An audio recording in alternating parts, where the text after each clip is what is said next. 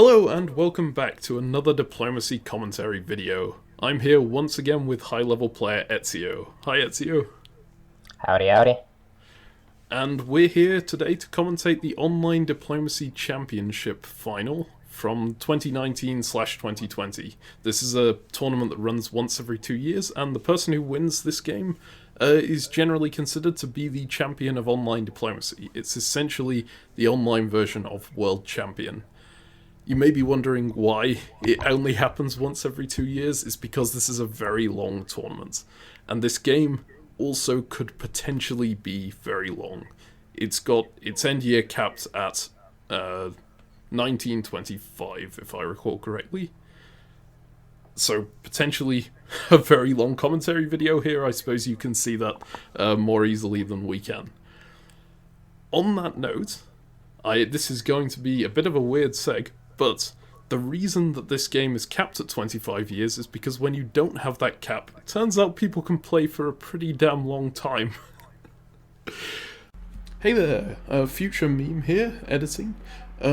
What you're about to hear about the 24-hour live stream is no longer true. We recorded this back in December and it's taken me this long to actually edit it, mainly because I kept having other stuff come up. But this 24-hour live stream actually evolved into the series The Longest Game of All Time, which we're partway through at the moment, and which you can find by clicking on the channel. I'm not going to remove any of the commentary here, just because I kind of want to get this out quickly and not edit a whole bunch. And also you can hear what our original plans were. I think I'm glad we ended up doing it this way. It's certainly a lot more bearable than a 24-hour live stream would have been. Anyway, back to Ezio and myself in the past. And one time that happened was the Web Diplomacy World Cup final in 2012, where the game went on for over 100 in-game years. That game is absolutely legendary, and the reason I'm bringing it up now is if you watched the Boston Massacre video from a little while ago, I talked to Ezio about potentially doing a 24-hour live stream just commentating that one game in a bit of a jokey way, and the response we got on that video to that idea has managed to convince both of us. I think convinced me more than it's convinced Ezio from his reaction, but just about convinced both of us to go ahead and do it. So that when we're doing the live stream, whether or not I'm convinced, I've been mostly strong-armed into this particular arrangement. But you know what? I've never done a 24-hour stream before. This is exciting. Neither have I. It's going to be hopefully fantastic if we don't fall asleep halfway through it. So that's going to be happening on Sunday the 3rd of January, beginning at 4 PM UTC, 11 AM Eastern, or 8 AM Pacific. Or I suppose you can convert it into your respective time zone if you're outside of that. So I really look forward to seeing those of you who really want to watch a 24-hour live stream of commentating diplomacy. Yeah, we don't expect anyone to watch the whole thing. We expect people to pop in, watch a couple years, and then move. It's going to be a pretty fast-paced commentary. We know how many phases are in that game, and so we're going to be moving at an average clip of 7 minutes per phase. For those of you who watch our videos, you'll know we're going to be pushing it to make it work. That's a lot faster than the phases we do here. Speaking of which, let's get back to the game at hand here. This is Online Diplomacy Championship Final. As you can see on the power rankings on the right, these are the 7 players who qualified. England is being played by the Belgian Bulldog, Turkey by Swordsman 3003. You might not recognize him by that name, but you probably do recognize him by the name Brotherboard. He is a very prolific blog writer, and if you haven't seen his content, you probably should. Germany is being played by Brewmark, Russia by Teckles, France by Your Humble Narrator, Italy by Napoleon of Oz, and Austria by Village Idiot. And that is the order in which they were seeded into this game. It was their qualifying scores. If there is a tie for number of centres at the end, this qualifying score is what breaks that tie. So if there's a tie between, say, I don't know, Teckles and Napoleon, Teckles would be the champion because Tekel's placed higher than Napoleon in the qualifying round. So, with that all out of the way, let's jump right into the game. What do you think about these moves, Ezio? Well,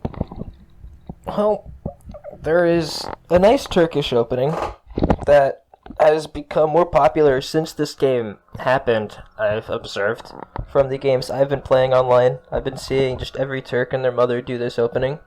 So, I have a feeling the Turk does well in this game, because if Turkey got eliminated in 02, we probably wouldn't be seeing this opening done very much in the following years.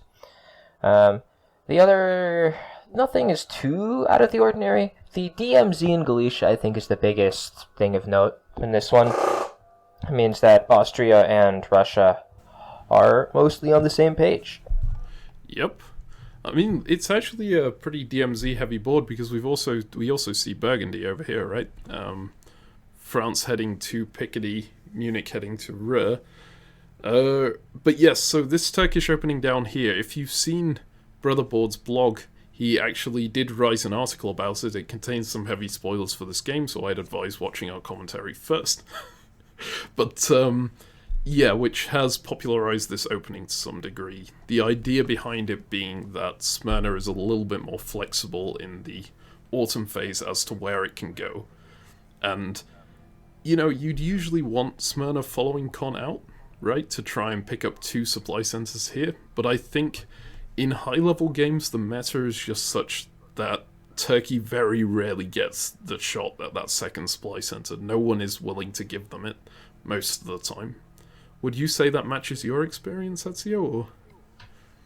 Yeah, I can't remember the last game I've been in where I've been Turkey and I've gotten a second build in 01. Yeah. It just...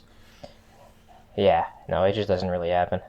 Yeah, I think it happens in some games where people read too much Richard Sharp and open with the Hedgehog and stuff, but outside of that... yeah, with the Hedgehog it's viable. I mean, the most frequent time I see it is if you go Smee to Arm, Ankh to Khan, and Khan to Bull, and then you win the guess with Ankara while Armenia walks into Sev. Yes. Like, that's the most common time that I see it. But, like, I don't know, sometimes Italy has an aneurysm and supports you in degrees. Like that, but yeah, no, I think we'll see how this goes. I definitely like it. Right, if you're going for the Juggernaut, it lets you get your fleets into the Med way more quickly. Yep. Which is just good.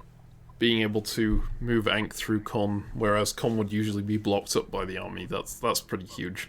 Other things going on here, you said that Galicia was demilitarized. We see Russia choosing to use that as an opportunity to send Moscow north to St. Petersburg. Isn't actually... like, it's an opening that people consider to be fairly common, but it isn't something I see very often, especially at high level. So gonna be getting the pressure on England a bit there. Although England does have 2 fleets on Norway, so can quite easily secure it. Yep. Yep. We expect to see St. Pete to Finland is just the most common move from this situation, because you want to be able to build in St. Pete when you commit the army north like this, and if you try to go after Norway, you just get bounced into St. Pete, so... Yep. One nice side effect of that as well is it puts you with extra units on Sweden immediately, so if Germany does go for that bounce, you can potentially pick it up, although, again, down to England's whims, and England might not be happy with them after this. If they move into Finland and build something in St. Pete, yeah. You can sometimes convince them that it's okay if you build another army there, so you've got 2 armies in the north. I think that's what I would like to do, but let's make sure that Russia actually goes into Finland first, because if Russia goes for Norway and gets bounced back, then it's all moot. Yep. Yeah. Should we spend time discussing for like the 400th time the difference between Yorkshire and Edinburgh for that army, or nope. Do you think we can leave that? Nope. It's not. Yeah. No, yep. Well, let's go. It's slightly more like defensible against France this opening, but yeah. Let's move ahead to the fall then. Yep. Nothing else really exciting on that spring phase, and doesn't look like a ton more exciting on this fall phase, except down here in Turkey. Yeah, I mean, Turkey said, hey, buddy, I know the whole point of this opening, not the whole point, a significant selling point of this opening was the quick fleet into the Med, but you don't have to, right? You still can go after Russia here, and this feels pretty good. Yeah, I mean, you do see Russia pushing the fleet into Romania, which is fairly anti-Turkish anyway. Yeah, So yeah, that's why, sorry, I should say that's why this feels good from the Turk, because you want the most anti-Russian moves possible when Russia takes Rome with the fleet. Yep. They're both going to be hoping for Austria's help on this one now. Yeah, and Italy, right, does the convoy into Tunis standard. We'll see if Italy goes after Turkey or not, because that is, that's the big one, right? Yep. Yeah. I mean, if Austria, Italy, Russia all go against Turkey here, Turkey is, as usual, fairly screwed, right? There won't be a ton they can do about that. Yeah, definitely. You were correct about the Finland move in the north, and importantly here, Russia does get into Sweden. Germany is willing to let that happen, which... Yeah, also very important was that England didn't convoy into Norway. Yeah, that's an interesting only with one. the fleet. So that feels very weird to me. It's way harder to defend Scandinavia, Norway in particular, with only those two units. When Russia opens north, I love to convoy my army into Norway to say, hey, I have claimed this territory as much as you. Let's go. But as is, Norway looks like a lost cause, right? With Russia letting, with Germany letting Russia into Sweden, it seems likely Germany will then cut North Sea in the spring and let Russia take Norway as well. That tends to happen. That would be very painful for England. Yeah, I mean, and the army convoy doesn't actually save it if there's a build in St. Pete. So I suppose it's not that bad, but... What's the advantage to putting the fleet in Norway over the army? Because I suppose the advantage is flexibility, right? You could get it into Skagerrak if you wanted to, and just let Russia have Norway and say, I'm going anti-German. But you could do that with the fleet anyway. With the army in Norway, you can just move North Sea into Skagerrak. I suppose then you can't move North Sea into Skagerrak and Helgoland. Right, with the fleet in Norway, in spring of 02, you can move Norway to Skag, North Sea to Helgoland, and London to North Sea. Yes. You can make all of those moves, whereas with the army in Norway, you cannot. That would be a pretty brutal attack. Yeah. I mean, on Denmark in particular, but Germany gets two builds, and in this position, I would expect Fleet Kiel is super likely, right? Fleet Kiel, Army Munich are just the most natural builds in the world for Germany. Yes. So that's going to happen, and when Russia's opened north and Germany's going to build Fleet Kiel, if I'm France, I'm building Fleet Brest. And then just saying, alright, England, good luck. Yep. But this is a... It doesn't look great for England, although, I suppose France has less incentive to do that with the English army staying in England. You can't get as powerful of an attack there, so maybe that's the intention behind it. Yeah, and Germany does have two on Belgium, right? Holland and Ruhr are both there, so there is a chance that Germany just tries to press in. I feel like that's not going to work anyways, but it's there, I guess. I suppose actually the most obvious reason for England not convoying to Yorkshire, which I haven't mentioned yet, is just to try and convince Russia not to build that St. Petersburg unit, saying, I'm moving this away from you. You don't need anything there. I don't know that it will work. Actually, it might work in this scenario because Russia is under such heavy pressure in the south. I suppose we'll see. Yeah, I don't know. I feel like you build Fleet Sev and then you're not too concerned, right? Yeah, you might want Fleet Sev Army Moscow just because Moscow is so flexible. Moscow is a good unit. But yeah, is there a lot more to talk about? No contesting on the French taking of 3 supply centers in that first year. That's gonna be big for them. Yeah, I mean, again, Belgium is only as French as Germany lets it be, right? Yes. Yeah. Especially since England can't really afford to waste a move support holding Belgium when Norway is under this amount of pressure. Certainly not. Yeah, I'd say after 1901, the big winner is France, right? Yep. Germany's looking pretty good as well. Right, I'm just happy in this situation with lots of tension over Scandinavia, getting 2 builds. And Austria I'm pretty happy with as well. Just whenever Turkey makes these types of moves, I'm feeling good. Yeah. And like Italy didn't go for a Bohemian Crusher type deal, so I'm feeling I mean, I feel like Austria is really sitting happy here because no Italian attack. Able to demilitarize Galicia. Russia puts the fleet in Romania instead of the army. Turkey goes to Armenia and tries to attack Romania as well. I agree completely. Yeah. But he's still Austria, and so I refuse to put Austria higher than 4th or 3rd, as the case may be, before 02, alright? Because it's just, man, things can go wrong, right? Like, hypothetically, right, we just see Ionian to Adriatic, Naples to Ionian, and then suddenly his backline is scary. If there's an army Warsaw, like, yikes. It just, it can go bad for Austria. I don't think it's likely to, but like, we're still before 02, man. There's too much that can happen. Yep. The fact that Turkey bothered attacking Romania makes me think that Austria offered support, potentially.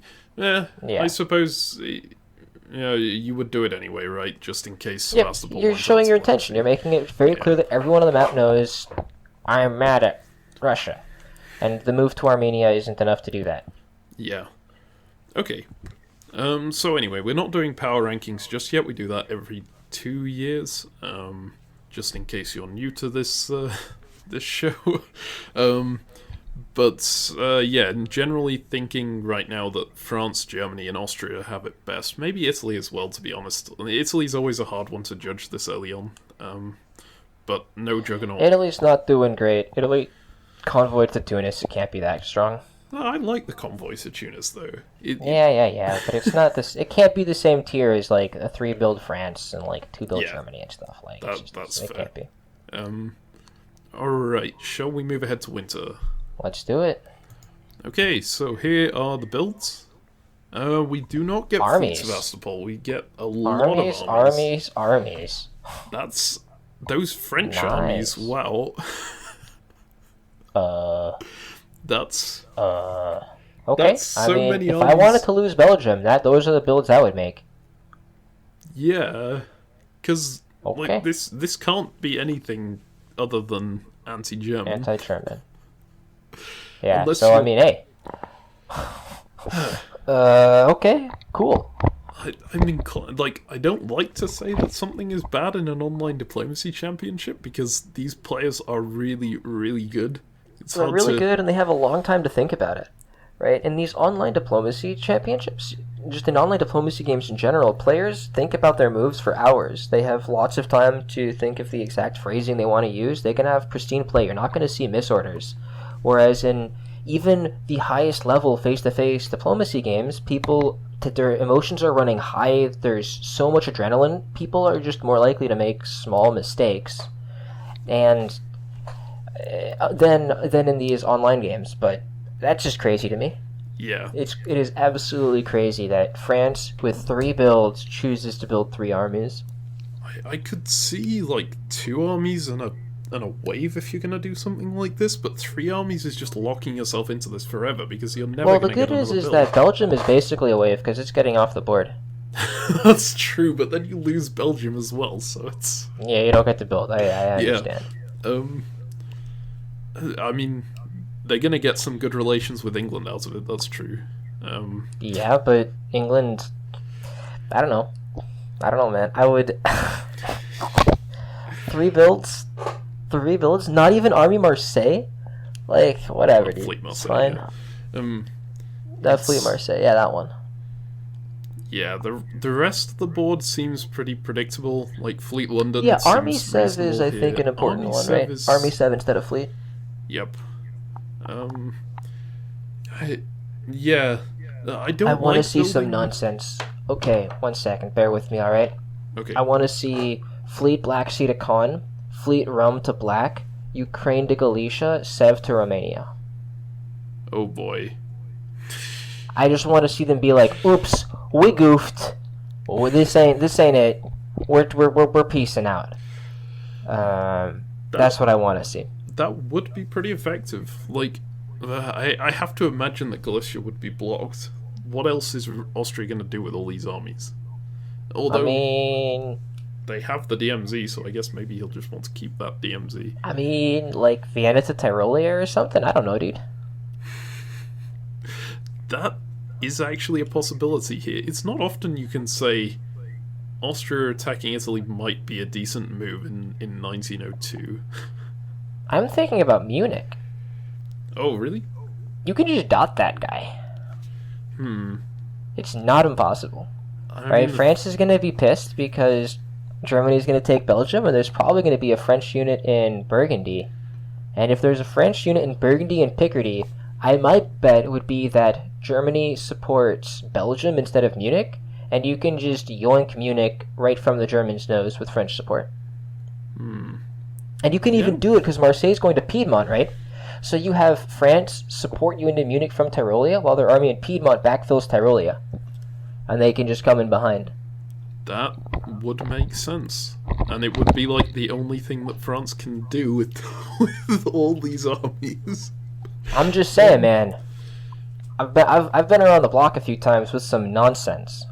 And you gotta go into Tyrolia instead of Bohemia because you gotta tell Germany, it's okay, I'm attacking Italy. Don't worry about it, dude, it's fine. We're good. Yep. Well, I guess we'll see on that front. The army And before Sevastopol... Germany doesn't take Belgium. I just...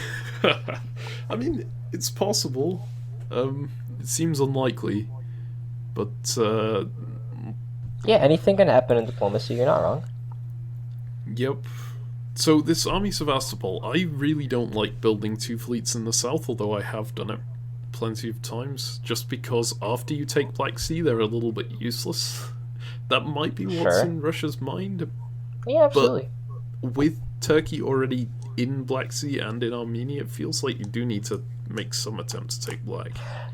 Here's an important question. Is this using rulebook press or is this using full press? This is using full press, so people would have been able to negotiate during this phase.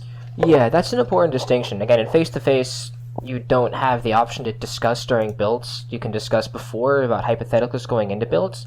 But in online games, you have the ability, after these moves were done between Russia and Turkey, to say, oh dear, Italy convoyed into Tunis and Austria's in Greece with the fleet. Maybe we need to call this off. I'm going to show that I don't want to attack you by building an army Sev. And then they can make it very explicit ahead of time. That makes sense. I think this could be Russia's way of trying to de-escalate. But I'm not sure what Russia stands to gain from this. Like, I don't know. Well, I guess we'll be watching Russia and France in particular with eagle eyes going to this next phase, right? Yeah, absolutely. Shall we have a look? Let's do it. Okay. We spent a long time on those builds. 02. Here we go.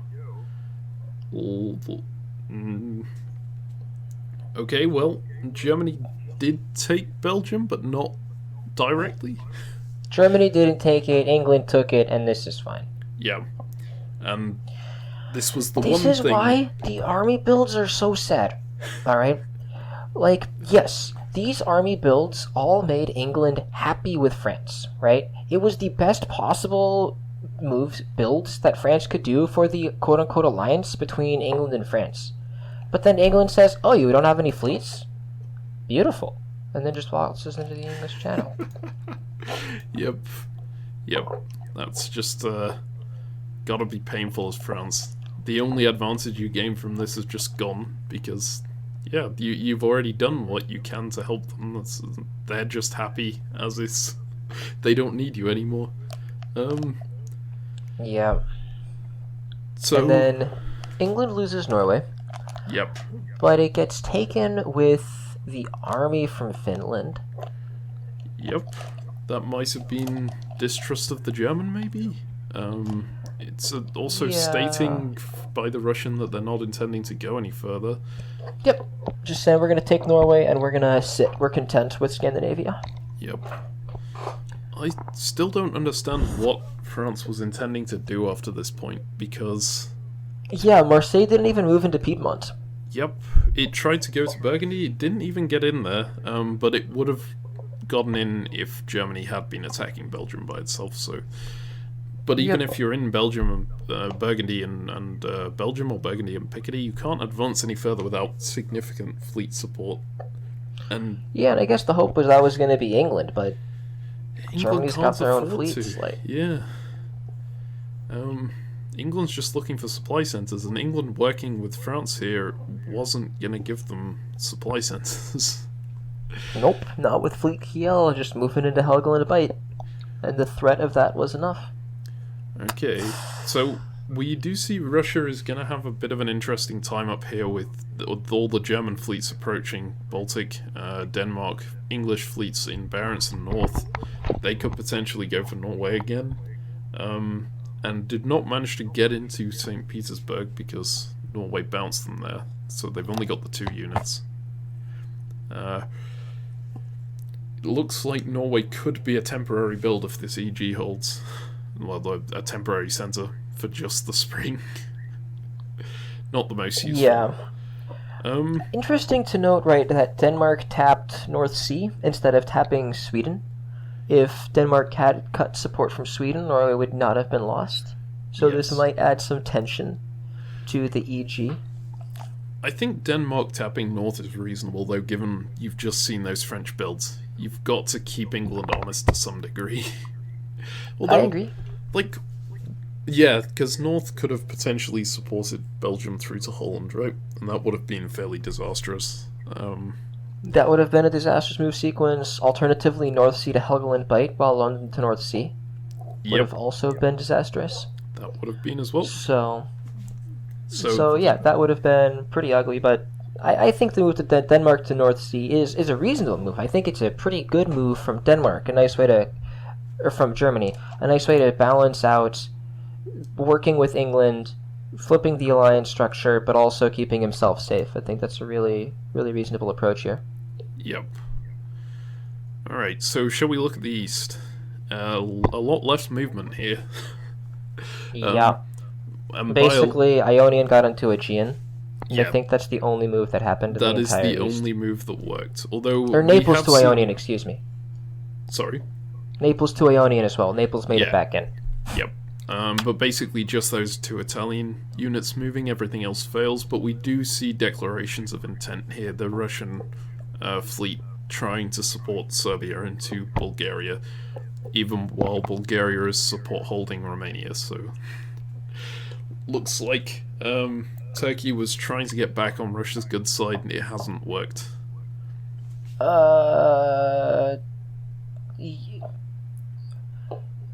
I'm not sure what you meant there. Could you say that again? Okay, so Bulgaria's support held Romania, right? While Romania supported Serbia into Bulgaria. So... Oh, excuse me. Yeah, I misread these order sequences. I read this as Bulgaria supports Serbia to Romania. Yeah, no, that's not what happened. That's not what happened. Bulgaria's support held Romania here. That's... Yeah. Backstabber can be a little confusing on this, this stuff. Yeah. It was the red with the Austrian armies nearby. It got me. Yeah, okay. Yep. No, that's exactly what happened. And Turkey is really sad. Yep. And like we see Turkey's, this kind of stuff against Turkey quite frequently in these high-level games now. Especially, like, I've been watching a lot more DBN coverage, which is the Diplomacy Broadcast Network people, the people who commentate all the face-to-face tournaments.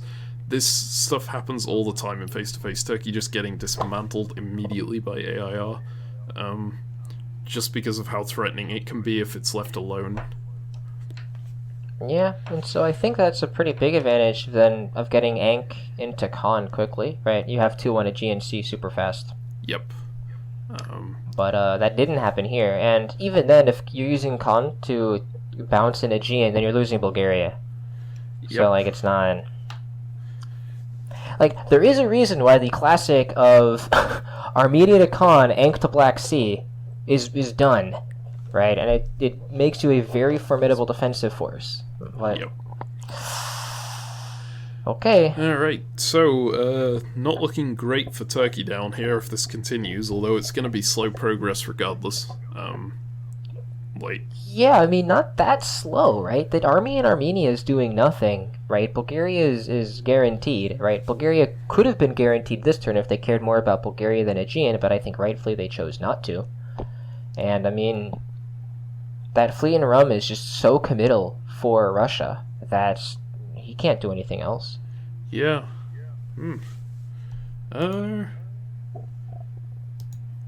Yeah, I mean, that's true. Bulgaria's gonna fall this year. The rest of Turkey, though, with the fleet in Black Sea, it's gonna be difficult to get there from the north. Yeah, True. the fleet in Aegean can, I suppose, support the other fleet to Eastern Med, and then you've got a really bad spot as Turkey. We'll see how long Absolutely. they can hold out. Yep, but I think in my opinion it's just a matter of time. And I'm not sure that Turkey even has enough control over the tactics of the situation to affect who gets the dots and who doesn't. I think it's just all out of their hands at this point, so I don't think you can unbalance. This is just, sitting duck. Just kind of painful. Let's move on to fall. See what happened here. Sure. Okay. And there goes Bulgaria, but with the Italian army instead of the Austrian one. Yeah, this keeps them both on 5, right? Yeah. Austria got 2 builds, no 1. Now Italy gets their builds. Keeps them balanced. It's not That's... usually what you'd see, but yeah. No, normally you'd want to see, as you suggested, right, Ionian moving into Eastern Med or something, or Austria taking Bulgaria, and then Italy looking to get Smyrna on the rest. But this does get Italy their build more quickly. yes. And obviously the problem with something like Ionian to Eastern Mediterranean is that you then That just army in leave that Tunis. army in Tunis completely stranded. And if Austria wants to attack you before you get any builds, you can't do anything because... Why would Austria ever want to do that, man? What? Yeah.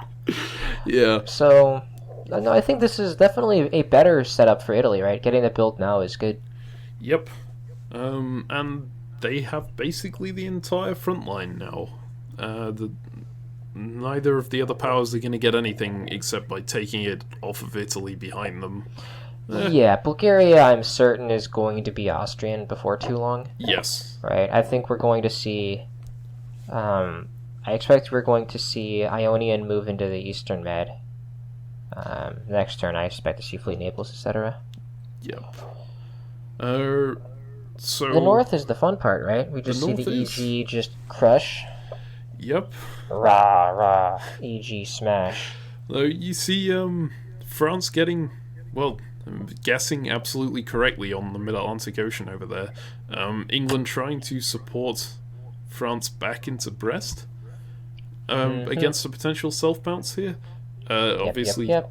did not work out, and of course France just being that incredibly defensible power that France can be, putting 4 units on Burgundy just to make sure that England and Germany can't force it. Although I don't like their choice of which unit to put there, because Marseille is the one unit you can actually get out and do something with.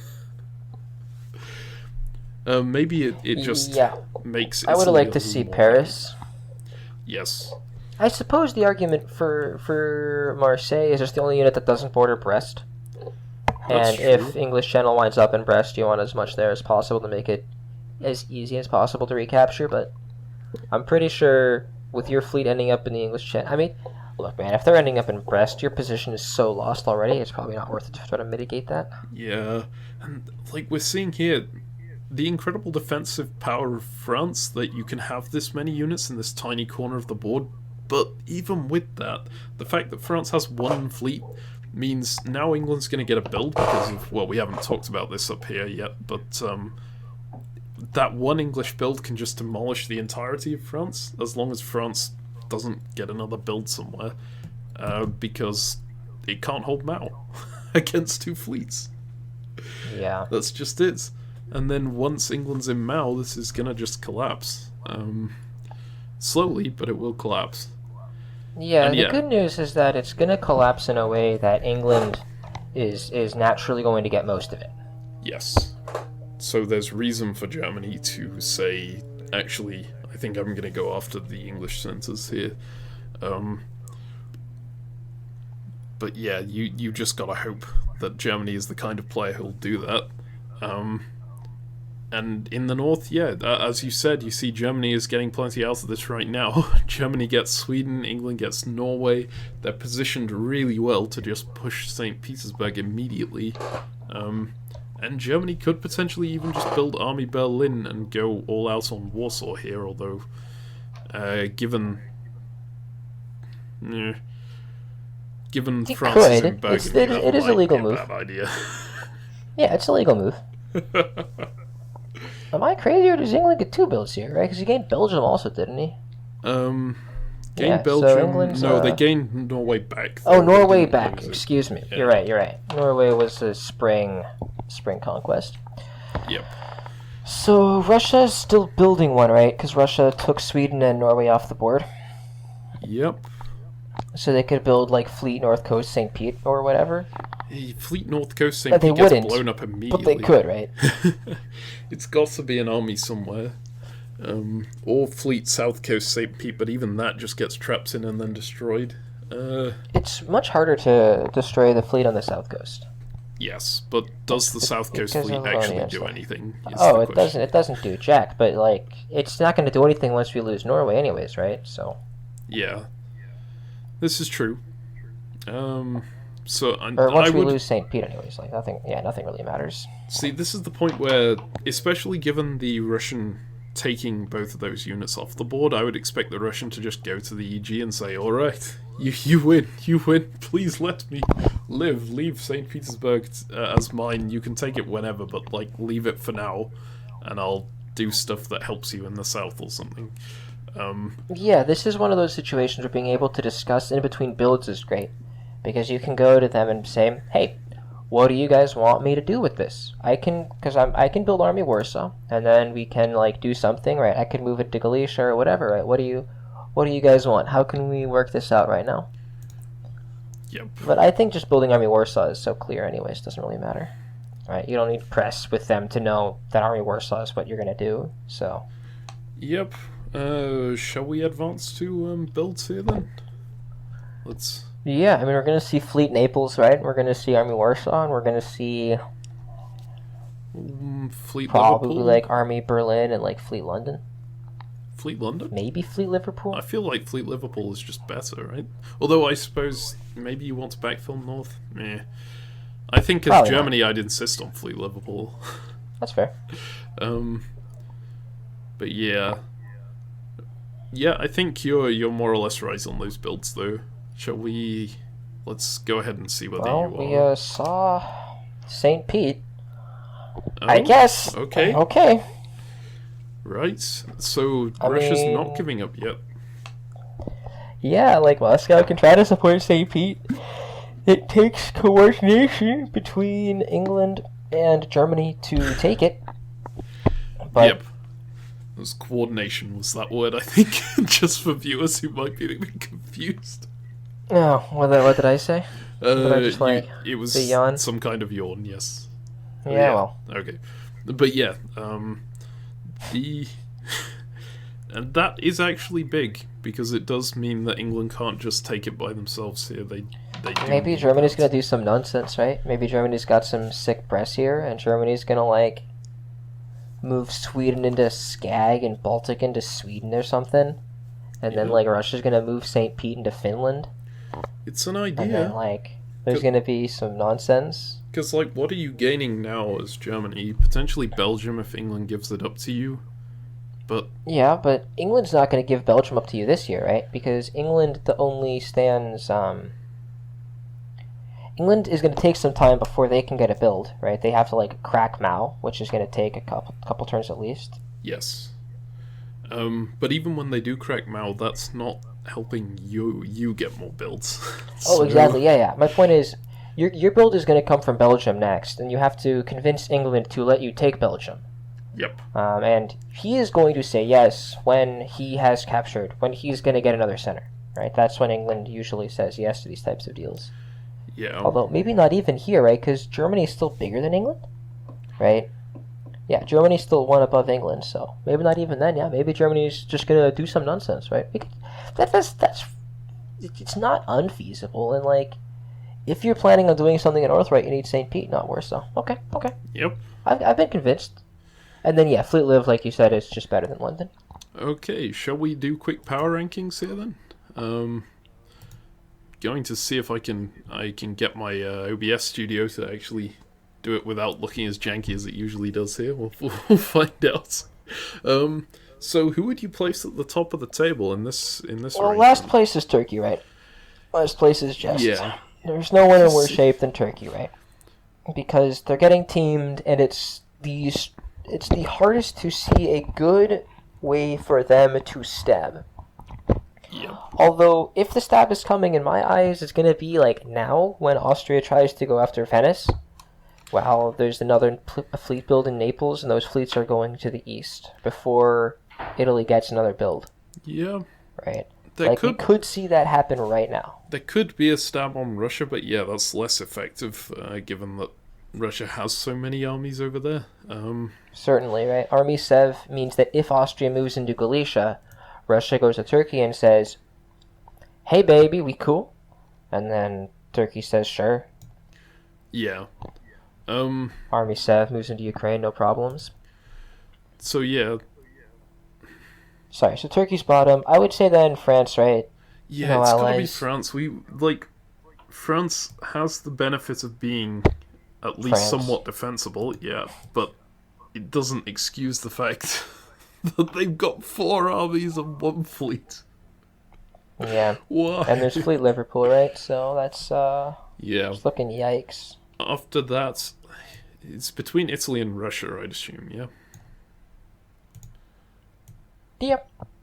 I think Italy is just better than Russia right now. It depends whether Austria does go for that stab you were talking about. Yeah, but I think that stab is unlikely enough that it's okay. Yep. I find Austrians tend to be very committed to killing Turkey. That's been my experience. Austria likes Turkey gone. I think that's a good line to take, because Turkey's going to be a thorn in your side, especially if you're not building fleets. And if you're attacking Italy, it's hard to build fleets unless you do it in the year you stab. Like if you stab on builds, just because you have to be support holding Venice at times and doing stuff that involves having a unit in Trieste. It can be difficult. Absolutely. All right, so but I agree, right? I think it's then Italy and Russia is that tier.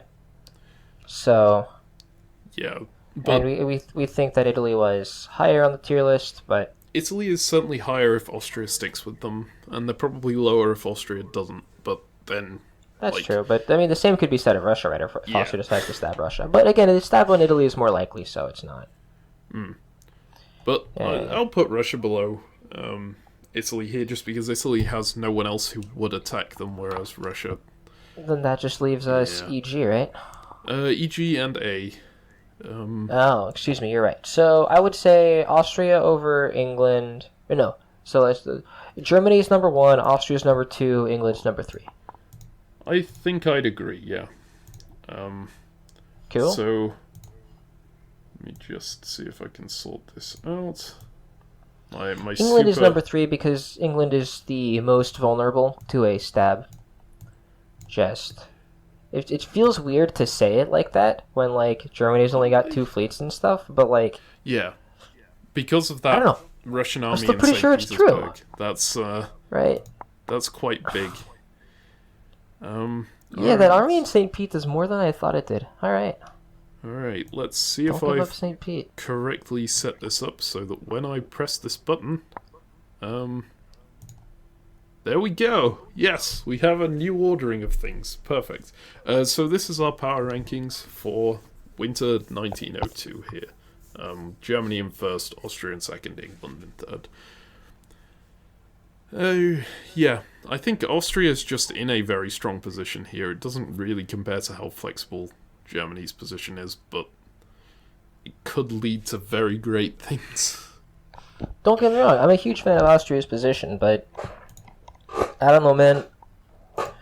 Like, the downside of the German position, right, if we're talking about the details between them, right, Germany's got to contend with this 4-army France, but England is probably just really happy to crush this, and, like, the 4-army France is, like, even less scary to Germany than 3 armies in a fleet here.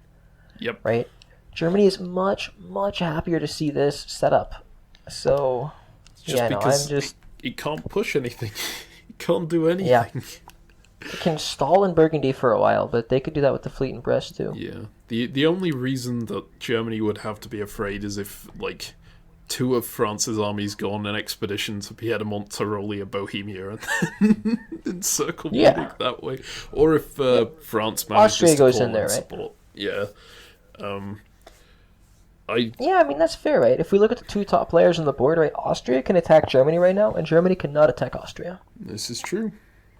I guess we'll have to see if that happens. And Austria has a lot of options here. Yeah, Austria can do whatever they want. One of the things that they can do is just sit around until Turkey is dead, and that's what you generally see in... Certainly. Yep. So, let's see what they do. Spring 1903. They are sitting around until Turkey is dead. Yeah. There we go. Ouch, Turkey loses Black Sea and Armenia. Did I just nail it? And Eastern Med at the same time. Whereabouts are you? Oh yeah, you did. Sweden to Skagerrak, Baltic to Sweden. France supports Germany into Belgium here. Although Man, am I good. Germany takes Burgundy man. at the same time, which is impressive. This is to force the disband. It's so that now there can be a French build in Brest. This is coordinated. Oh. Yes. It's perfect, right.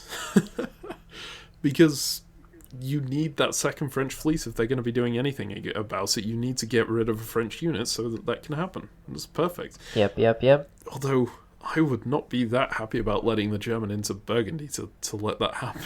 It's fine. He's going to be support holding Belgium forever. It's not a problem. I suppose France had the option to retreat to Marseille if Germany had, not taken Belgium on this. Yes. Absolutely. It's a good tool to have in your box. Yep. But yeah, Man, retreats are so nice. Getting to see them after the fact. They really are. So you called this perfectly. Although St. Petersburg is support holding Norway, which... Yeah, and it was support held by Moscow, rather than being more aggressive and going into Finland. Yep. It's fine, right? We don't need anything else. Yeah. 3 units will still beat the 2, and this way St. Pete can't be lost. Dude, Russia building in St. Pete probably just did this, right? If there's an army in Warsaw, I bet this doesn't happen. I think so too, because England would have the guaranteed build, and Germany, maybe Germany still wants to go for knocking England down, but Germany gets a little scared by the army Warsaw to Silesia, right? Yeah. If Germany makes these moves, the army Silesia can walk into Berlin. Yep. So yeah, that's a lot that came from one build there. Yeah, man. That I just assumed was in Warsaw. It was automatic to me. Man. Yeah. That's a yikes. All right, and then in the south for Russia, right? We see Russia get into Armenia and Black Sea with an army in Romania, right? And this is oh yeah. And Italy gets Russia's feeling it right now. Italy gets into Eastern Mediterranean as well. This is not looking good for Turkey at all. I mean, there's a reason we had Turkey last, right? Yep. Good luck. Especially with the Austrian just doing nothing. You would expect that the Austrian would want Bulgaria. It looks like Turkey expected the Austrian to want Bulgaria because Turkey tried to support the Austrian into Bulgaria.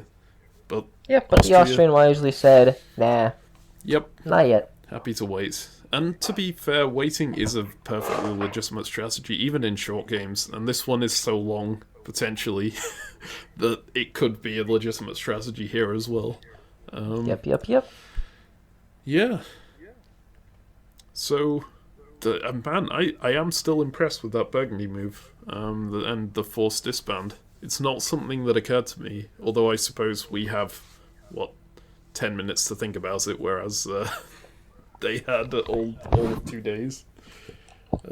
I bet they saw this one very quickly. Yeah. I mean, you would have to, because what else can you do as France with 4 armies? But yeah, I'm excited to have another French fleet on the board. I think it makes things a fair bit more interesting. Assuming the German can't walk into Marseille or Paris or something. You've got to assume they cover. I would expect Gascony to Marseille, Paris, and Picardy bounce in Brest or something, and Mal cuts I think that's English. super likely. I think we're gonna see Burgundy to Gascony. Oh, I think boy. the French player is dead, and I think the German player is taking Norway. I think the German player is on a tear. Burgundy to Gascony, Ruhr to Burgundy. That would be beautiful.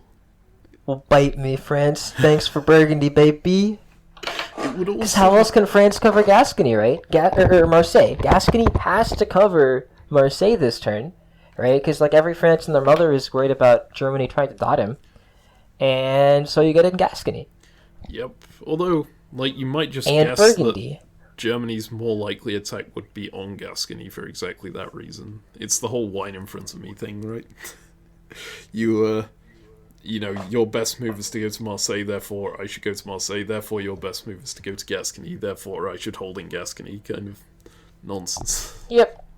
But it's not nonsense. In this case, it's just very clear. France is moving into Marseille. I would bet my house. No, I wouldn't bet my house. I would bet a lot. All right. The odds are ridiculously good that Gascony is moving into Marseille.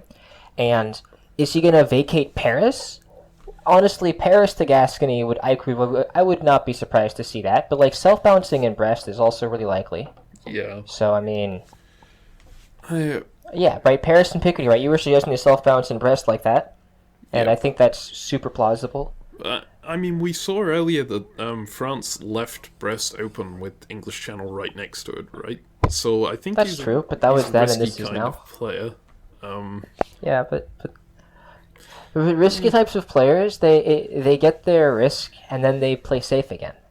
I would be very surprised if they decide but conversely, right?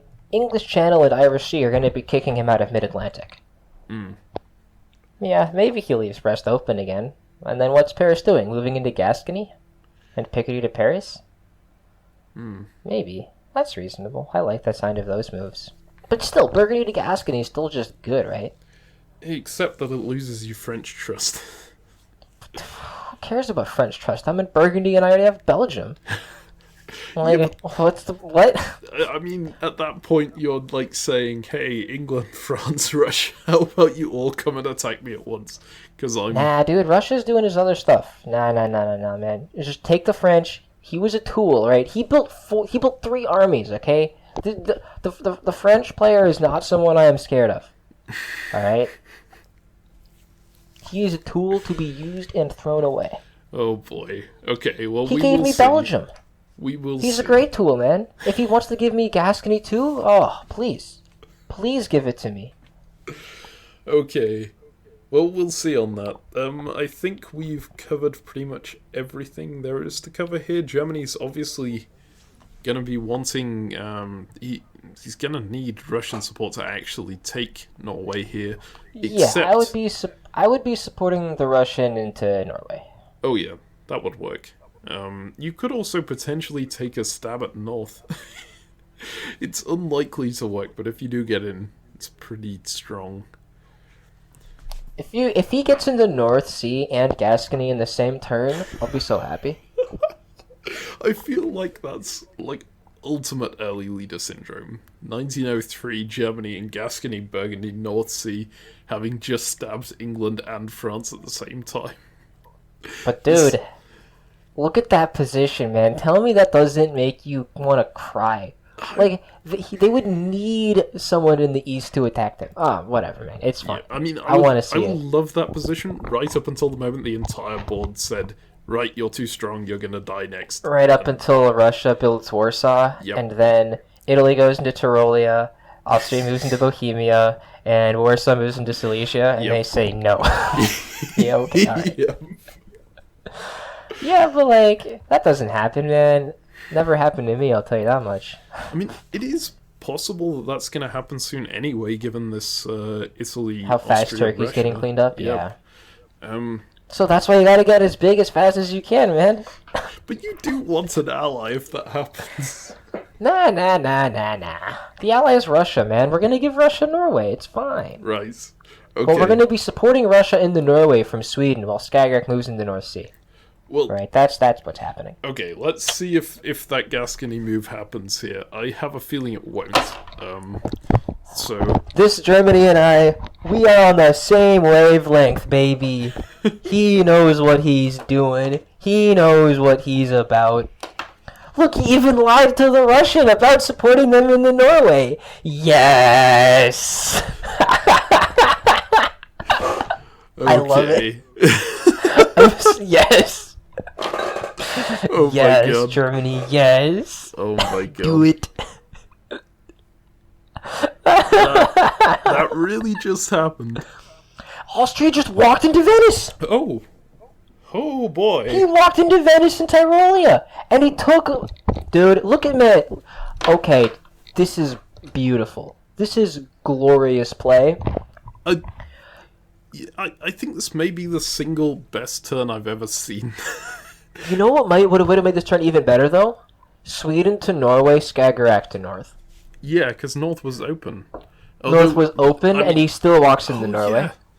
Because England pushed Norway into St. Petersburg. Why do you push Norway into St. Petersburg in that? I guess you just No, he assume took you're St. going to lose it. Petersburg, right? Yeah, he was right. Man, glorious. All right. Okay, hang on. Why didn't France... Okay, no, the reason why France didn't retreat to North Atlantic is because Germany is in Gascony, yeah. Okay. But, Because Germany marched into Gascony and backfilled Burgundy. yep. Yuppers. The beautiful yuppers. thing about this, France does have a build because they forced Burgundy off, but if you rebuild another army, that's horrendous because England's in the mid-Atlantic Ocean. You kind of still want a fleet even with this, I think.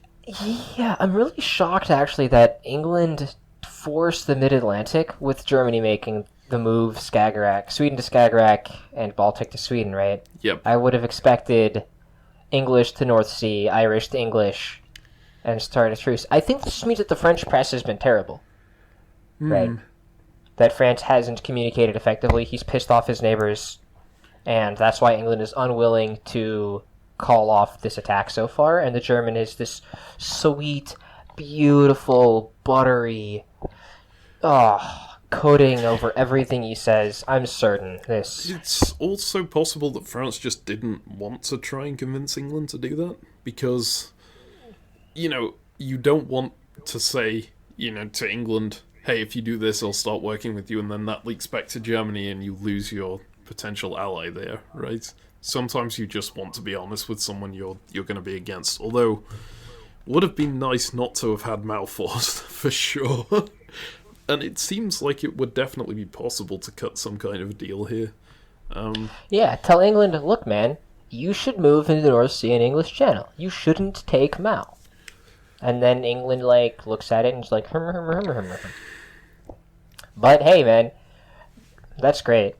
And then Austria gets his 2 builds, right? And he vacated all of his home supply centers so he can actually build. Yeah, that's actually Very nice. fantastic. And Russia was on board with it because they killed the Italian unit in Bulgaria together. Yep. While Bulgaria was not attempting to move. I'm Yeah, and pretty good defensive moves from Turkey here, right? Yep. I would have rather seen Khan tap Aegean as well. Right. You're just assuming that Ankara is lost in that case? Ankara is always lost, right?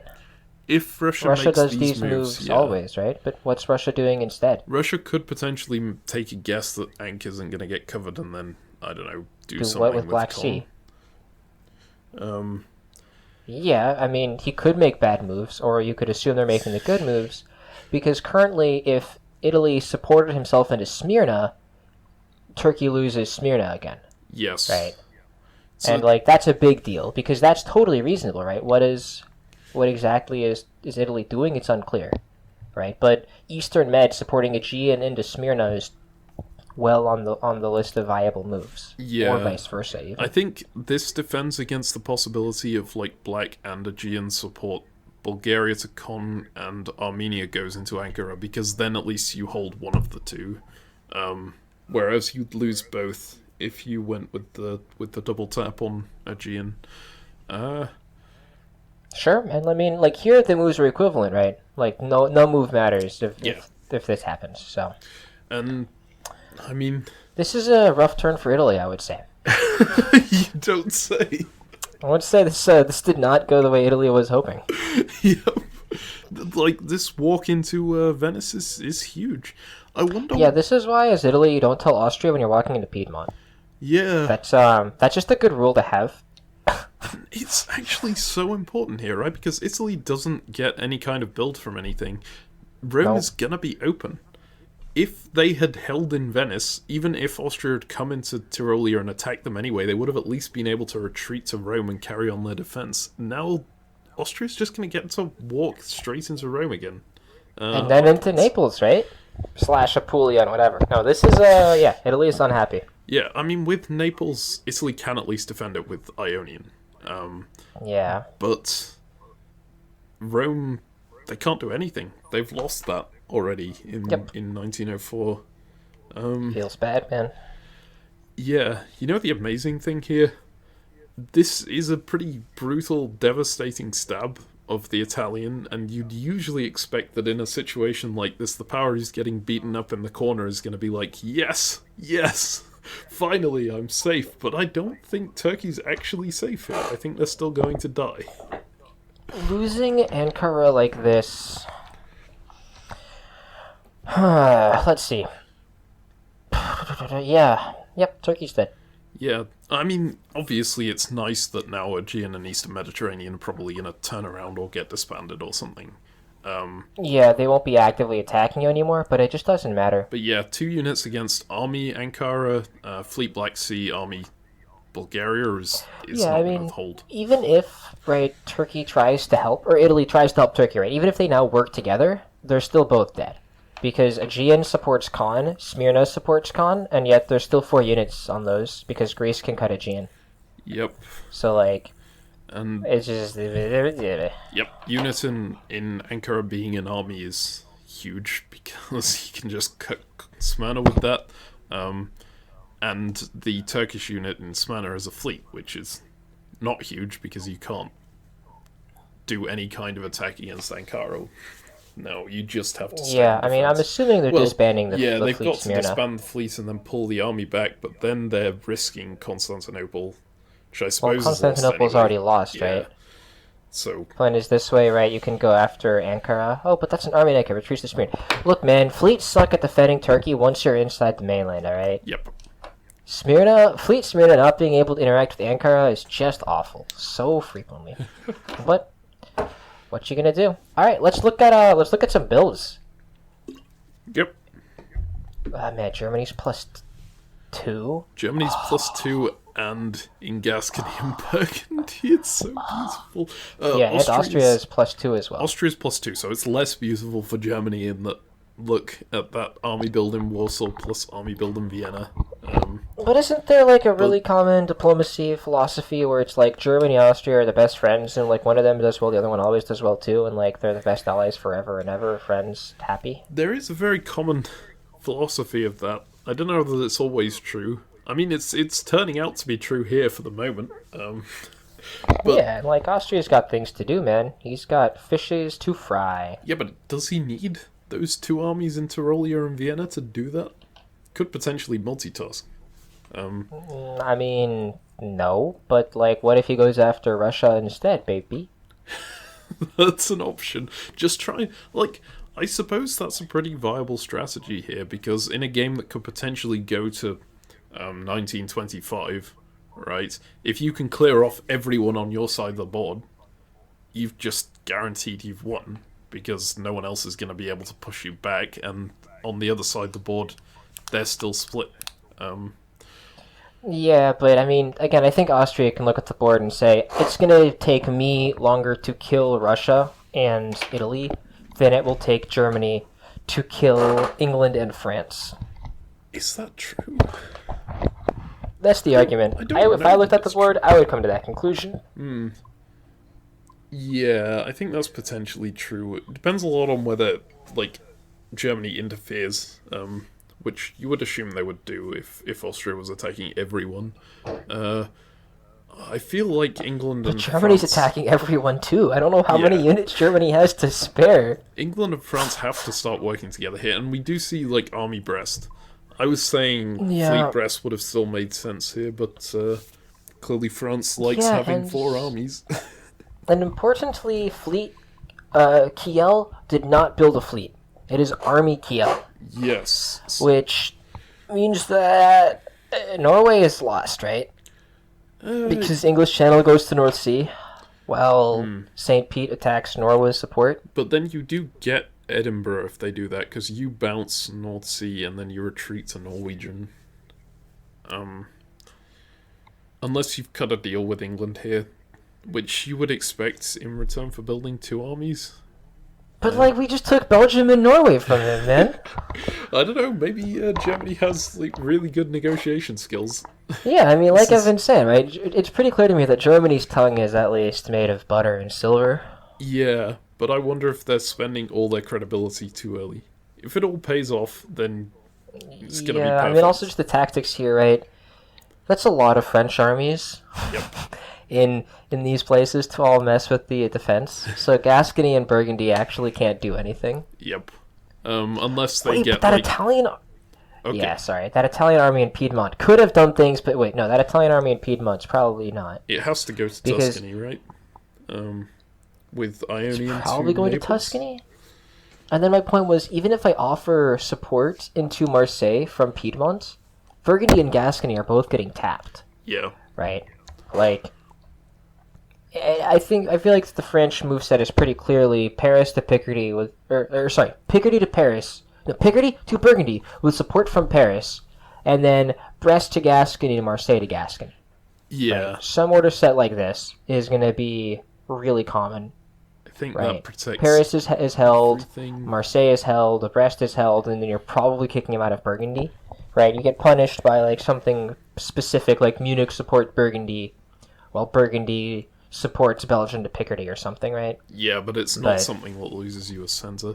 You could get punished by... Picardy getting disbanded is pretty bad. You could get punished by Mao supports gas to Spain. But why would England be helping Germany here? But if England with fleets in English Channel and Mao is assisting Germany with army in Gascony and Burgundy, as France, you are dead. There is no tactical sequence that can save you in any world. Well, you can hold out for a while, right? Not really.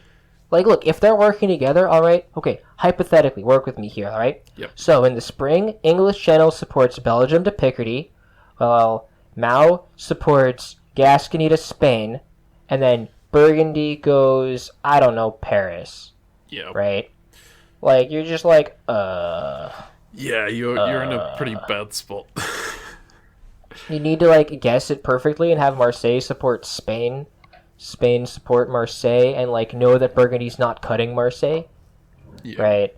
Like, because Spain can't go to Gascony. So, actually, to guarantee Spain, right, they could just go Burgundy to Marseille and Mao supports Gascony to Spain, and then it just, oops, Spain's lost. But, like, you can do better than that. I don't know, man. It's just... This position strategically is too far gone for France if they're working together. But, like, odds are they're not. Yes. right? We're probably going to see Barents to Norwegian, English Channel to North Sea, and like Mao to English Channel, right? We're probably going to see something like that. Yeah. I think so too. Like, Army Brest in particular has to convince England to work with France here. Especially with Germany having just stabbed them. Yep. But yeah, so shall we... Well, we see Army Armenia come off. That's an interesting... I mean, hey, Turkey's dead. Doesn't matter. Yeah, okay. And Eastern Med comes off. That seems sensible. Yep, you're defending against Austria. That's the farthest away. Yep. So let's move ahead Boom, to boom. spring. And Turkey is not dead. Russia convoys Ankara out. In fact, Russia goes full out against Austria with Turkish and Italian assistance, it looks like. That's, Germany is the sexiest person alive. Right? Look at that, man. That's so gorgeous. the attack in France, or... Well, he convinced Russia to do this. Right? Germany clearly masterminded this whole thing. Right? Oh, Austria's really scary. Russia, go attack him. Friend. I feel like it's kind of the obvious thing for Russia to do anyway. Maybe not. Maybe because obviously Russia could get a couple more centers out of Turkey, maybe, but Austria's about to have explosive growth. Russia can't really get anything more in the north or off of the German front, so what else does Russia really do? But yeah, it could have been... Go after Livonia, try to take St. Pete back. That is an option. Yeah. Worth noting here, Germany not bouncing England out of Norwegian Sea or North Sea. Yeah. Sweden to Baltic. I feel like Germany was scared of Russia stabbing here. I think, Germany is pretty clearly here tried to pitch to England to say, okay, I'm done attacking you, let's go back to working together. You've got fleets in Mid-Atlantic Ocean and English Channel. We can make this work out. England's just going, no.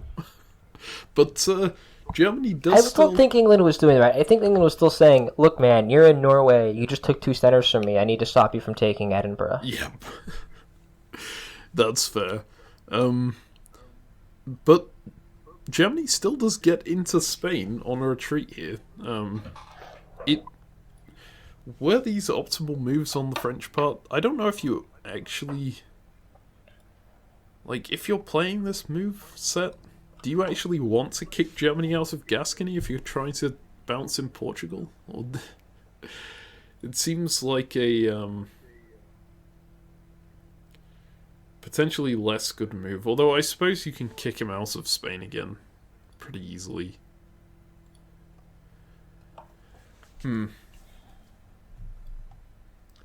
Other than that, it's basically the exact order set you were talking about, where they just tap everything and make sure nothing can be taken. Picardy could potentially have been taken here. That's an important thing from France? Yeah, with Burgundy support Belgium to Picardy.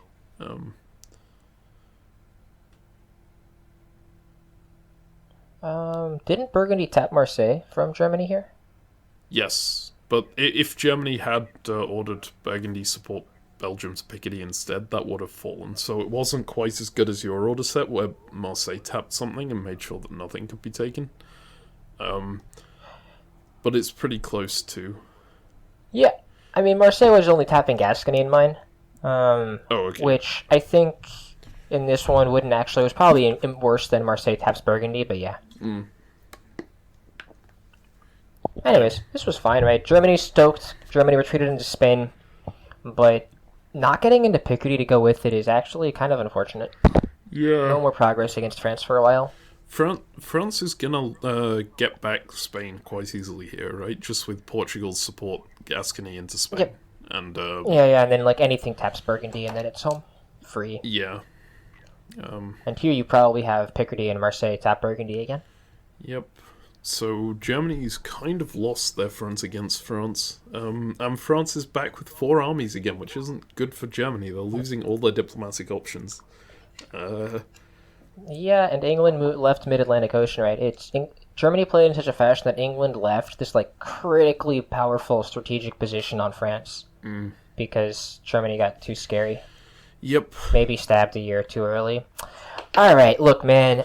I was with the Germany 100%. All right, I completely agree. Right, the critical mistake, right, the key error, right, was not knowing everyone's moves perfectly ahead of time and not moving into the North Sea, right. Yep. Sweden, right, if in fall of 03 he walks into Norway and the North Sea, right, it's a whole other ballgame because then like France or England can't respond to it in time and France is still stuck. But it's okay. Yep. He won in my heart. And the Austrian did too, right? He did everything and then he just gets crushed by Russia. Yeah. So this is like the same tale on both sides of the board. Both players getting ganged up on by it from all of their neighbours, else. except I think Germany's slightly better off because at least they're not fighting on both fronts. They're not losing everything. Yeah. They're losing Norway here, right? Because they moved back Yeah, into but Baltic. that's only one dot, whereas Austria has already lost Bulgaria and Greece. Yes. And there are 2 armies on Budapest, and 2 armies Austria's on only got Serbia. 2 units defending, right? And although there are 2 on Serbia still, and there's actually nothing that can defend Serbia. Yeah. Yeah, so Serbia's also lost. Ouch. Yeah. The good news for Austria is like they did pick up Rome, but yeah. And how does Turkey get back in it? Does Turkey try to retake Ankara here? I would assume Black Sea just taps Ank. You would assume so, yeah. I mean, if Turkey can get back into Ankara, that's pretty nice for them. That's game changing, right? Yeah. They are in Aegean as well, but I don't think they can make any real move. They could try and push into Bulgaria. Yeah, maybe there's some deal where Russia takes Serbia from Bulgaria while Turkey retakes Bulgaria, gets a 3rd fleet, pushes out into the south, just says Ankara is yours forever, Russia. Dear Overlord, thank you for sparing my life. I am a pitiful worm. Do you reckon there's any reality in which you could, as Turkey, pitch, hey, Russia, go through Constantinople and out, and I'll take Ankara, and, you take Constantinople here? We'll do that swap.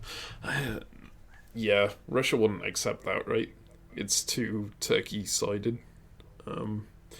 You have Turkey as a vassal right now, you don't want to give them equal footing. Yep.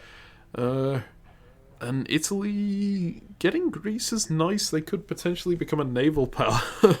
But losing Rome is not nice. Yeah, but again, nothing to be done about losing Rome, right? So, Yeah. from where they started, this is pretty good for them. Yep. So, is there anything more to talk about here, or should we just move ahead to the fall? Let's do it. Okay, to the fall we go. And you called correctly, Serbia was not able to be defended, so Serbia's gone. Russia outplays Austria quite significantly here, I think, maneuvering round to Bohemia when Austria puts everything into defending Budapest and Trieste. Why did they put stuff into defending Trieste? I suppose... It's just a better position for the army. When you're defending against these attacks, Trieste is more strategically viable than Tyrolia. Yeah. If you're focused on your home centers. And Serbia, for example. Is it better than going to Bohemia? I mean, obviously going to Bohemia would have been nice here, knowing... When they're moving into Bohemia in a convoy, yeah, I'd rather bounce Bohemia. You're not wrong. But if you're not bouncing Bohemia, if you get into Bohemia, I suppose it's kind of worse, because Bohemia can't do a ton on the defense. It's not a defensive unit, right? Yep. Like, don't get me wrong, I like being in Bohemia, right? It's a thing I like to be frequently, and again, I make lots of moves into Bohemia from Vienna and Tyrolia, right? I do this all the time as Austria, but it's just it's as a Lepanto. Not always. It's when you're trying to push into Russian centers. It's not when you're trying to defend your own as much. Yeah, but that said, Austria is just not happy anymore. Yep. Not happy at all. Yep. We see We Turkey read the getting a build here from Bulgaria. Russia does we cover expect Fleet Ankara, Smyrna. as you expected here. Yep. And then do we expect Fleet Smyrna or Army Smyrna? I mean, Fleet Smyrna would be the, like, I pledge loyalty to you for forever, my liege. I'll go, like, sail off into the sea and you can keep Ankara and just keep your knife at my back. Army, I think there is an argument for Army here. There's a pretty big argument for Army because Russia can't defend You can retake Ankh, right? Yeah. And this is the moment to strike when Russia's still got problems elsewhere and is, like, seriously committed to attacking Austria and not you. Yeah.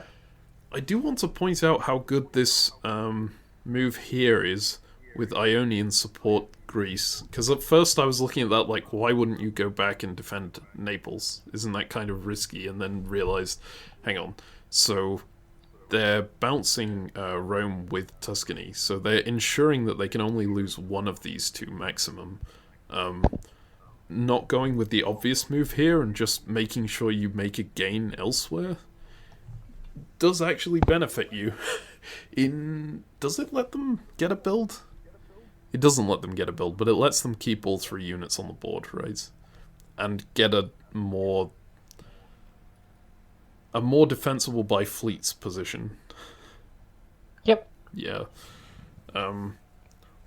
So all in all, down here, bad for Austria. That's what we're saying. Good for Turkey. Yeah. I think that's a pretty good summary of what we've been saying for a while. I'm amazed that Russia got one build out of this and nothing else. I feel like you could have gone 2, but they valued position over us, and that might be the correct move. And they gave one to Turkey. Well, the way that Austria played it, Russia was not getting another build. Right, Austria said, Russia, you get the 1 build this year. But, again, they lost the positional battle, so I expect it gets guaranteed 1 next year, probably 2 are lost. Like, very probably 2 are lost. Yeah, Russia could have taken another one if they could have convinced Turkey not to tap Bulgaria, and if they'd gone in that way, but... Yeah, but with the fleet in Khan and Aegean, Turkey's going after Bulgaria every time, right? So probably. Unless they're going for Ankara. You could, like, tell them they're getting Ankara back and then bounce them out. But then you lose goodwill. That's a viable approach. I didn't think about that. But that's a very, very good time to stab there. Right? To keep them on 2, stop their build, and then Army Sev to Armenia or whatever, and then, yeah. Yep. And then Turkey's you're done. kind of the only viable power in the east at that point. Because Italy is just floating around on 2 fleets and 1 army in the middle of nowhere. Austria's completely outmaneuvered. Austria would have lost 3 centers plus Rome, so only down 2, but they still have to disband, yeah. I think that would have been the play there. Yep. But that's knowing the Austrian move, and also, like, I mean, it's harder to convince people than... Yeah, so you get to keep the Galicia to Bohemia and Ukraine to Galicia. All that you have to do is tell Turkey, hey, Turkey, I'll let you retake Ankara. It's your capital. In exchange, I would like you to hold Bulgaria or something. Yes. Right. You just ask Turkey to do something with Aegean, and you convoyed out of Ankara, right? You made it clear, like, hey, I'm trying to work with you. So... Yep.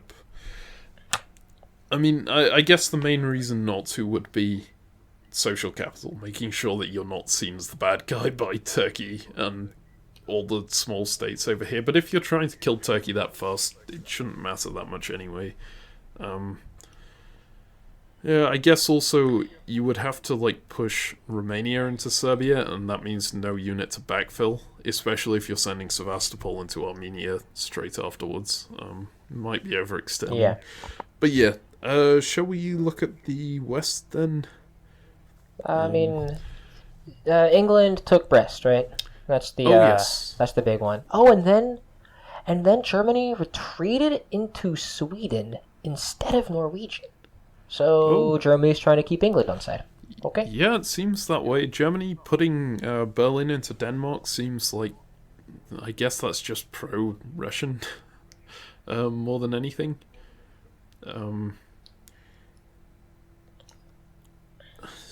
because they could have easily protected that with Kiel instead.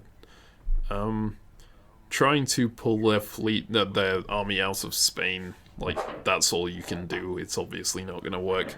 But the fact that France committed so much to getting it out of Spain allows this move from England into Brest, and, maybe that means that England will just go along with the CG. Seems possible, especially with England's building 2 again, so... Yep. Right, so...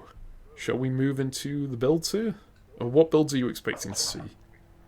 So what? England's up 2, Germany is down 1, Russia's up 1, Turkey's up 1, Italy's neutral. So I'm going to expect Army Smyrna.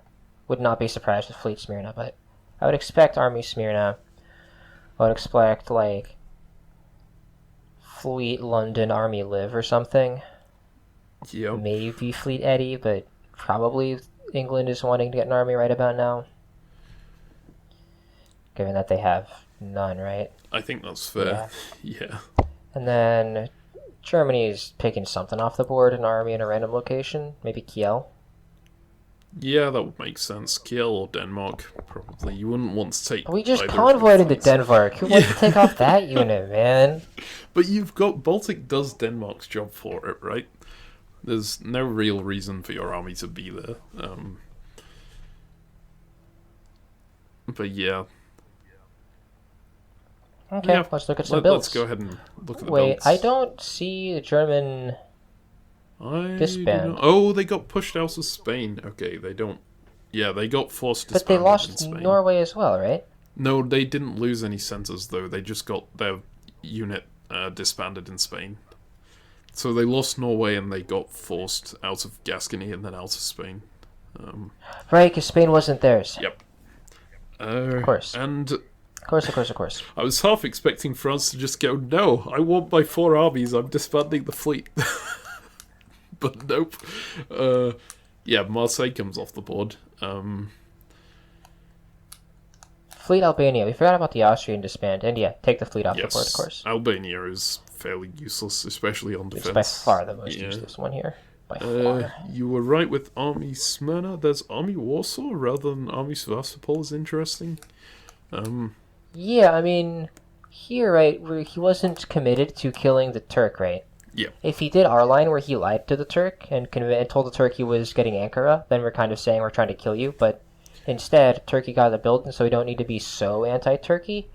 And, like, the Fleet Sev doesn't, or the Army Sev, doesn't help you hold Ankara this turn because Turkey just gets it so fast. Yeah. Alright. Okay. So, Austria's losing Budapest. Yeah. Yeah, that's happening. I mean, I assume Russia is losing Ankara as well. Do you really leave Russia and Ankara here as Turkey? Especially with no build in Sevastopol, I feel like you just take advantage of that. Yeah, the lack of build in Sev makes me kind of more likely to wait on it. Because I feel like I could take Ankara later. Yeah. Whereas if I get Khan into Aegean, I can maybe take Greece. Yeah. Like, we can maybe do some nonsense. So I don't know if I would force Ankara in the spring. Here, it's a tough decision, right? Maybe I can convince Russia to actually move Ank into Khan right now. And then get him out into Aegean. Alright, maybe we can do that. Get that fleet out of my way. And then we can retake Ank at a later date. Yeah. I wonder... Maybe. Like, looking at this with that in mind, I'm wondering if it's just going to end up being a fight between Turkey and Italy for the Mediterranean, with Russia and Austria just both backing their respective sides. This would obviously... difference is Russia is a good backer because he's got a fleet, and Austria is not because he doesn't. Yeah, well, I mean, it would require Austria to make up with Italy and basically say, okay, I'll leave you Naples if you use Ionian Greece to try and push into the... Well, to at least try and hold the Mediterranean. But then... Stall Turkey for as long as possible. Problem is, again, Budapest is lost. Yeah. Right, Budapest is, like, guaranteed lost if Russia goes for it, and Greece is difficult to hold. It's not impossible to hold, but because Greece can't assist anything inland, it can't assist any moves or anything. If you're trying to make guesses involving tapping Serbia, you're never going to make any progress doing that. Yep. So, yeah. This is, as they say, no bueno. Yep. No bueno. Muy malo. Muy malo. Okay. If I'm Austria, I'm gonna do Trieste supports Budapest to Serbia, Vienna taps Galicia, and just admit that I'm losing everything. Right? Because there's like a 90% chance that that would Bohemia potentially just lose supports you both. Galicia into Vienna, while Serbia and Romania tap their respective centers. Yes. I mean, I feel like Just Russia is more likely to push into Vienna here than they are to push into Budapest with Warsaw. sure. Well, I mean, no, Vienna is guaranteed too, right? Yeah. Like they're both. Russia gets whichever one they want. Yeah, they're fine to do either. So yeah, that's fine. And yeah, they kind of need to go to push into Budapest, not Vienna, because they can't move Serbia and be safe because of the moveset that you just proposed, potentially just suiciding into Serbia. Yep. Whereas they can. But I mean, use that does Bohemians. get countered, right? If you just have Bohemia support Galicia into Vienna while Romania taps Budapest. So then, even if they take Serbia, then you still retreat into Romania and you ended up in Budapest and Vienna minus Serbia, right? Yeah. So the move sequence of Bohemia supports Galicia to Vienna, Serbia taps Trieste, Romania taps Budapest is probably going to go better than the other moveset for Budapest. So I think Vienna is probably a better capture. You're still guaranteed +1. You're still backfilling Galicia, and you're just doing great. Yeah. But you could go for the soul read. Romania supports Serbia. Serbia supports Galicia into Budapest. Warsaw to Galicia. Bohemia to Tyrolia. And you say, I know what you're doing before you do. And then they're dead because you just banned Budapest and they're smoked. Yeah. But. But yeah. Well, shall we move forward and see what happens here? Spring 1905. Let's see it, baby. Okay, well, Soul read. they did take Budapest, but None of these guys go for the soul reads, man. So sad. Austria was just defending against any potential move to Tyrolia, it looks like. Just going for maximum defensive position? Yeah, just saying Budapest is lost, right? Vienna is not lost now? Yep. Oh my god, and because they took it from Serbia... Bad Russia. Bad Russia. No. Serbia's important. If they took Budapest from Romania or from Galicia and backfilled into Galicia, they're taking Vienna this turn. Right? Because then Galicia can support Budapest into Vienna while Serbia taps Trieste and Bohemia taps Tyrolia. Right, yes. Right? Vienna gets conquered. Instead, we don't, because now we're not in Serbia and we can't tap Trieste. Okay, so Bad. So the reason they did that, it looks like, was to free up Warsaw, to make sure Warsaw wasn't needed to go down to Galicia. They were worried about a convoy to Livonia. Just in case of the German convoy to Livonia. It would have been pretty damn effective if Russia had moved Warsaw to Galicia here. Because Germany would have just walked into Moscow, right? You're not wrong. So I think that's reasonable. It is sad that they took it from that direction instead of making the moves, especially with the hindsight we have that Germany yeah, I mean, their sway does count. It also does well against Trieste supports Budapest into Serbia, right? Yeah. Because then you have 3 against 2 and you still crush it. Okay, so with the North here, mentioning Livonia brings me to look at Germany and notice that Germany is switching sides again and just going after England. Yep. Although, can they do anything against England here? Well, with that army in Livonia, with Livonia taps St. Pete, there's nothing in North Sea, so they can take Norway. Yeah.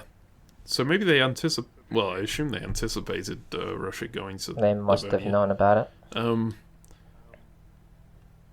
So that means Germany told Russia the tactics to use? This Germany, man.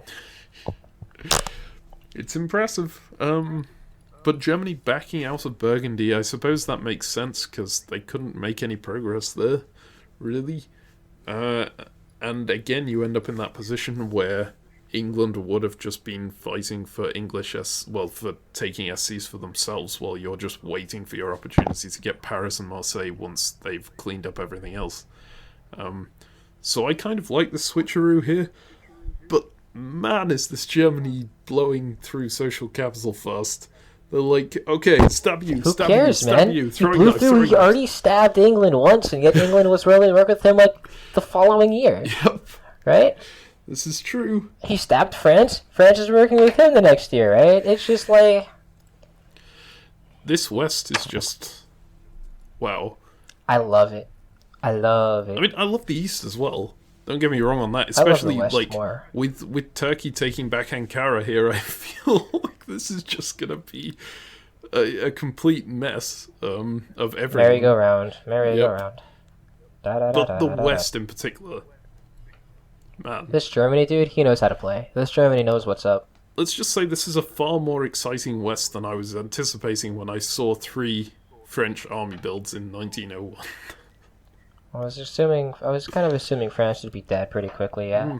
But France is still, well, they're on 4, but they might be on 5 here, given that they just pushed back into Brest and Germany just stabbed England again. Yeah, France is definitely still kicking, man. Yep. And I mean, literally kicking, because you can't do anything effective, like trying to stab someone, because he's got only armies, but he's definitely still on the board. okay, so let's say France takes Brest back. Do they build an army again?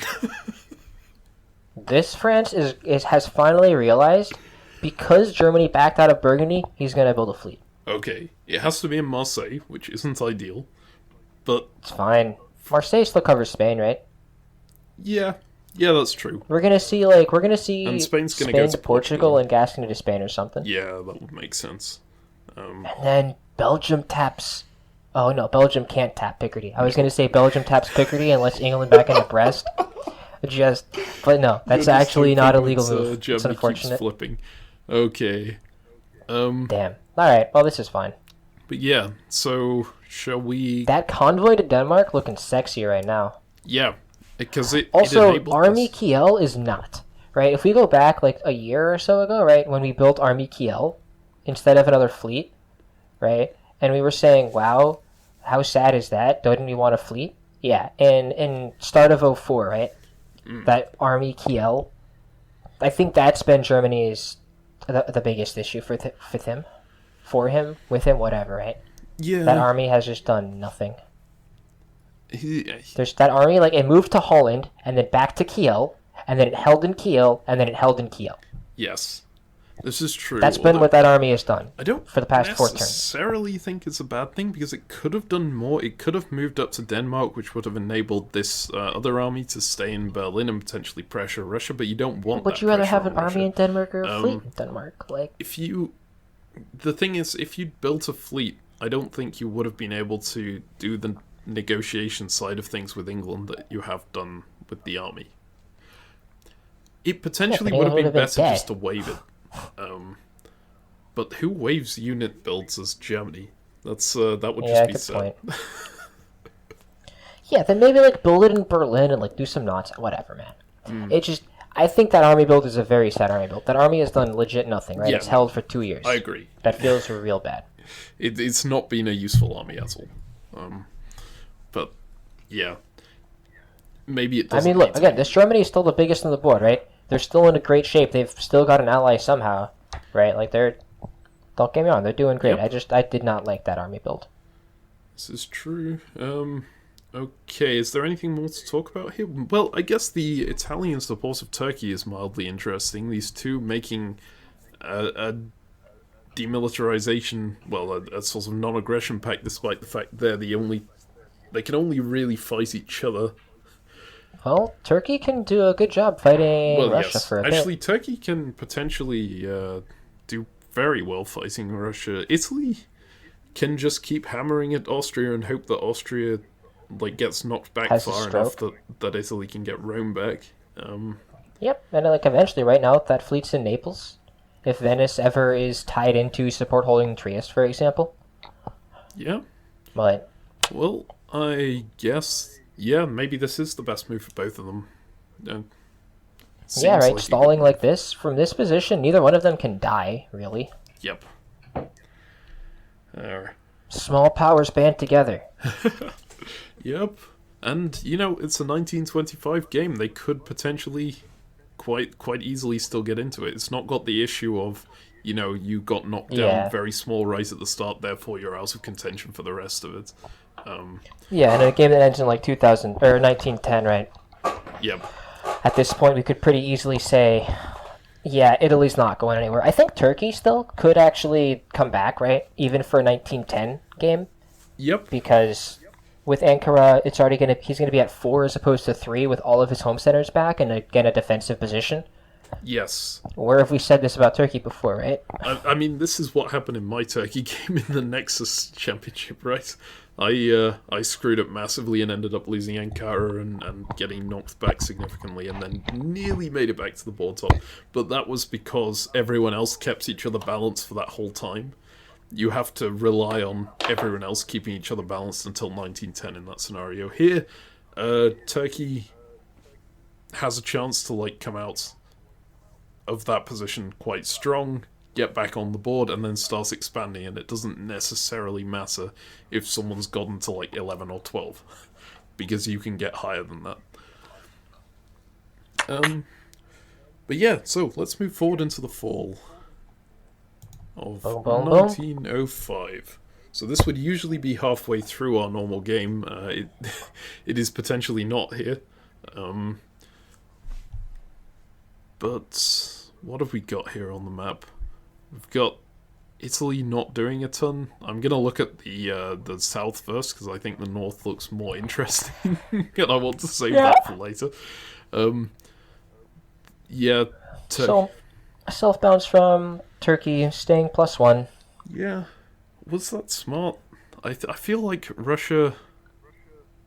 This is interesting. So, when I look at the order sheet from this website, it says Greece support Bulgaria South Coast succeeds, despite Bulgaria moving to Khan. That's a bug in their writing, right?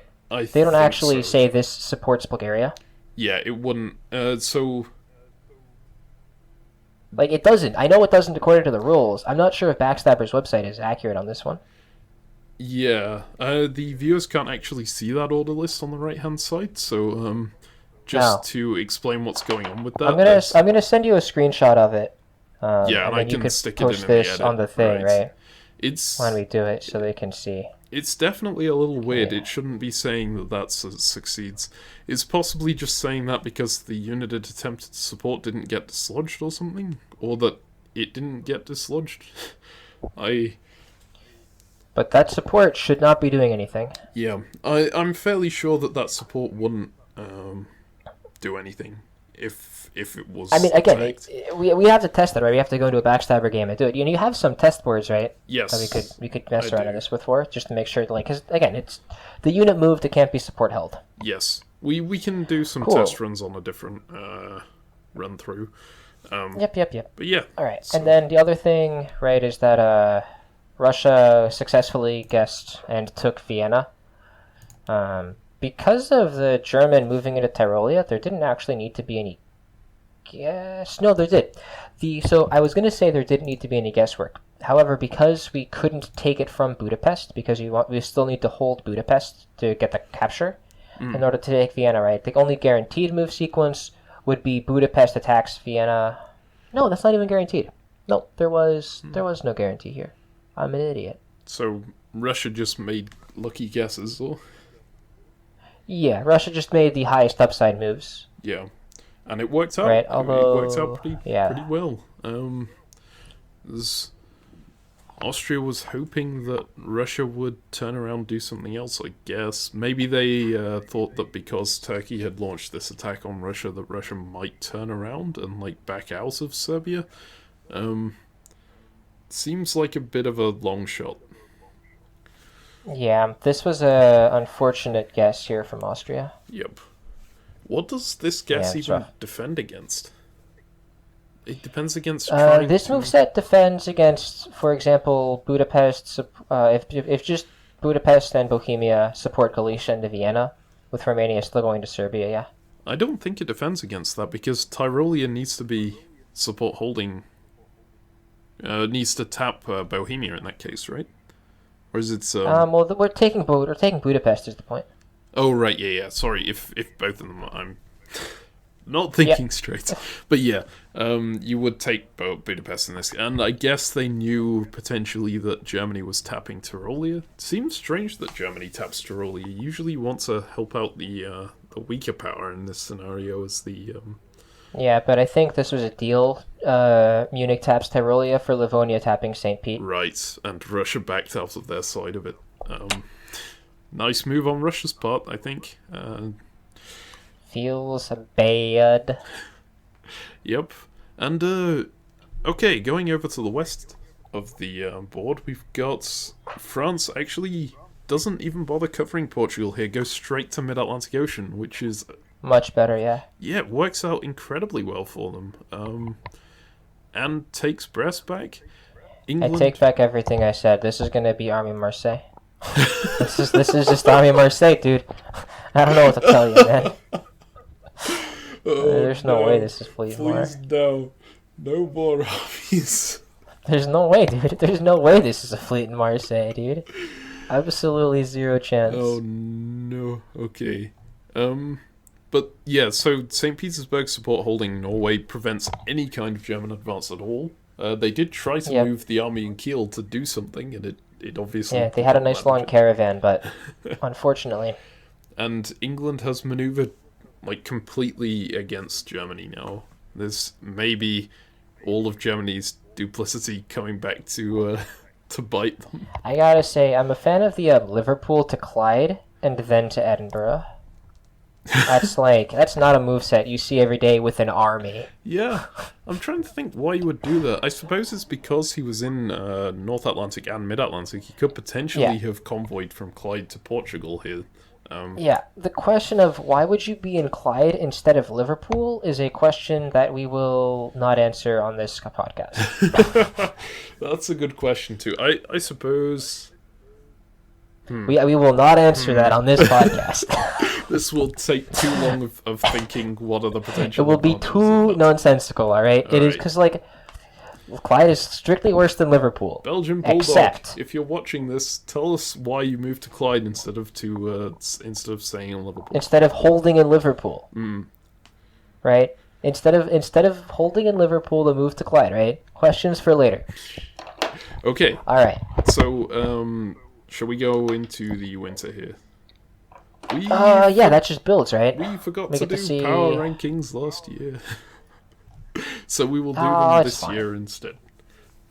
It's fine. Our power rankings from before were so perfect. I think they're a little off now. But yeah, let's. What? Germany's still number one? I don't know what you're talking about. Yeah, that Austrian position really looks like a good one here. What didn't we say Austria was the dying? We said isn't that what we said? That sounds pretty accurate. No, Austria is in second on our power rankings. What? No, that's not. We wouldn't say something like that and then have them die in a year. No, that's not. This is the Austrian. In my defense, curse, right? I did say that Austria is never higher than third. Yep. Because Austria can always explode. I started this whole thing with that statement. Yep. And that was very true to what happened.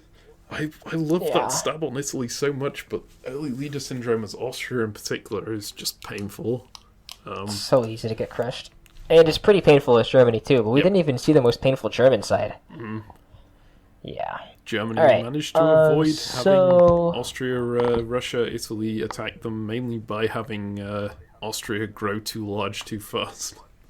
But yeah, so winter here, 1905. Army Smyrna, Fleet Marseille. I can't believe it. Yes. I can't believe it.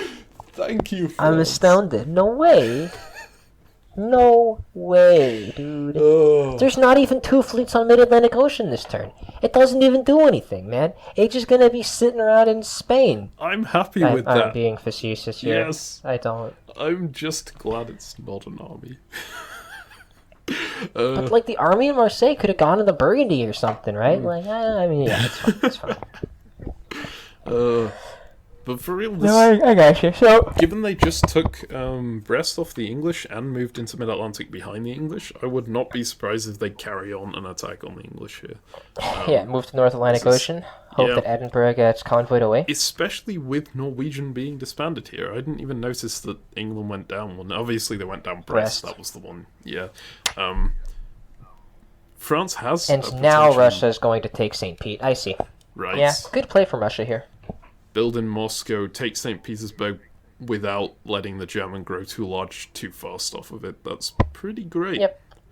Although Russia is going to have problems from that second Turkish army build in the south, unless it's getting convoyed over to Greece. Yeah. Which... And if I'm Germany here, I'm like really strongly debating not taking Norway, right? Not attacking it, because then Russia doesn't get St. Pete this year. Yes. But like, then what am I doing as Germany, right? I've got a whole bunch of armies, and a France who's going to be strongly defended, and a Russia who is very strong. What are my two fleets doing? I don't know. Yep.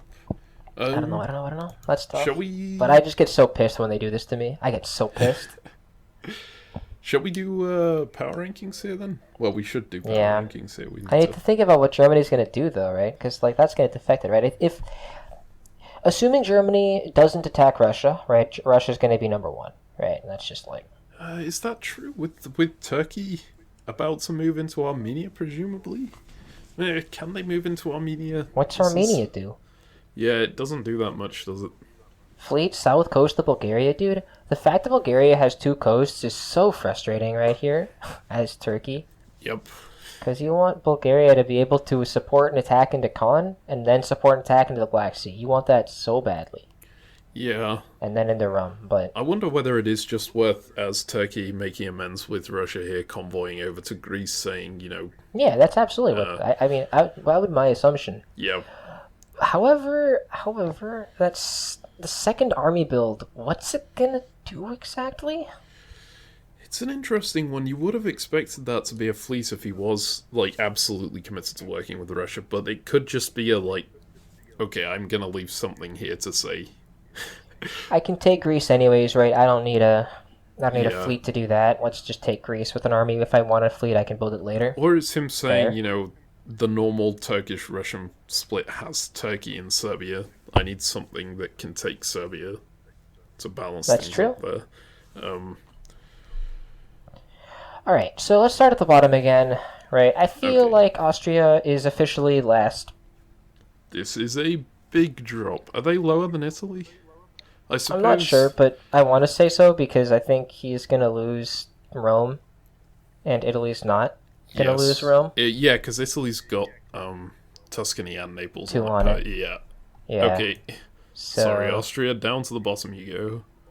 Yeah, Italy's second to last, because like Fleet Marseille plus Fleet Mid-Atlantic, there's a non-zero chance those just like go into Western Med, Gulf of Leon, Spain gets convoyed to North Africa, and Tunis goes bye-bye.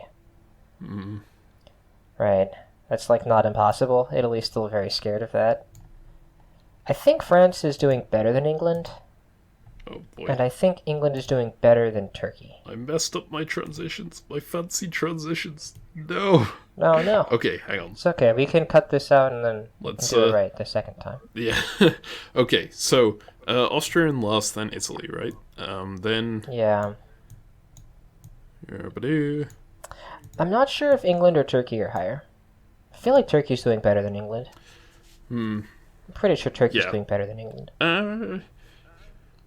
Yeah, where's England's growth going to come from? I feel like France is prepping to attack England here, and no one is prepping to attack Turkey. Yep. And Turkey is a better country than England, so whenever they're tied, I'm going to put the edge to there. Right. And, like, so... I feel like England is, like, honorarily at 4. Okay, wait. So, wrong. Where are you putting France on this? France, I think, is doing better than England and Turkey. Okay. So that's what? France is 3rd? Really? When I say this to myself, I don't know, man. I assume you're going by level of play before this point, right? For that. Wait, so, hang on. I might cut this out in the after bit because I've screwed this bit up massively, the transitioning stuff. Yeah. I did it again. No. Oh no. But Yeah, I think it's just Russia 1, Germany 2. Russia is... Okay, let me just grab this way. I could even see flipping that. Right? I think Germany is still doing great. Okay. So Russia 1, Germany 2, France 3, potentially. Although you feel bad about saying that. It's mainly because of... look, France built a fleet. That makes France be in third place. And then Turkey, and then England, and then Italy, and then Austria. Right. It's just so weird for there to be... in the West, there are 3 powers that are in the top half, right? Yeah. Because England is 4th, right? And that's just weird. Wait, no, England is 5th in this... England is 5th? Never mind. That makes you feel a lot better. Okay, because it goes Russia, Germany, France, Turkey. Yeah, that's reasonable. Yeah. But Russia is, like, dominating the East pretty hard. But it's, like, again, if we see a nice coordinated alliance from Turkey and Italy, then yeah, I could see it going badly for Russia, but, like, Turkey is going to take Greece, right? And then what? How is Turkey going to hit Russia with that fleet in the Black Sea and Bulgaria south coast? Yeah. Like, I don't know. I don't think Turkey's doing anything. It's a difficult one Russia to do. For a long time. Yep. Alright, so we're expecting a dead Austria very shortly. Anticipate. Yeah. I should... Maybe Germany does just kill Russia, right? Because if Germany YOLOs into Russia... Yeah, I don't know. Nah. Okay. That's not happening. I should say, I believe this was when Austria went on holiday for about 2 or 3 weeks, I think, and they were covered by another player called Heap, who is a very, very strong player, although the original Austria is also a very, very strong player, so we may see a slight change in gameplay from... I think it was about this year that they came in, until the original Austria player comes back. I don't have any graphics to say that it's been taken over by another player, but just so that viewers know. Right, so I think we're done staring at the winter map. Yeah, I was on to spring. Okay, springtime here. That's an interesting approach from Turkey. That's certainly a way you can rearrange yourself to try and go anti-Russia. With Italian support, baby. Yep. It didn't actually get him, but they got the fleet back to Constantinople, which is big. And actually, funny enough, because Bulgaria is now vacant, I think it's better, because now they can go to Bulgaria East Coast. Oh, that's true. And follow it up with Aegean's cotton, yeah. But that's going to be slower, right? Because you need Aegean to support Khan to Bulgaria East Coast this turn. Right. Yes, you do, because otherwise Russia just does the same thing again. Yep. But now they can do this while getting into Armenia. Yeah. Russia is in Sevastopol, so Russia could potentially either go to Armenia or go to Romania and try and force the issue on Bulgaria. I think Armenia is more likely, because... Yeah, I think I would expect to see Black Sea support Sev to Armenia. Here's actually where I'd make a pretty nice guess. I would have just Italy support Khan to Bulgaria East Coast, and then I would have Aegean go straight to Khan, while I support myself into Armenia from Smyrna with Ankara. Right. Because I think it's more likely that Russia supports himself into Armenia than supports himself into Bulgaria. If you lose by supporting himself into Armenia, by supporting himself into Armenia, he's guaranteed to bounce something, whereas by supporting himself into Bulgaria, he's not. And I think most sane players look at this position and say, oh, well, there's not much point to supporting myself into Bulgaria, so they would support themselves into Armenia. Right. Yeah. Okay. So it's still... And of course, if you miss the guess, right? If you're wrong here and they just support themselves into Bulgaria again, then yeah, your whole thing in the West gets bounced. But you still end up in Armenia, so it's not all lost. It's just pretty bad. Yeah. I mean, you're Turkey, so you can make the best of it still. Although I am slightly worried as Turkey about that Italian fleet coming out. Austria clearly... I'm not. He just wants to support hold Greece, right? He's just playing it safe, baby. Yeah. But what else can Italy do? Italy gets Rome back, and they get to build. You want them to can put move an to army Adriatic. down. Yeah. But yes. If I'm Turkey, I'm happy about all this. I'm fine. So, like, bad phase overall for Russia with this Turkish maneuver, and with Italy and Austria starting to Germany make into up. Baltic, and Germany in Bohemia. Yes, that was the other one I was going to mention. Hell yeah.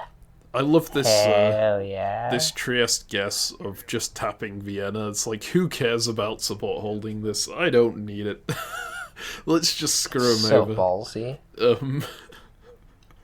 You said Austria was a new power here, right? Yep. Yeah, Austria continues to be my favorite. I'm a huge fan. I thought Germany was your favorite. Yeah. I changed my mind when I saw Germany be too successful for too long. Like, you gotta root for the underdogs. Yep. Right? And, like, when Austria gets collapsed on like that, it's like, Germany's been at 7 for, like, the last couple of years, right? That's just... Yep. Yeah, don't root for the winners, man.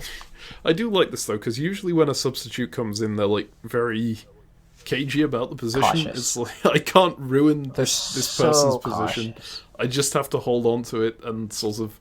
I would have expected Venice support Trieste, Tyrolia support Trieste, or Venice cover Rome, one or the other. Probably not Venice cover Rome, given that Italy could force it anyway. But this Austria is just like, your position is screwed anyway. I'm just gonna do what I want, and it's working. Kind of. It's probably still dead, but you know, it could work out a bit better. If we look in the north, Russia doesn't actually go for St. Petersburg. Hello? Yep. Okay. Russia does not go for St. Pete. I'm just making sure I hadn't lost internet connection. I'll cut that out. Nah, you're good. Okay. Yeah. I lose internet connection too often in this room. Yeah, and I talk a lot, so when I'm silent for like 30 seconds, it's notable. Yep. But yes, so... It's a good thing. We don't like radio silence in these commentaries. It's true. So yes, Russia doesn't go for St. Petersburg, and Germany doesn't go for Norway. Germany doesn't go for Norway either. Although there was clearly a diplomatic fail that occurred between the two of them. Yep. I mean, it might have been what you were saying, that Germany just didn't want to go to Norway because, Russia would make gains. Russia didn't want to go to St. Petersburg because Germany would make gains, and so England ends up being the big benefactor out of that. The terrifying... So the thing is, Germany wouldn't necessarily make gains, because North Sea can keep holding Norway. Yes. And Germany needs to attack Norway with strength, too. So by attacking Norway, the only one who stands to gain is Russia from taking St. Pete. Yep. So you don't want to do that. This makes sense. Yep. And on the other side of the board, though, we see England isn't making gains particularly well, because France is doing that shuffle back towards him. Although, supposed to move into Picardy, move into Gascony. France is setting up a pretty... It looks like it's 1902, baby. France is getting back in it. Yep. It's like, this is the France you want. This is the Chad France, the one with 2 fleets. Versus the... I don't know if it's Chad France yet. Well... Okay. It's definitely better, alright? My definition of Chad France... Definitely better. My definition of Chad France has been skewed slightly by seeing France be with 4 armies for the entire rest. This France is like roughly 50% more effective with 2 fleets than he was with 4 armies. Yep. And you see he's leaving Brest open here, so I assume he's trying to stay friendly with England for the moment. Although... got into a position where he can absolutely kick that English fleet back out again if it goes for Brest. Yeah. No move into Burgundy at all is interesting as well. In that he's... Yeah, we actually have like a demilitarized zone in Burgundy again, man. It feels good. Yeah. Time for Germany to walk back in. Nah, not now. There's a fleet in Helgoland, bite. Yeah. That is your enemy. That is true. Right. That fleet in Helgoland is a little bit... The turn Kiel gets out awkward. of Kiel is the turn that North Sea gets into Heligoland by. I'm just saying, man, if that army Kiel, now Munich, was a fleet, things would have been a lot better. Potentially. You would have had yes. the fleet Munich. But this is without seeing the negotiations, obviously. Of course. But at some point I say this unit has existed for 4 years and done nothing. Okay, can I also point out that this army is continuing its trek around the British Isles? I wonder if his objective is just to visit all 6 provinces with it in a row. I remember... Yeah, I mean, it's neat, because, like, I would argue that the move to Clyde was wrong. But the move from Clyde to Edinburgh is a better position, right? Because he was no longer North Atlantic Ocean, and Edinburgh can be convoyed. But Edinburgh is the closest place he can get on the North Sea. But now France is pushing out, so we want it to be a little bit further south to potentially cover Wales for some nonsense. So Yorkshire is slightly better than Edinburgh because we're not going to be in Norwegian Sea for a bit. Yep. Right? So, like, these have been marginal improvements, excepting Liverpool to Clyde, right? These past 2 are pretty good. Yeah. It just happens to be But he might just he might do a full lap. If he does a full lap, I'll be happy. More likely he doesn't, but yeah, it would be fun if he did. So much more to discuss here. Feels bad for Russia. It seems very bad for Russia, yes. Just no allies anywhere, which is painful, apart from England, who can't help them. And yeah, Germany moving into Bohemia and getting ready with those units. Germany can't do that much against Russia, except push Austria into Vienna, which wouldn't be successful either, so you can't really do that. So it's not the worst position for Russia, aside from the Turkish front, I think. Yeah, but, like, if one of 2 fronts is going badly, it doesn't feel good now, does it? Yeah, no, it's still not a good position. I'm just so happy that France has 2 fleets. This is revolutionary. Yeah, it's amazing, right? He can, like, threaten England or something. Yep. Shall we move to Fall 06? Let's do it. Okay. Oh, crap, I got wrecked. Ah, damn it. I've been doing so well this game. Damn. Was that on the Turkish guess, or? Yeah, Yep. Bulgaria. Fuck. Yep. Dang it. Well. They smoked me. Oh my god, Italy kept Austria in Rome. Oh, they did. Okay. I guess That's getting convoyed into Albania. Look at this. Russia is screwed. Oh my god. Is Italy leaving Rome a good move on Italy's part? I feel like it's better just to no get way. into the game. Get back This into is the game. just to piss off Russia. This is just to piss off Russia, dude. 100%. Yeah, I mean, obviously it's great in terms of annoying Russia, if you want to annoy Russia, but Yep. you don't... That's all it does, baby. It annoys Russia. Yeah, as Italy, you don't And- care if Austria dies here. That just means you Well, get to your some handsets extent. back faster. Well, to some extent, right? There's definitely a lot of truth to that, but you like it when there's more conflict, right? If Yeah. all of those Austrian units, right? If you flip Tyrolia and Trieste to Russian units this turn, all right? Hypothetically, if we make that change, suddenly Italy has no hope because you're never going to get into Serbia, and you're stuck supporting Venice, trying to not die, right? That's what it is. Yeah. So the fact that Austria, with some German help, can stall out this Russian aggression in the east means that now there's actually a chance. If we get ourselves into Albania, maybe at some point we can get Austria to support us into Serbia. And now, like, there's a chance for us to waltz in there. Yeah. This is true. I think Italy does want Austria to survive right now. Yeah. I still think it would have been better just to hold in Rome and get another unit on the board. I mean, it makes sense that That's you fair. don't want Russia to get too powerful, but I feel like Turkey plus you is going to be enough to deal with that anyway, given that you will probably get some support from the north at some point. No one's going to attack you while Russia is I agree. the dominant power here.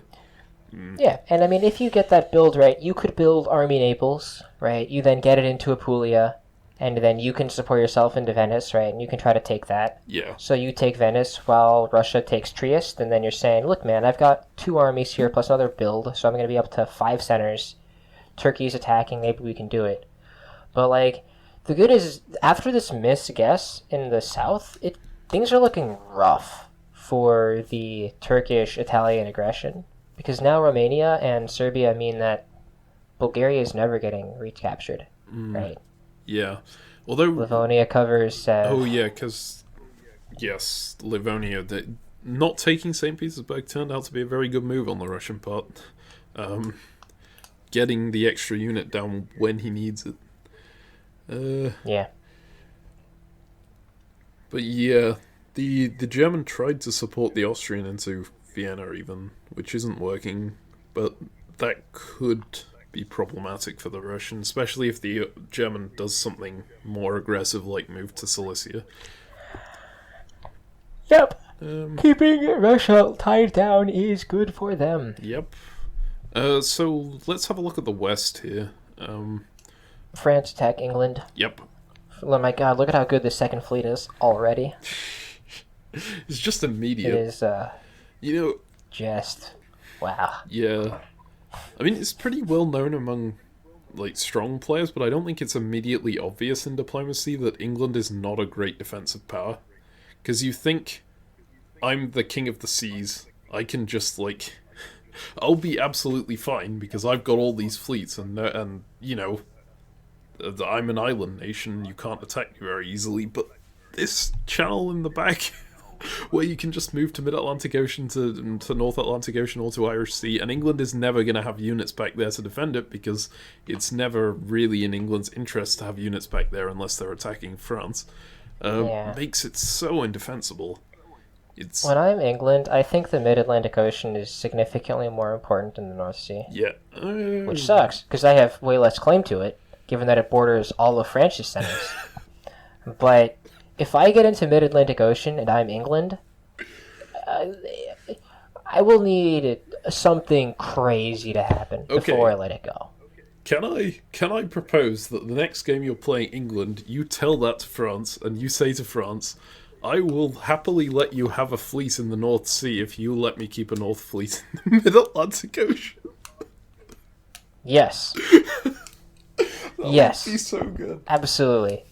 I would play that game. I would play that game so much. You have no idea. We need to get on a board together, because we would do some nonsense, meme. We would. We would do some absolute nonsense. And then I would stab you, because you will have more fun in the nonsense. And I like stabbing my allies very quickly. This is true. But it would be nonsense for at least a little bit. Yep. Me into the Mid-Atlantic Ocean as France? No way. There's no way you actually think that. Like, Mid-Atlantic Ocean for France is certainly more important than North Sea is for England. Yes. Right. Yeah. But...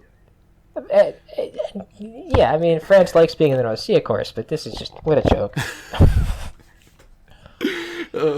Sorry, in the North. Something that's interesting, I think this year, not a single dot changed hands. Yeah, because Rome got backed out of, and Bulgaria got protected. Denmark bounced, right? Germany doesn't take Norway. Like, I think just nothing happened this whole year. The only things that happened... By that I mean France is in North Atlantic Ocean, but... yeah. And England's in North Sea.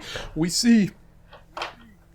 Actually, this move from Yorkshire to Edinburgh is really important here, because it means England now has a chance to block the convoy, right? Yep. Got a guess between Liverpool and Clyde, whereas if England had stayed in Yorkshire, or worse, had gone to Wales, then that army would just have been convoyed up to Clyde, no matter what. They're going to Clyde every time. Yeah. Yeah. So now England's got... They're going to Clyde every time. So knowing what the opponent does is a pretty big bonus here. Why? So you would just bounce Clyde here? Bouncing Clyde every time. I would lock that in. I would ready up my orders before I read anything else. Like, I would forget about my other orders because I'm so confident they're going to Clyde. Every time. Yep. They're going to ready the convoy to Liverpool a couple times. Don't get me wrong. They're going to think about it, but they're going to go to Clyde. It's just I guess we'll see. we can lock it in.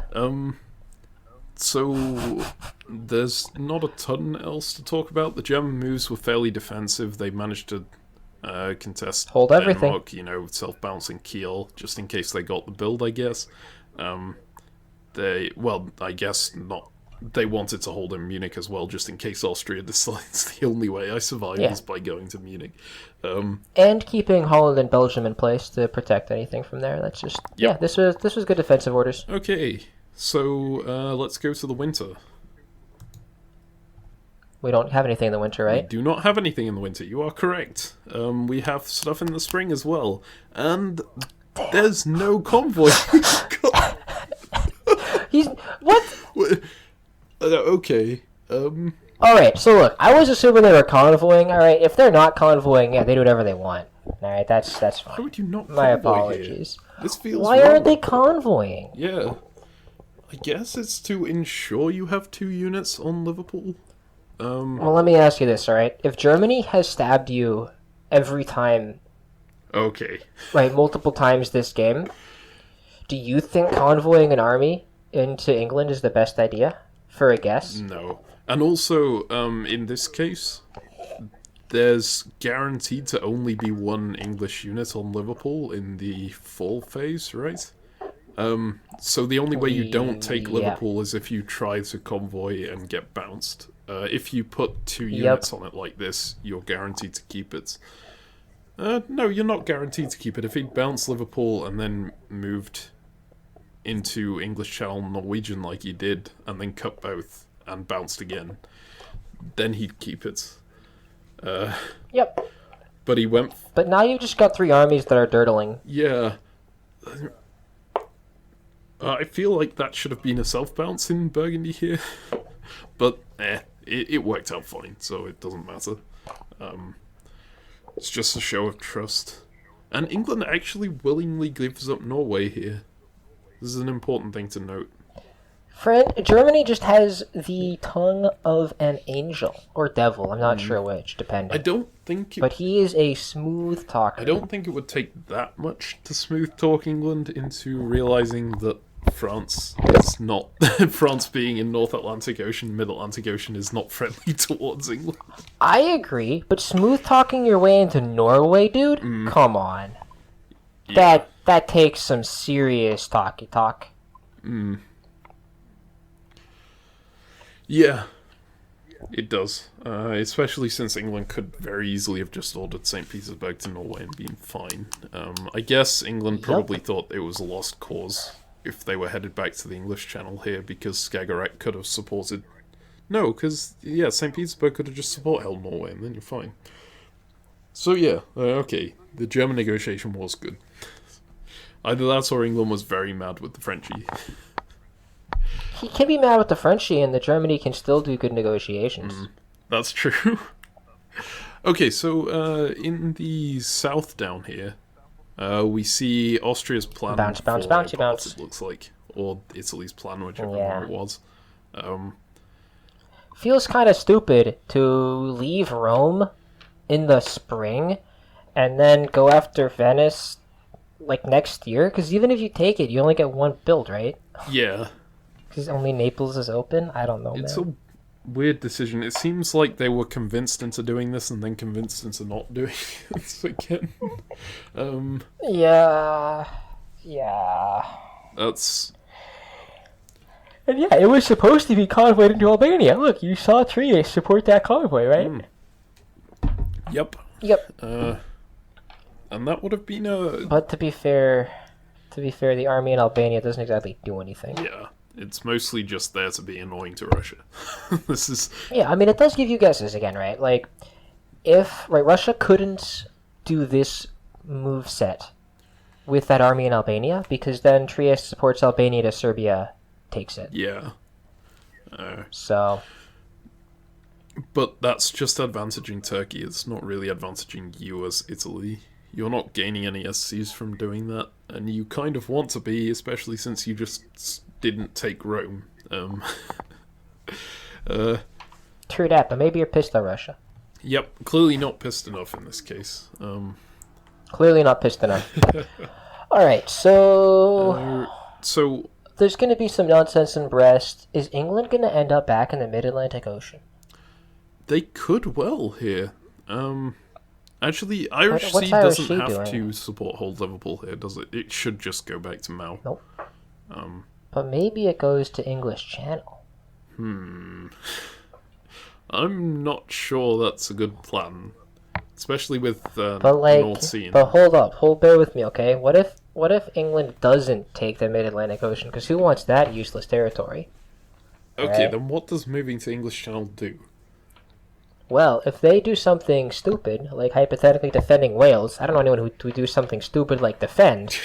Then when they move Helgoland Bight to English Channel, you still bounce that out of English Channel. You build Fleet Brest, and you bounce them out of English Channel forever. Okay, that makes sense. Huh, that would be interesting. But if England does go to Mao, then you've just lost Portugal, which is... Hey, it's the spring, right? They Oh, yeah. right. They would move to Mao in the fall, and then we can move into Spain, right? Right, and you get a build. Yep. We Okay. build Fleet Brest, baby. Yeah. See, it's not the worst move in the world, but of course England's going to move into Mid-Atlantic Ocean, and he's going to be really happy because he's going to be in Mid-Atlantic Ocean and North Atlantic Ocean, and there's going to be like nothing Oh, and going actually, moving into English Channel has an added benefit that if you're self-bouncing Brest, you can't get supported back into it. on. I'm just saying, man. I can make a good rationalization why France should tap English Channel. I'm just saying, man. Well, If I'm England, I'm moving into Mao and expecting the waltz in there. No questions asked. yeah. It's it's certainly something that could happen, especially if you were playing against yourself. But yeah, so the only other thing to talk about, I guess, is Turkey's attack. But it doesn't look like... Well, Turkey could have taken Bulgaria here, but they were attempting to put the fleet on the south coast again, which is...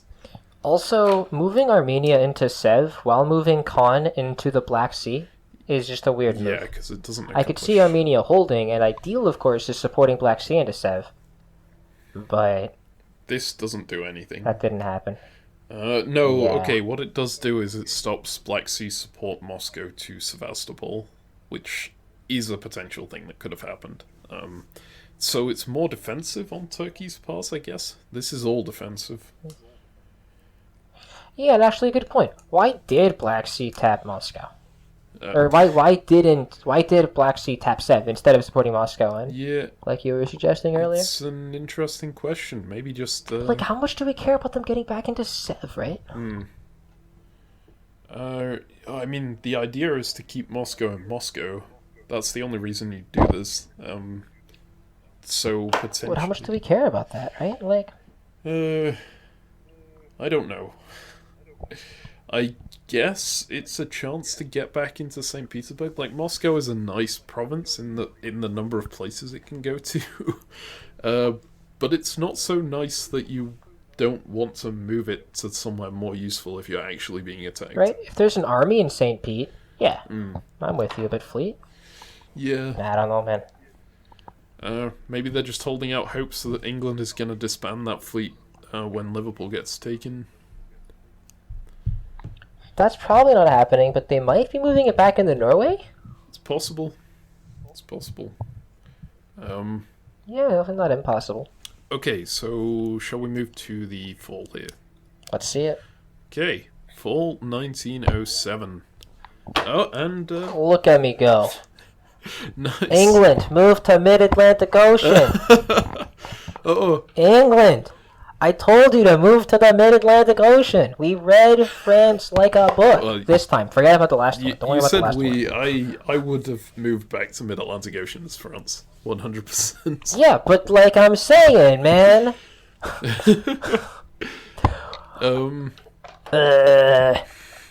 But yeah, no, this is actually huge. The fact that this supports back into Brest didn't go through. It means that France gets that extra fleet build in the north. So now France is actually going to get fleets on the board, and it's going to be great. We assume it's Fleet Brest. Okay. It's probably Fleet Brest. If it's Army Brest, I'm going to bang my head against the wall. If it's Army Marseille, What if it's Army I Marseille? could be okay with it, but I will also like bang my head against the wall once, just as a, Okay, so not repeatedly. I understand. yeah, because like the Fleet Brest is very good. Army Marseille is not. yes, yes, that's it. So All right, and then in the rest of it, yeah, there's not a huge amount going on. Germany playing very, very defensively everywhere. Austria getting two different supports. Germany supporting them up to Vienna, and Italy supporting Venice to Trieste, and taking neither, just support holding their own units. Which actually turns out to be the right move, because if they'd have taken Germany's support, nothing would have changed, I guess. But if they'd have taken Italy's support, they would have lost Venice.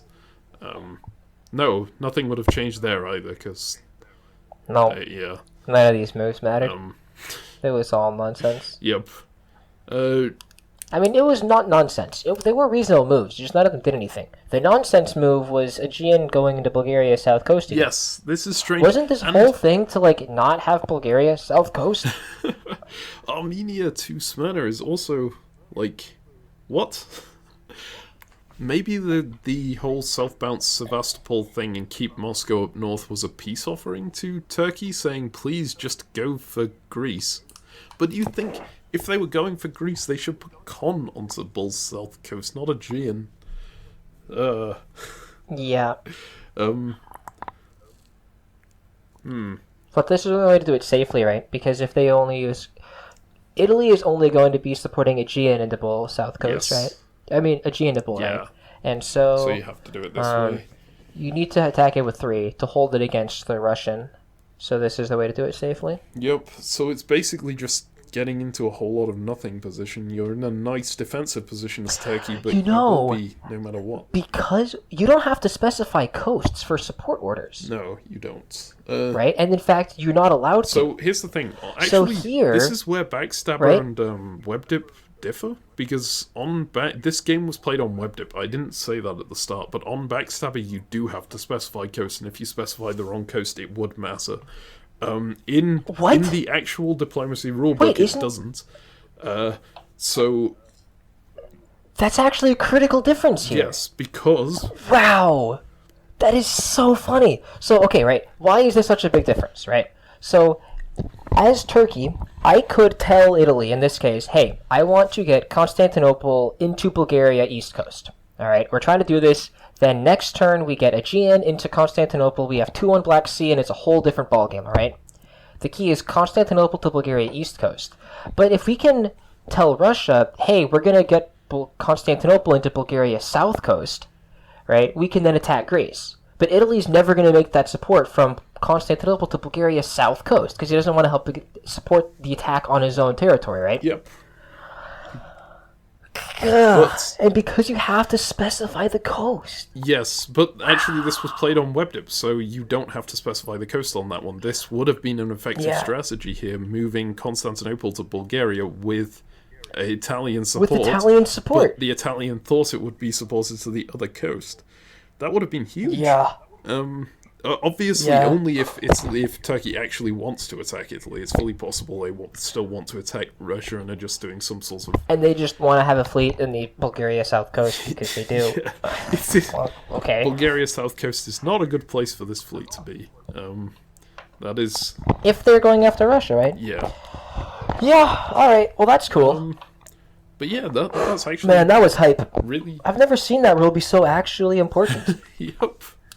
I mean, it comes in importance, the coast not mattering when you're in, like, Barents supporting something to South Coast, but I guess that's a different thing, because that's just, you can support to either coast. And that's still the same on Backstabber, you can support to a coast you can't reach, you just have to specify the coast. I mean, if that wasn't possible, then Greece couldn't support Con to Bulgaria East Coast. Yeah.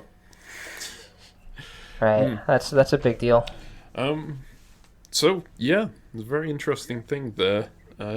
Russia does make a gain with Trieste going down, which is going to be painful for Turkey, you think, having backed out of Armenia. No, he can't make any progress against Turkey. I could see Army Warsaw being the build still, right? It could be, especially with that fleet Germany's been annoying. going back to Norway.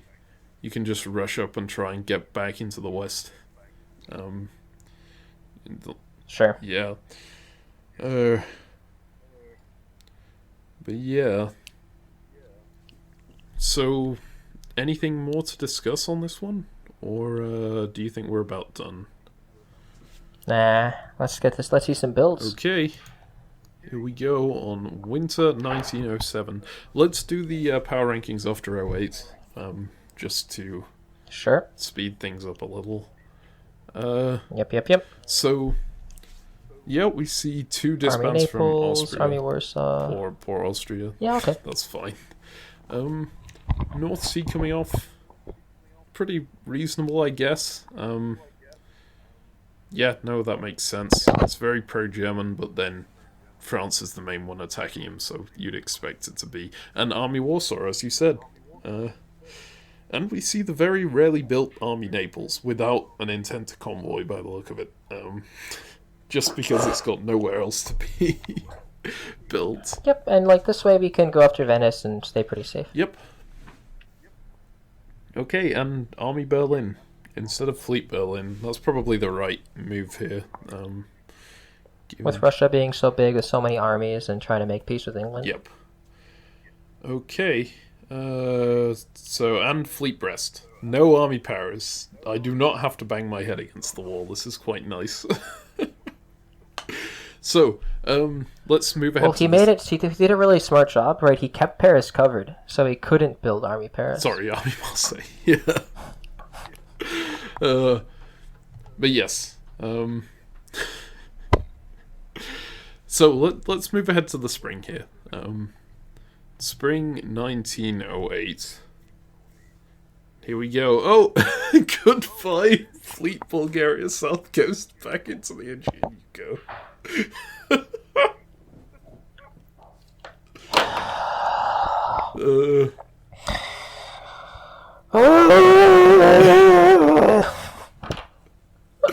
And now, okay. Turkey decides they need to go to the east coast of Bulgaria, and doesn't get in because they don't have the support.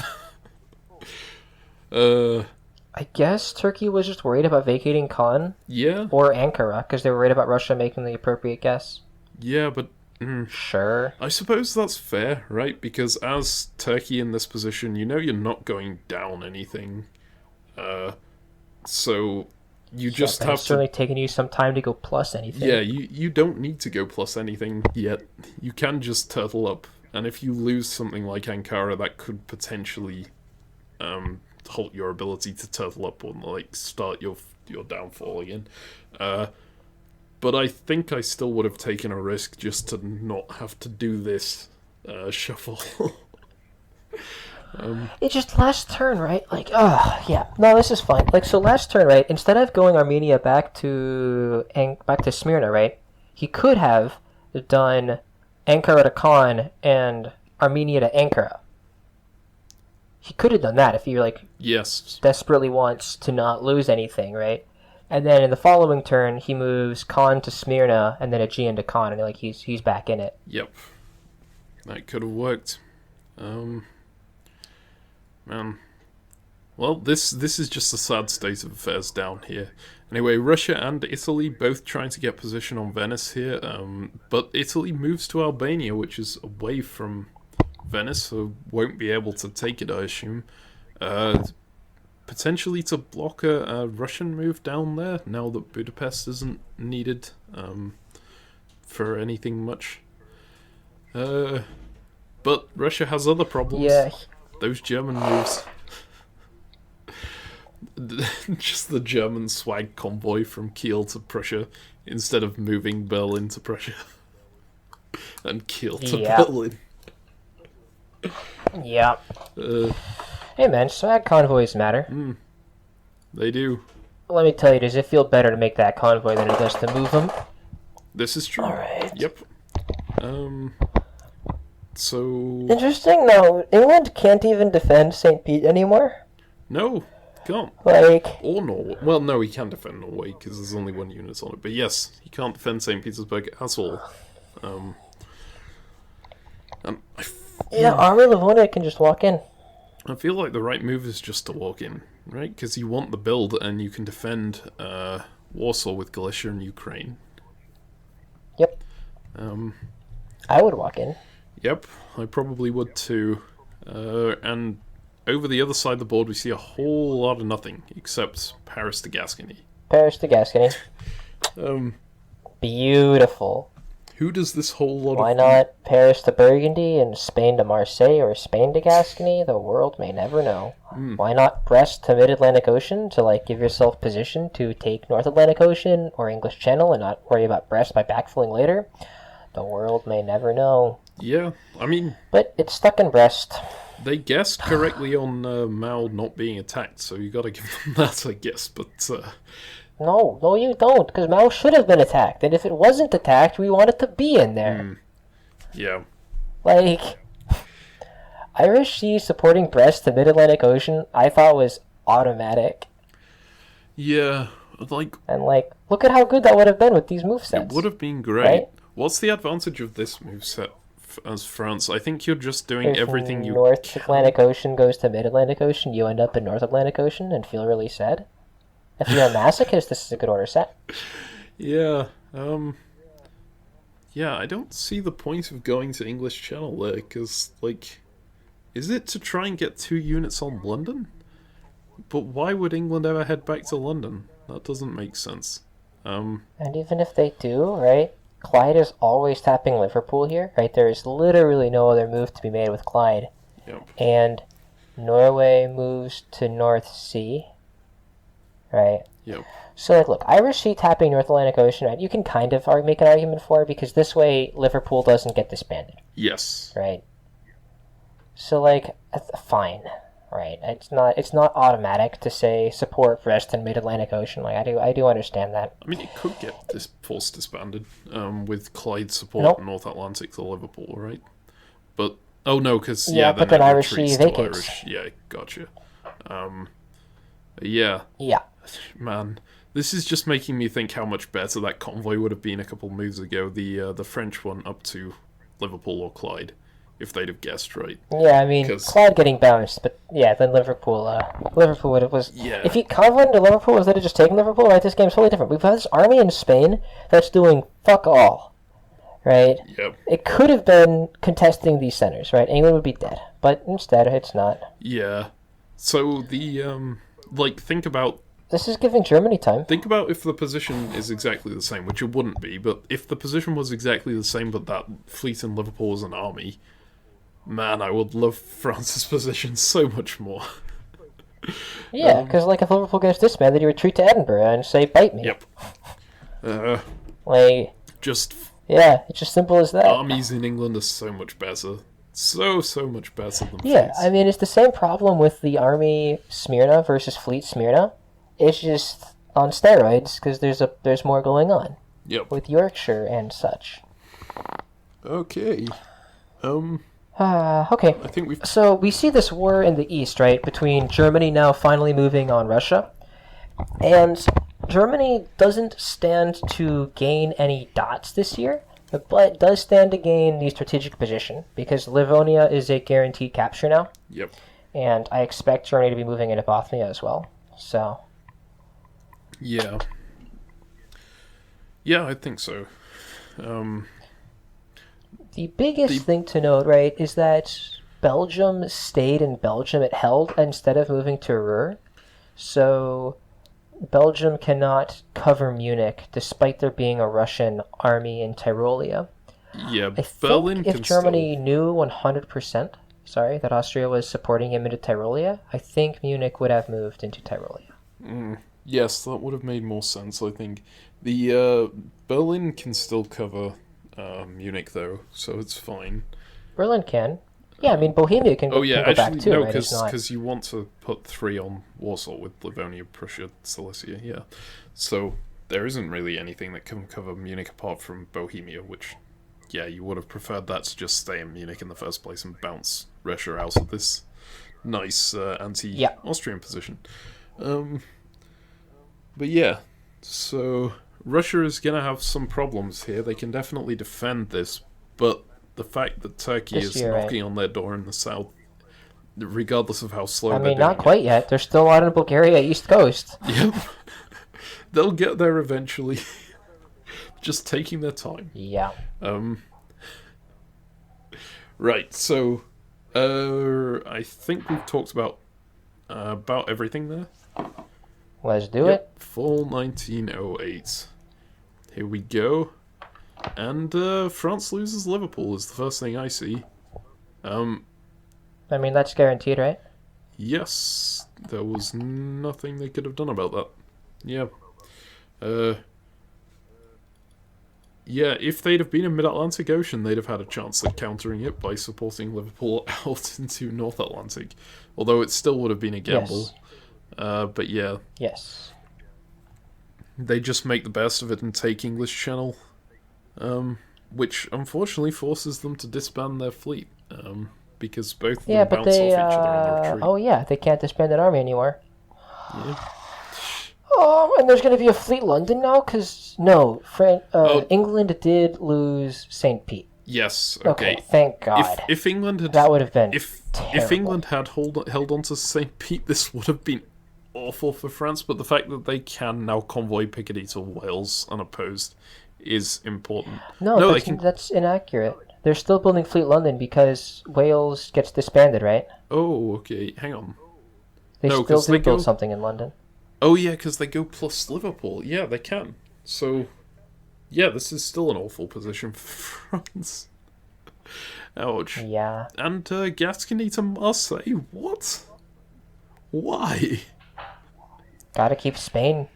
Can't trust those Spanish, man. They need some, suppression, stop the riots or whatever. Yeah. I think it's the French who are rising at the moment, but, yeah. So, I guess it's just, friendliness towards Germany, expressing that, but don't move away from Gascony. That's the only thing you got that can cover Brest. English Channel could have retreated to Mao here. Picardy can still cover Brest. Okay. Yes, but ideally you want to be convoying that one out, right? That doesn't argue against the whole of your point of Gascony is a significantly better unit than Spain. Yeah. Excuse me, Army Gascony versus Army Spain, right? Fleet Spain, South Coast, right? Oh yeah. Yep. I think, I'm very sad with these army movements, although I don't think they ultimately matter all that much. I don't know why England didn't retreat to Mid-Atlantic. I guess they wanted their build. Defend. And they knew they would lose London otherwise. Yeah, so Liverpool can only retreat to Wales, right? Yes. So they wanted to get that off the board and be able to rebuild. Yeah, I would much rather force France to disband Wales than have them get rid of, for example, Picardy. That said, if you're telling me as England I can get Mid-Atlantic Ocean here, look, we can talk shit about Army Spain. It does protect against the defending against Mid-Atlantic Ocean, all right? It does protect against that. Yes, it does. If it'd be better if it was a fleet that moves into Mid-Atlantic Ocean. Big brain. Yep. This does essentially serve the purpose of a fleet in Mid-Atlantic Ocean. It's a very much worse fleet in Mid-Atlantic Ocean, but it stops England from valuing Mid-Atlantic Ocean as highly as if Portugal was free. Yeah. So, yeah, England is going to rebuild up there. Over on the German front, some stuff, mostly a positioning to take St. Petersburg, which is interesting. No follow-up into Prussia. They do defend Munich, but with Berlin instead of with Bohemia.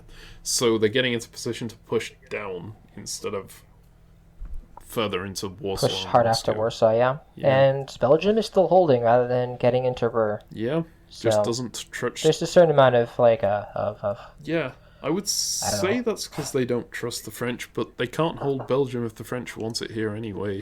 Give me a sec. Okay, yeah. Where were we? We were talking about Fleet, Spain, German position going after Russia, Warsaw versus Tyrolia. Yeah. So, actually, in this case, like, Belgium can't be defended if France wants it, right? With Brest in English Channel and in Picardy. So, you don't know why that unit is necessary. Well, I mean, I suppose it's still, like, a dissuading unit. Yeah, and, like... And I don't think it's that bad that it hasn't gone to Ruhr. Yeah, I think that's totally reasonable. But seeing Berlin cover Munich really makes me think that he wishes he had moved into Tyrolia to force that bounce. Because, hypothetically, right, Yes. from this position, if we were in Munich, we would have... If the Russian army is still in Vienna and we are in Munich, then we can probably even move to Bohemia. Whereas once we're in Bohemia, we need to use Berlin, and so then we don't get our armies into the north. I think we're quite sad about that, actually. Oh my god. Turkey did not get a fleet into Bulgaria east coast. They now have an army. Turkey got an army Jesus into Bulgaria. Christ. That's like the best case scenario. Finally. I would say fleet Bulgaria east coast They is still made it. better, right? Whatever, man. Is it better? Well, yeah, I suppose it has pressure on black, but here, yeah, they can't really pressure Serbia, can they? Because they don't have a second one. But they Yeah. can rotate now Ankara to Armenia, Constantinople to Ankara, Aegean to Constantinople, and then they've got a decent line. That still works, and that still gets them the aside- pressure on Black Sea. You're definitely right. That is Yeah, viable. as long as Greece supports hold Bulgaria. Which seems likely, considering Italy needs that line to hold for a while. Yeah, some interesting things going on in the middle here, with Austria offering support into Trieste that would have worked for the Italian, but the Italian chooses to cut it Just take Venice. and just take Venice instead. I think that's probably the right move. You don't know that support's coming. You don't know what's going to work, right? Tyrolia could just cut Venice. Yeah. Tyrolia actually just support held Venice here, so if Germany hadn't cut Tyrolia, then Italy would have been giving up a build with these moves. But Yes. yeah, they probably knew that Germany was cutting Tyrolia in that way. Seems likely. And there we say goodbye to Austria, right? Shall we move ahead to the builds here? Let's do it. Okay. And on our power rankings, I am going to have to delete our good friend the Austrian here. Goodbye, village idiots. / Umble the Heap. It was a good effort and a very good start, but that's Austria, the Austrian baby. problem. Yep. So goodbye, Austria. Where do you think our other powers rank on the power rankings here? Well, Germany's fallen a lot. I think that I am starting to like Turkey and Italy's position a lot more. I think Italy is still lower than Germany, but I think Turkey's position is actually just starting to look great. Yeah, it's certainly a lot better than it was. Just because Russia is getting attacked on so many fronts right now, they Yeah, can't if you look deal at with the Turkey armies- at all. Yeah, if you look at where the armies are, Russia once upon a time had Budapest, Romania, and Galicia, and Serbia were all armies, right? Maybe even Ukraine. But now the armies have all moved one step away into Tyrolia, Vienna, Galicia, and Warsaw to contend with the German armies. So now the extent of the units that Russia has going after Turkey are Army Serbia, Fleet Black Sea. Don't get me wrong, these are annoying units, and if Black Sea guesses a shuffle to Armenia like we've been discussing, then we lose a lot, but there's no guarantee they make those guesses, right? He might just self-bounce in Armenia, etc. Yeah. So, Yeah, so I would agree the Turkish position is very strong. I think the Italian position is actually fairly strong as well, as long as they continue not being attacked by anyone. They can't Completely really agree. grow very much, is the issue. They need to move Albania back and then convoy over to Apulia or to Greece and try and expand that way, maybe. I'm But not so sure. They might be able to just get into Adriatic Sea and then just support themselves into Trieste. That's like not actually yeah. impossible. I guess it depends where Russia chooses to defend, right? Sure, That's what it's all about. It's all going to come down to what Russia chooses to do. Certainly. But I think you're right that Turkey is unlikely to be countered by whatever the Russian is doing. I mean, Russia just can't really. Yeah. Especially with Army Moscow, right? Nothing in Sev, so... Yeah. Where would you place the rest of these? Like, Italy is probably last. Like, England might be. But England isn't falling that fast. Like, England and France are both just, like, locked in an eternal struggle. I think France is doing slightly better than England. But also maybe not, because he's got fewer fleets. So I think that England's main problem is if either Russia or Germany decide, I want Norway, England is in a significantly worse position. Certainly. And France hasn't got anyone who can say something like that, right? Absolutely. If France can defend against the potential German stab, which is the only potential stab coming at this point. Yeah, with Army Rome, I agree. Yeah, alright. That's fair. So the question there is... England's in the worst place on the board, right? Yes, probably. How low is Russia? Is an interesting one. Very. Because they're being attacked from all directions, but they are very strong. They are, but not strong enough, right? They can't... Where are they going to take another sten or a dot, right? What's their growth potential looking like? Yeah, it's nothing. They need Germany to be attacked by someone, or for Turkey to attack Italy, which is a possibility here. I think they could cut a deal with Turkey to go after Italy and start pushing through the Med. That's the situation I see them doing very well in, but I don't see them doing very well in any other situation. That's fair. If Turkey decides to go for like the latest juggernaut ever with a Russia who's on 9 death centers when Turkey's on 4, I think Russia's position would be good. Yep. I think that is reasonable. I think that is also Russia unlikely. can always just like give up Serbia to the Turk and say, okay, you can have this. I'll convoy Ankara to... No, convoying Ankara to Bulgaria is a bad idea, but... yeah, that's what I'd ask for, though, right? And you wanted to do that, right? Hey, just let me take Serbia, right? You convoy Ankara to Bulgaria, and then I just happen to move Constantinople into Ankara and Aegean into Khan. Yep. What? You got a problem with this? What's up? I don't understand. What's the... Okay, yes, that's potentially a bad idea. So... So, yeah, you want to try and get Turkey to at least start pushing west anyway. But who would you say is the strongest power on the board right now? Turkey. You really think it's Turkey? I would take Turkey's position here over anyone else's. I'm not even, like, 4 centers every day of the week. Just give it to me. I'm debating on Germany. Cause I just can't play this German position. I just couldn't do it to save my life. Like, I don't know when I'm supposed to take Norway or not. I don't know how I'm supposed to talk to England and France to explain to both of them why I can't do anything to help them in their war. Right? Telling France, yeah, I know I've got 2 fleets, but, like, I don't want to do anything about that. Like, I don't know. It's just too hard for me. I'm not good enough to play it. Like... Gotcha.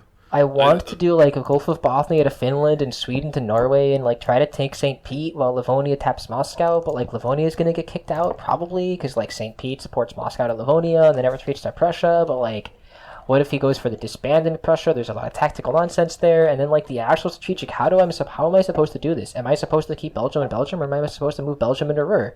There are just a million moves and a million mistakes I can make. Turkey's plan is straightforward as a rock. Alright? I get my units into position to attack Russia, and I attack Russia. Boom. Yeah. Can't lose. I think that's fair. So I guess we're putting the 4 center power in first place over the 9 center and the 7 center and the 5 center and the... That's what I would... That is... Man... There's a reason people like to kill Turkey, alright? Yep. That's true. And this has been a hell of a comeback for the Turk. Remember when we said he was just dead? Right? Yep. And he very much was not. Yeah. So Russia at the moment, convoying out of Ankara, right? That was the big one. Because if that army just stays in Ankara, Turkey can never retake it with Fleet Khan, Fleet Smyrna. I bet Russia is regretting that. Right. If he just keeps a single army there, it is completely different. Yep. So what I've got on the power rankings here is Turkey in first, Germany in second, France in third, Russia in fourth, Italy in fifth, and then England in sixth. Would you agree with that? I guess. It feels weird to put Russia so low. But it's kind of true. It's just, like, diplomatically... Let's put France higher then. Right? France higher than Germany? Yeah. Because they've got no enemies. Right? They can't lose anything, well, they've got one enemy. Yeah. God. This is so different from the order of supply centers. I feel like we're doing something wrong, but sure. Where is my... Okay. So, there we go. Turkey in first, France in second, Germany in third, Russia in fourth, Italy in fifth, and England in sixth. It's a big reversal of what the actual numbers state, which is something that's quite rare for our power rankings, actually. We basically just say person with the most dots is the best, yeah. But this time I just don't think so at all. I completely have a different read on this board. I think that's fair. Alright, so let's move to the spring of 1909 here. Have a look at what goes on. What's the goddammit from? Oh! He did what I suggested. Except Turkey moved to Greece and Russia didn't vacate Serbia. So, I mean... I guess. Yeah. This is like the good version of the Russian orders that I suggested, because it says, okay, I'm going to at least defend myself against anything you could do here. If you do rotate into Constantinople and Ankara, I lose Black Sea, yeah. But at least I'm in position to give you a hard time. Yeah. But now we get to build a fleet in Ankara and we attack Black Sea. Like, if I'm Turkey here, don't I feel angry at how unequitable this whole thing is? Right? Aren't I, like, super tilted at Russia? Because I'm super tilted at Russia. Wait a minute. Italy vacated Greece. Italy just left it. Yeah, as Turkey went in. This is... Yeah, no, they're going after... Okay. Oh, but the Romania move is really good. Romania can hold Serbia. Yeah. It's...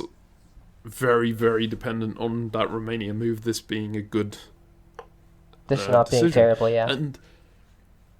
And Russia's position suddenly gets a lot better because Livonia gets convoyed up to Finland. Yeah, okay, it's not that much better because you still probably lose St. Petersburg, but all of that pressure on Warsaw is gone. You've only got one unit on there now. Yeah, big. I mean, the bigger deal is still Russia is not in a position to gain anything for a long time. Yeah, and they still have units in Venice, Tyrolia, Bohemia. Yes. And now Adriatic, Albania, Greece, and Bulgaria. Yeah. and its armies in Bulgaria and Greece. So Serbia is still threatened, so Armenia has to be supporting Serbia. And, like... It's not even guaranteed to keep to last, because if Adriatic convoys Apulia to Albania, while Albania covers Ionian, which is pretty natural for Italy, then Serbia is not even guaranteed to hold anymore. But Russia's hope here could be to get that Germany French back on army. side. Well, yes, that too, but that French army moving into Piedmont is also potentially quite big for them. It could support Trieste the other way, maybe. And try and do something to hold it, or tap Tyrolia, which would be more important, I guess. I think he's trying to get the German on side, which is why he's self-bounced in Silesia. Yes, that looks like the scissors. Nice defensive move, but inoffensive. Yep. Uh, so yes, Italy Failed maneuvering convoy to into this Wales. position to Important take to note. Trieste, and over here, yes, attempted convoy to Wales that does not work at all because England forces that south coast, which you would kind of expect that he'd do, but he does leave North Sea as well, which is potentially scary. It depends whether France can actually move into there, because it seems like France probably can't. It's a neat guess, right?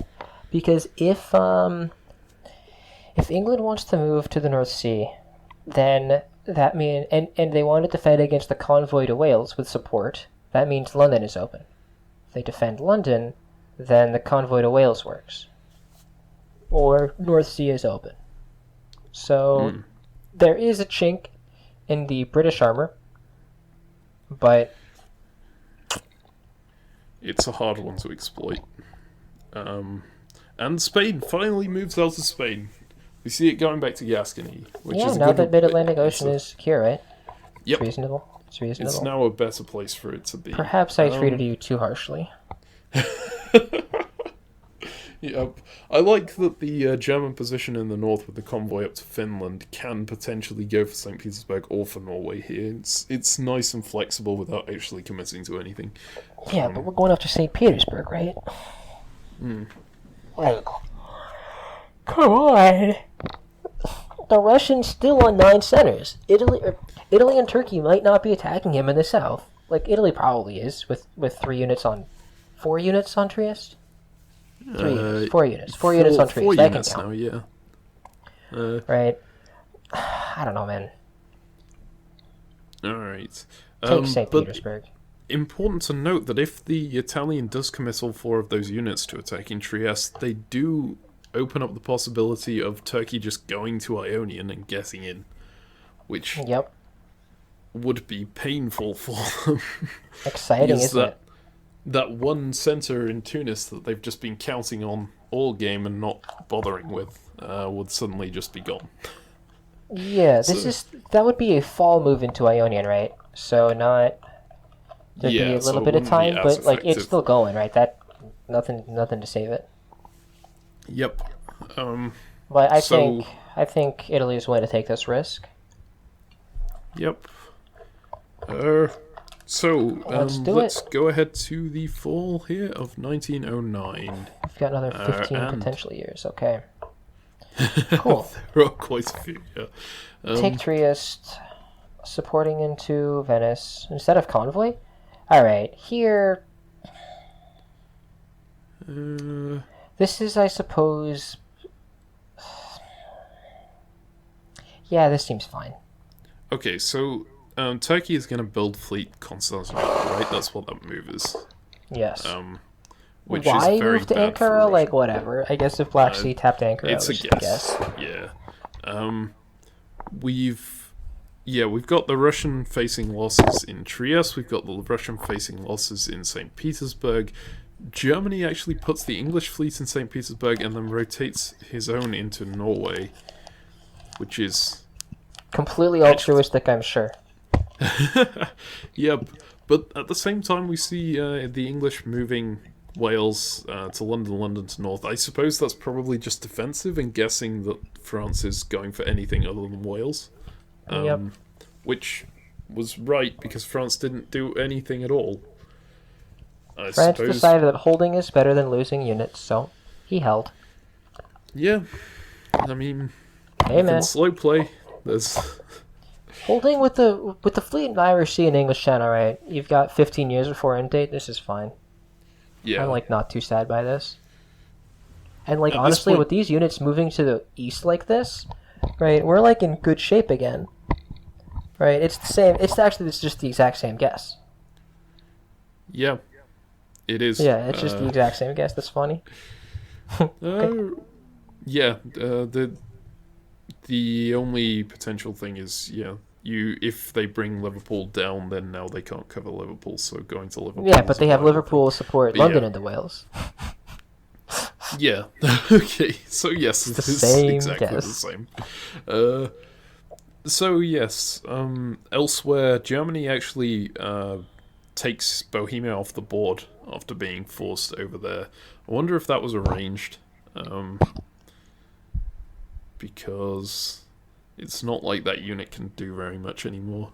Nah, this is a good tactical shot here from Russia to say that army in Bohemia is a nuisance. Let's try to get rid of it. And we can go if for it it. retreated to Sill, surely it's more of a nuisance. Yeah, I suppose actually you've got enough units in the north there that you can deal with that. And now he's got a nice defensive line on Vienna, Budapest, Serbia, Romania. I don't think it can hold all of them. No, it can. As long as Bohemia doesn't get tapped by the Germans, so Yeah, but the thing about Russia is the line in the south is going to fall as soon as Black Sea goes. Yes, that's the issue here, and is why Turkey is getting very strong. That's why Turkey's number one, baby. Turkey's the biggest he's been all game. Yep, this is true. First time up to 5 centres. And speaking of gaining centres, I think we've more or less covered all the moves here, aside from maybe Piedmont supporting Apulia up to Venice. Yeah, France whatever. just joining in on the anti-Russia thing, which was what you said he would do. So, shall we move on to the builds? Yep. Okay. Winter 1909. So Russia takes off Bohemia and Livonia. That makes sense, I guess. Well, I'm regretting not putting Germany at number one. Germany's looking really good right now. Germany yeah, maybe is not looking number very one. good. Turkey built the army Smyrna? Army. Okay. Okay, so my prediction for this is he is about to go to the Ionian Sea. No, why does that doesn't make any sense? Why is he in Smyrna? Convoying Why something to Greece or something, but like, what? Like, so my thinking is Russian must have like offered him Greece in return for No, building no, Army no, no. Smyrna? I see. I'm sorry. This is not nearly as bad. I'm sorry. Smyrna's going to Armenia, and Ankara is just supporting Aegean and Deccan. He's taking Black Sea, but he's yeah. taking it later. He's just saying, Okay, Italy, that we're works. friends. This is fine. I'm sorry. I overreacted. This is It's fine. just slow playing. No, I missed it This too. is not that bad. So yeah, you pull this back. You give up any influence you have over Ionian, but that's fine because you're friends with Italy here, and you just keep on steamrolling Russia for the time being. It just means he's more committed to this Italian alliance, which I suppose Italy is going to be quite happy with. Yep. Fine. Yeah. This is good. This is good. So yeah, Fleet Keel from Germany, good build. It's always nice to Finally. have another fleet, Yep. and that's pretty much. And especially with Russia disbanding 2 armies, right? If those 2 armies are still on the board, I could see an extra army being like pretty important for the tactical shots around here. But as is, this is I think he's really happy to have that fleet keel. Yeah, I would not be surprised to see Germany just take St. Petersburg back off England again here, and then maybe. That's assumed, right? Yeah. Well, I mean, it depends whether he wants to prop up England against France. Nope. Or Nope. That ain't his style. all right. Besides, he can just disband St. Pete, right? He doesn't have to prop up England anymore. That fleet in St. Pete's not doing anything. Yes, right? that's true.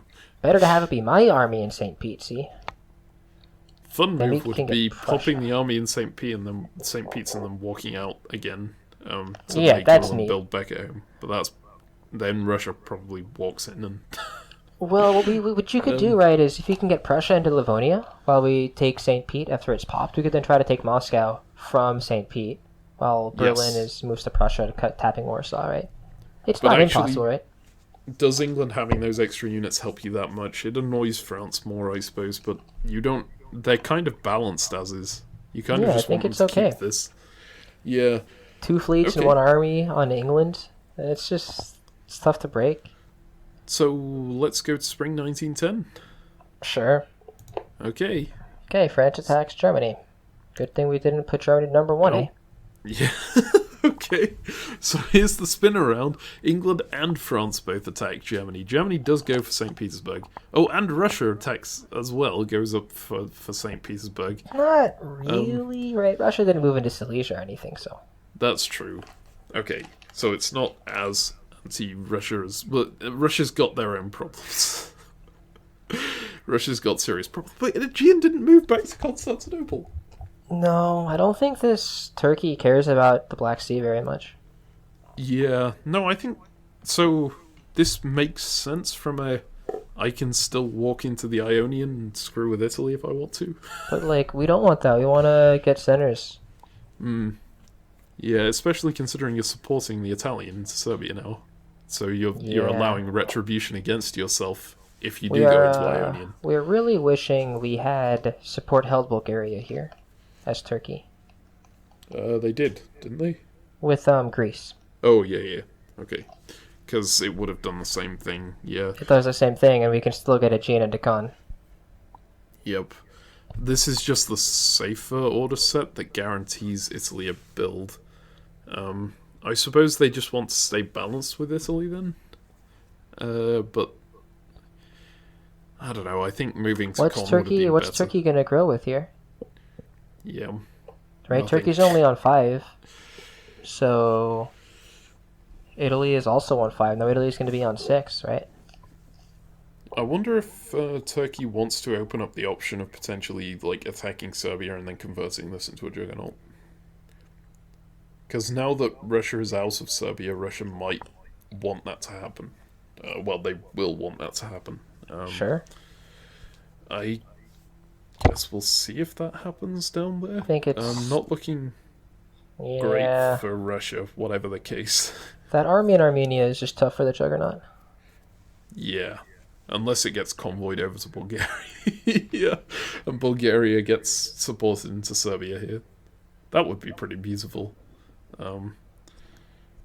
But maybe not the best line of attack for Turkey. So, what else is happening on this board? Well, I mean, Germany's getting England attacked. and France attacking Germany, right? Yep. And France moving back to the Mid-Atlantic Ocean. But still in a position to turn around, attack England quite quickly if they want to. Whereas England is not in as good of a position to defend anymore, because they can get blocked in North Sea. Very important, Germany took St. Pete from Gulf of Bothnia, rather than from Finland. So the Army Finland can still support Norway and Sweden. Yes. And quite importantly as well, this is like a peace offering to Russia, right? Because if you put an army in there, then you're saying, I want to go further, potentially. Yeah. If you put a fleet, you can't. Yeah, especially with the fleet while pulling out of Prussia. Yep, for sure. So this is like absolutely pro-Russia in every way. Yeah. So, but Germany's going to have their problems here. But I think they can defend against it quite well because of their moves here. Getting the fleet into Kiel is nice. And the fleet into Denmark, yeah. Building the fleet in Kiel was great. Fleet into Denmark and then army back into Kiel. They can try and form the line again. Yeah, and it looks like Germany actually backed out of Belgium anyways. Right? I think that might have been a guess.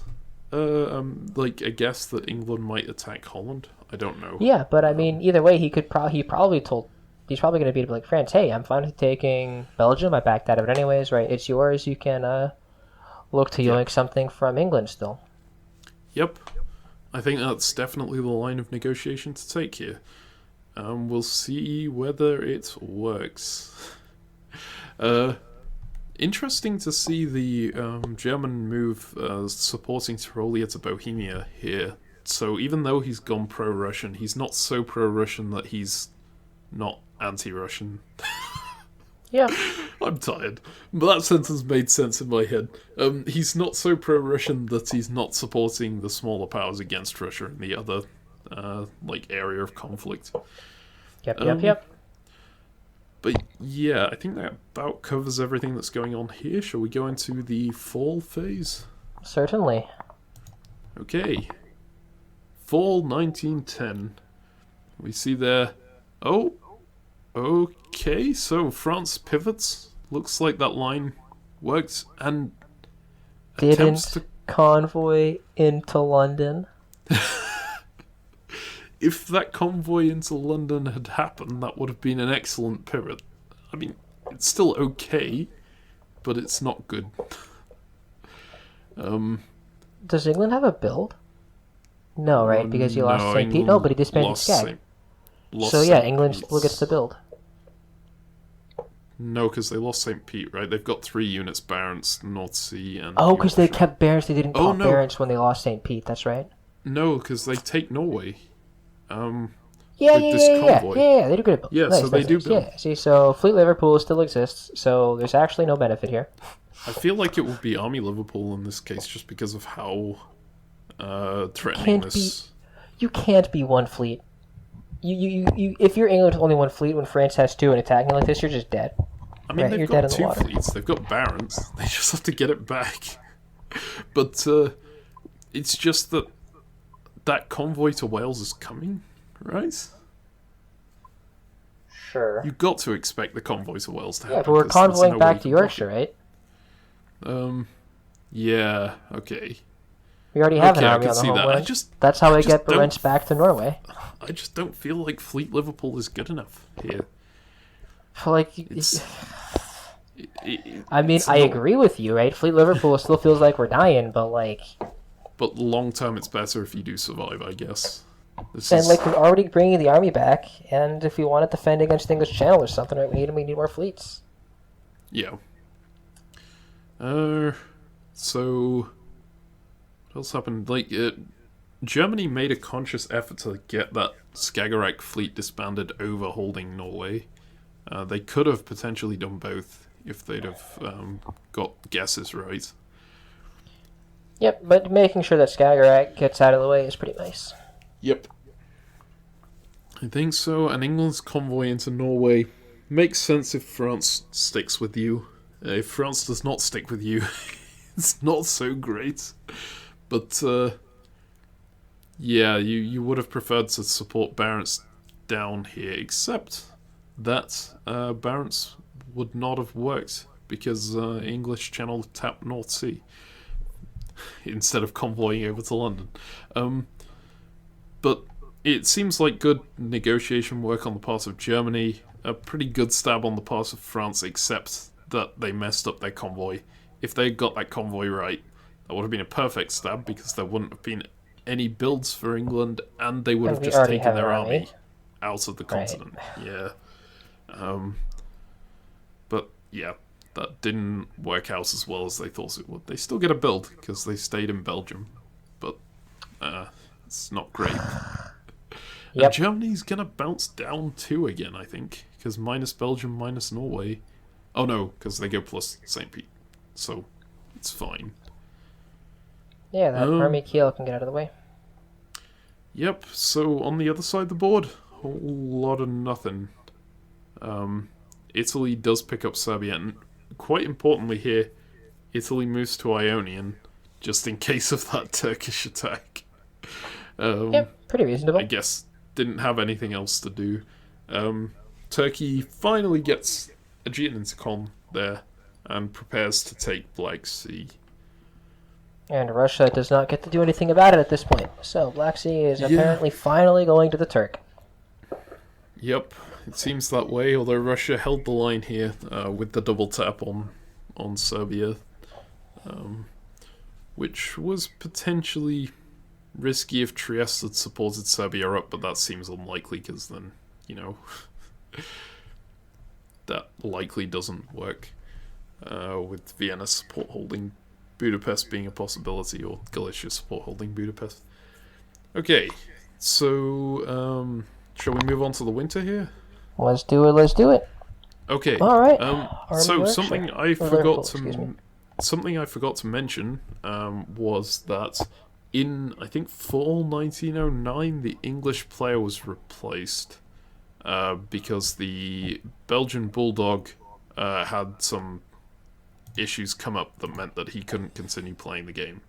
So at that point, Ogian stepped in, who was the player in 8th place in the tournament, and therefore the tiebreak changed to be that England was now lowest in the tiebreak order instead of highest. Everything else was the same. But yeah, so that was just the thing that I had to point out there. Did you want to do power rankings this year, or should we save it? Turkey's still number 1. Do do do do do do do. Yeah. Right. Turkey is doing very well here. This is true. Yeah. Let's just keep going. Yeah, okay. Builds nothing special. We do see the French building that 4th army. Yeah, and England deciding Army Liverpool is where it's at. Okay, yes. Why England, does France build me. Army Paris instead of Fleet Brest when he's attacking England, right? I don't get that. It makes sense if he's moving Marseille round into Tyrolia or something, but I don't think he is. I don't care. So. Fleet Brest when you're attacking England. Let's go. Okay. So, let's go to spring 1911 here. And we have English convoying back, holding in Liverpool. That convoy to Wales was not stoppable, as you know, Yeah. as was fairly obvious there, but England's done everything they can to mitigate it. And To mitigate the follow-up, and they've done a pretty good job at it, right? Except for convoying to London instead of Yorkshire was worse, because now there's no guess for Liverpool. Right, Whereas yes. if they were in Yorkshire, they have a guess about going after Liverpool or London. Yep. I think Yorkshire would have conversely, just right, been outright. I'm sorry to say, if France had convoyed directly into London, then there wouldn't be a guess because you couldn't recapture London like this. But I think you're supposed to have Liverpool go to Wales while you convoy into... If you're convoying into London, you want to have Liverpool go to... Wales, yep. No, there's just no reason to ever convoy to London. Yeah, I suppose if you expected, a convoy to Liverpool, you wouldn't want to move Liverpool to Wales, but then you do want to move Norway to Yorkshire, not to London. Norway to Yorkshire Yeah. just seems like the important convoy here. So, okay, think this why was a is mistake. there a guess if the army is in Yorkshire instead of London? Well, there's a really easy answer. Yorkshire could support Liverpool or support an attack into London. When you're in Yep. London, you can't support Liverpool. I was going to say some nonsense about attacking and moving. Support's being cut, but that's actually not necessary because you have armies. Oh, thank God for armies. Yep. Thank God for armies is the French motto. All right. So, The South, Turkey, my main man. my oh, buddy. Turkey gets stabbed. You took too long, baby. You took too long. Yep. That's Albania to Ionian, now going into Greece, with Russia putting the fleet into Bulgaria East Coast, the place Turkey wanted to be for so long. So many years. Yep. But no. But yeah, Turkey just took too goddamn long to get into position. Yeah, I mean, they're Turkey. It could have worked out. If Italy had stuck with them here, it would have worked out, but I don't think Italy had a great expansion route working with Turkey. They have potentially Vienna and Budapest, but it takes a long time to get it, whereas here they gain Greece immediately, and they've got the units to just keep pushing into Turkey. Yeah, I think, I don't think supporting Italy into Serbia was the move.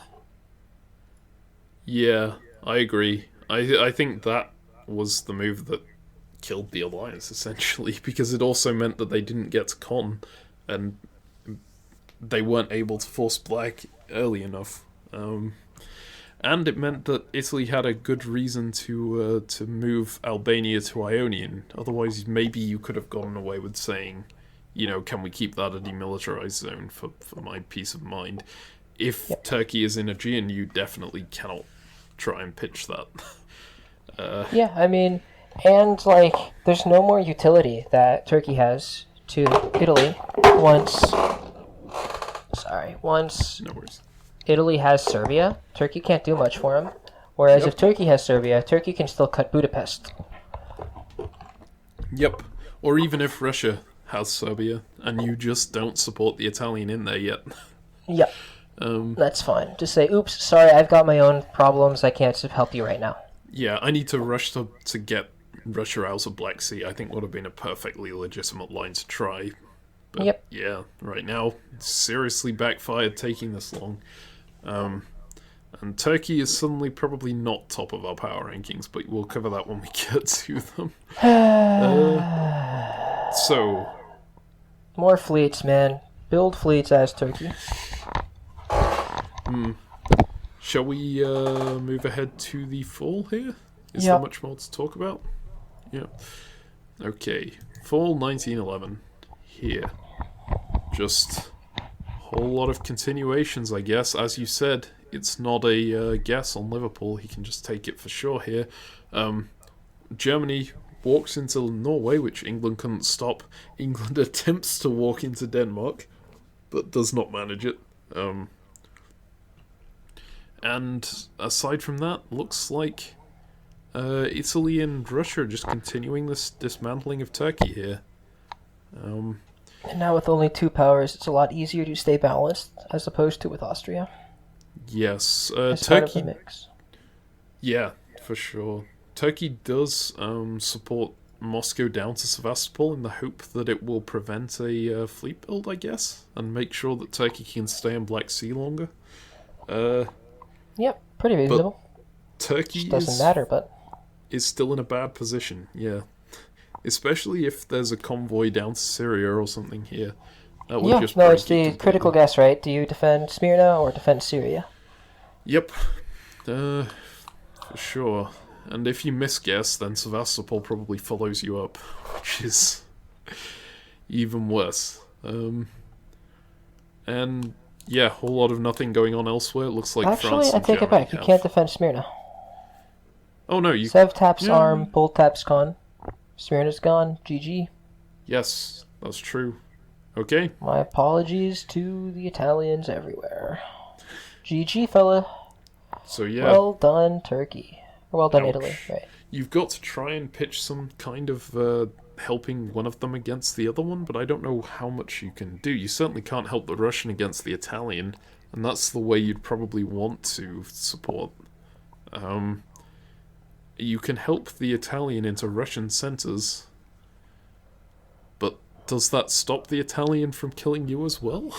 Nah. Probably not. You're at dead. this Once there's the point. convoy Yeah. into Smyrna, you're done. Yep. Alright, and yeah, England facing severe problems at home here, losing Norway and Liverpool down to 2. Yep. So, shall we move ahead to the winter here? Let's do it. Okay. The armies come off for England. Yeah, God, whatever he that's said. like their most defensive things. Fleet Clyde staying on is a little strange. He's dead. But I He's suppose- tilted. He's replacing someone, right? So Yes, this is true. he's like, yeah, I'm just taking over for somebody who's already in a bad spot and left. Like, let's get out of here. Yeah. Possibly his plan here is to, like, try and make a run for Mid-Atlantic or something. I think he would have been better just keeping his armies on, hoping that He can stall Germany for like attacks Germany to France stab or or something. such. Yeah. Yeah, that's fair, but I understand the getting pissed and not wanting this game to be taking up mind space anymore. Yeah. So then France builds Fleet Marseille, Italy builds Fleet Naples.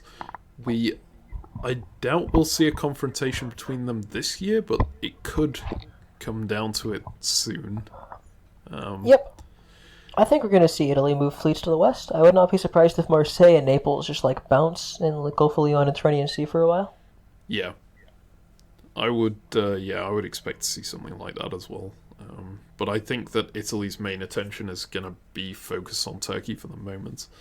Yeah, And- main attention, and France's main attention is on England. It's just they've both built this fleet. What are these fleets going to be doing, right? Italy doesn't exactly need another fleet in the east, and France doesn't exactly need another fleet in the north. Yes. Okay, so let's go into spring of 1912 here. Yep. And we see probably an arranged bounce in Cilicia here, but Germany is swapping out that fleet for an army in St. Petersburg, which is a little aggressive towards Russia. And we do see France starting to maneuver south with that Mid-Atlantic Ocean move. So getting in there a little bit earlier than the Italian will be, while the Italian is well, they did make that move against Smyrna that you suggested here, the uncounterable one. Yep, I like taking dots. Yeah, Armenia to Ankara, was that a good move? It just let Sevastopol into Armenia. I feel like that's just dying more quickly. Yep. I guess it's just so you can protect Constantinople. But I guess. I don't know. the When you're dead, you're dead, Turkeys- right? It's hard to, some things are defensible, right? But this position, like... It's better if you're in Armenia, right? You can stall it out. With a fleet in the Black Sea, you can offer Italy support into Bulgaria and some such. But I don't think it matters. Yeah. And here, it's worth noting, Italy is the one that's demilitarizing the dots. Yeah. Like... That's unusual. I would say that Russia would be the first one to demilitarize. No, Russia wouldn't be the first one to demilitarize. I wouldn't expect anyone to demilitarize here. Same. But I would certainly not expect Italy to like this. yeah. It means that as Turkey, you can't exactly convince Italy to switch onto Russia. Yep. And So your fleet in the Black that's- Sea has no negotiating power. That's your only hope for survival at this point, right? So I think that's a goner. Yeah.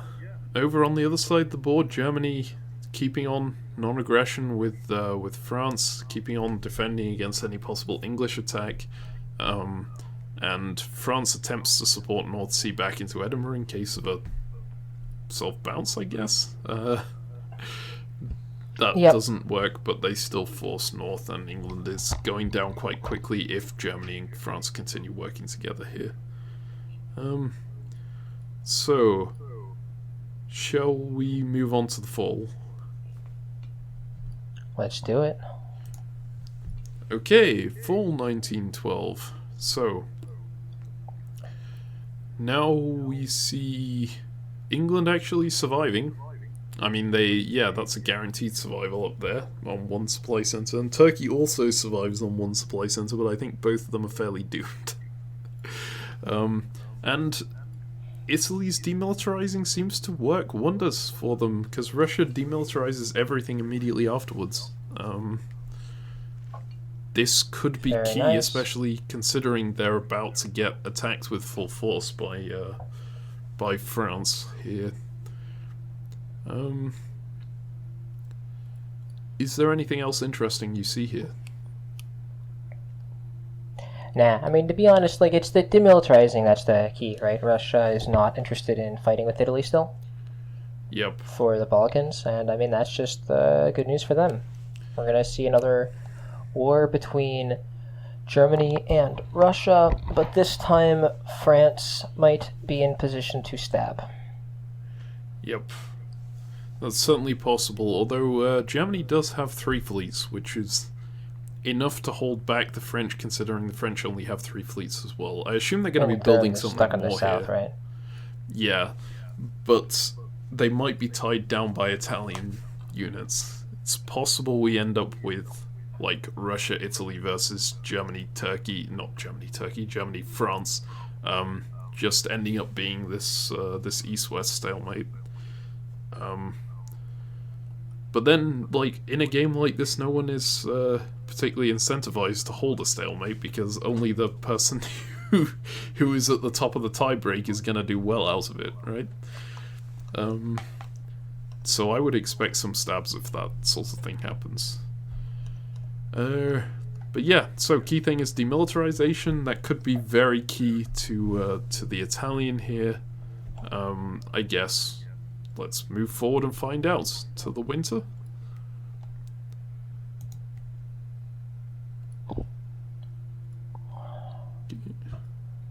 Gonna build you. Yep. We're now on winter 1912. And Black Sea comes off. I feel like Black Sea, well, Ankara is the better negotiating unit, I guess.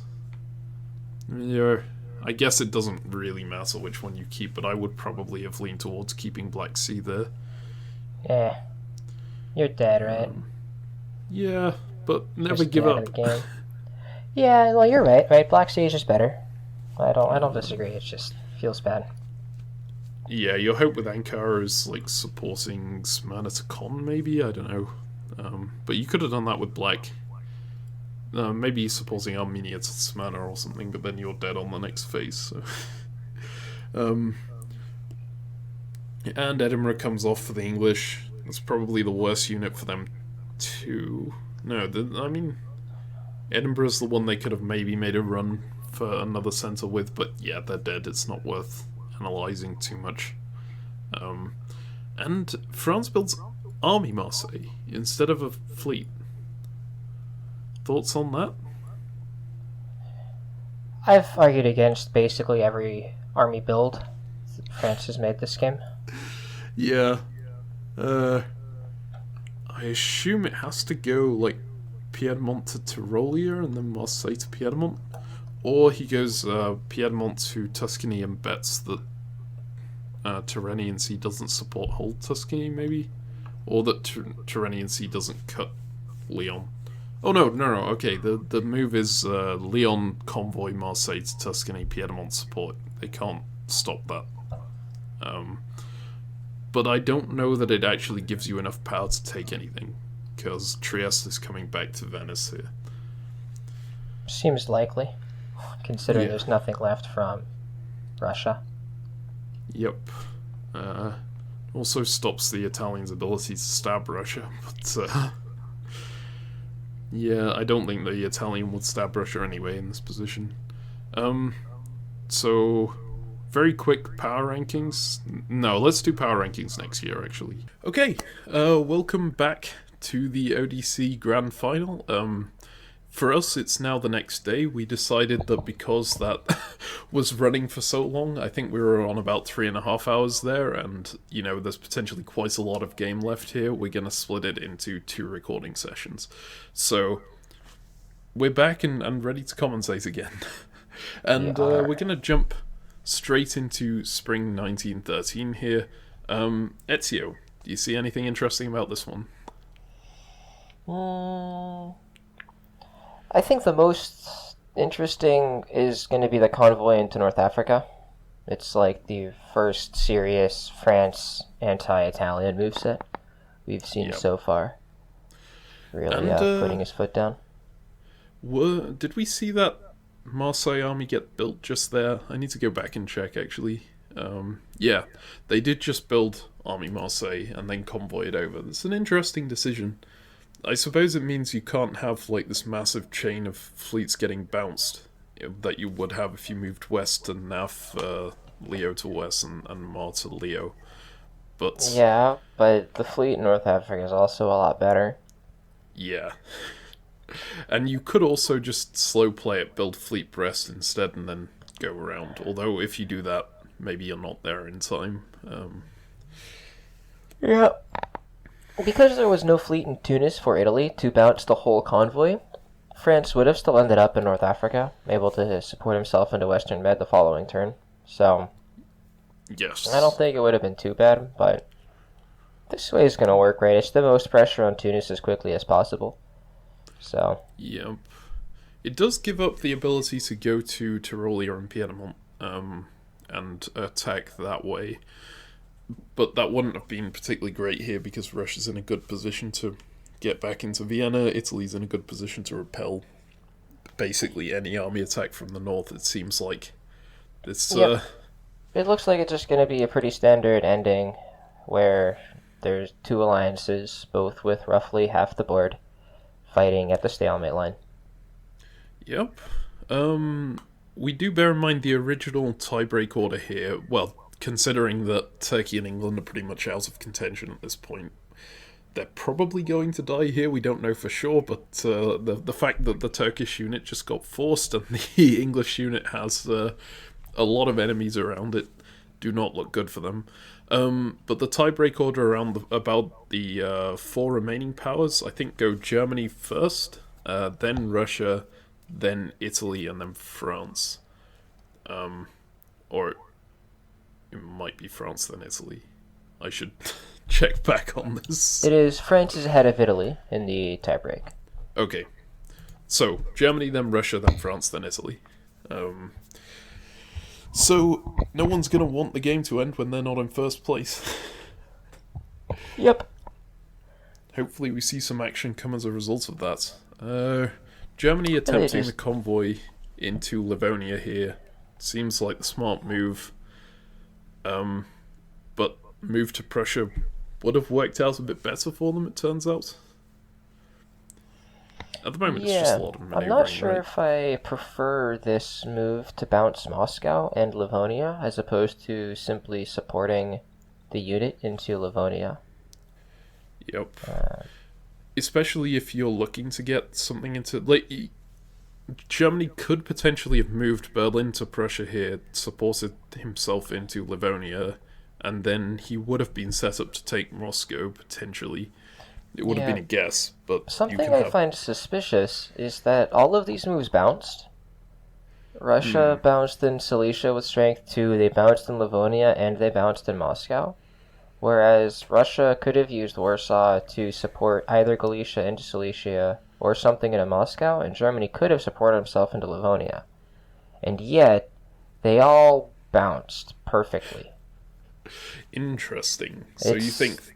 It's a little bit suspicious is all. And if you know the way that Russia is reinforcing the front, quote unquote, he is setting up in Budapest and Romania, bordering Serbia. So he's not actually demilitarizing the front, as opposed to something like Ukraine, which would have.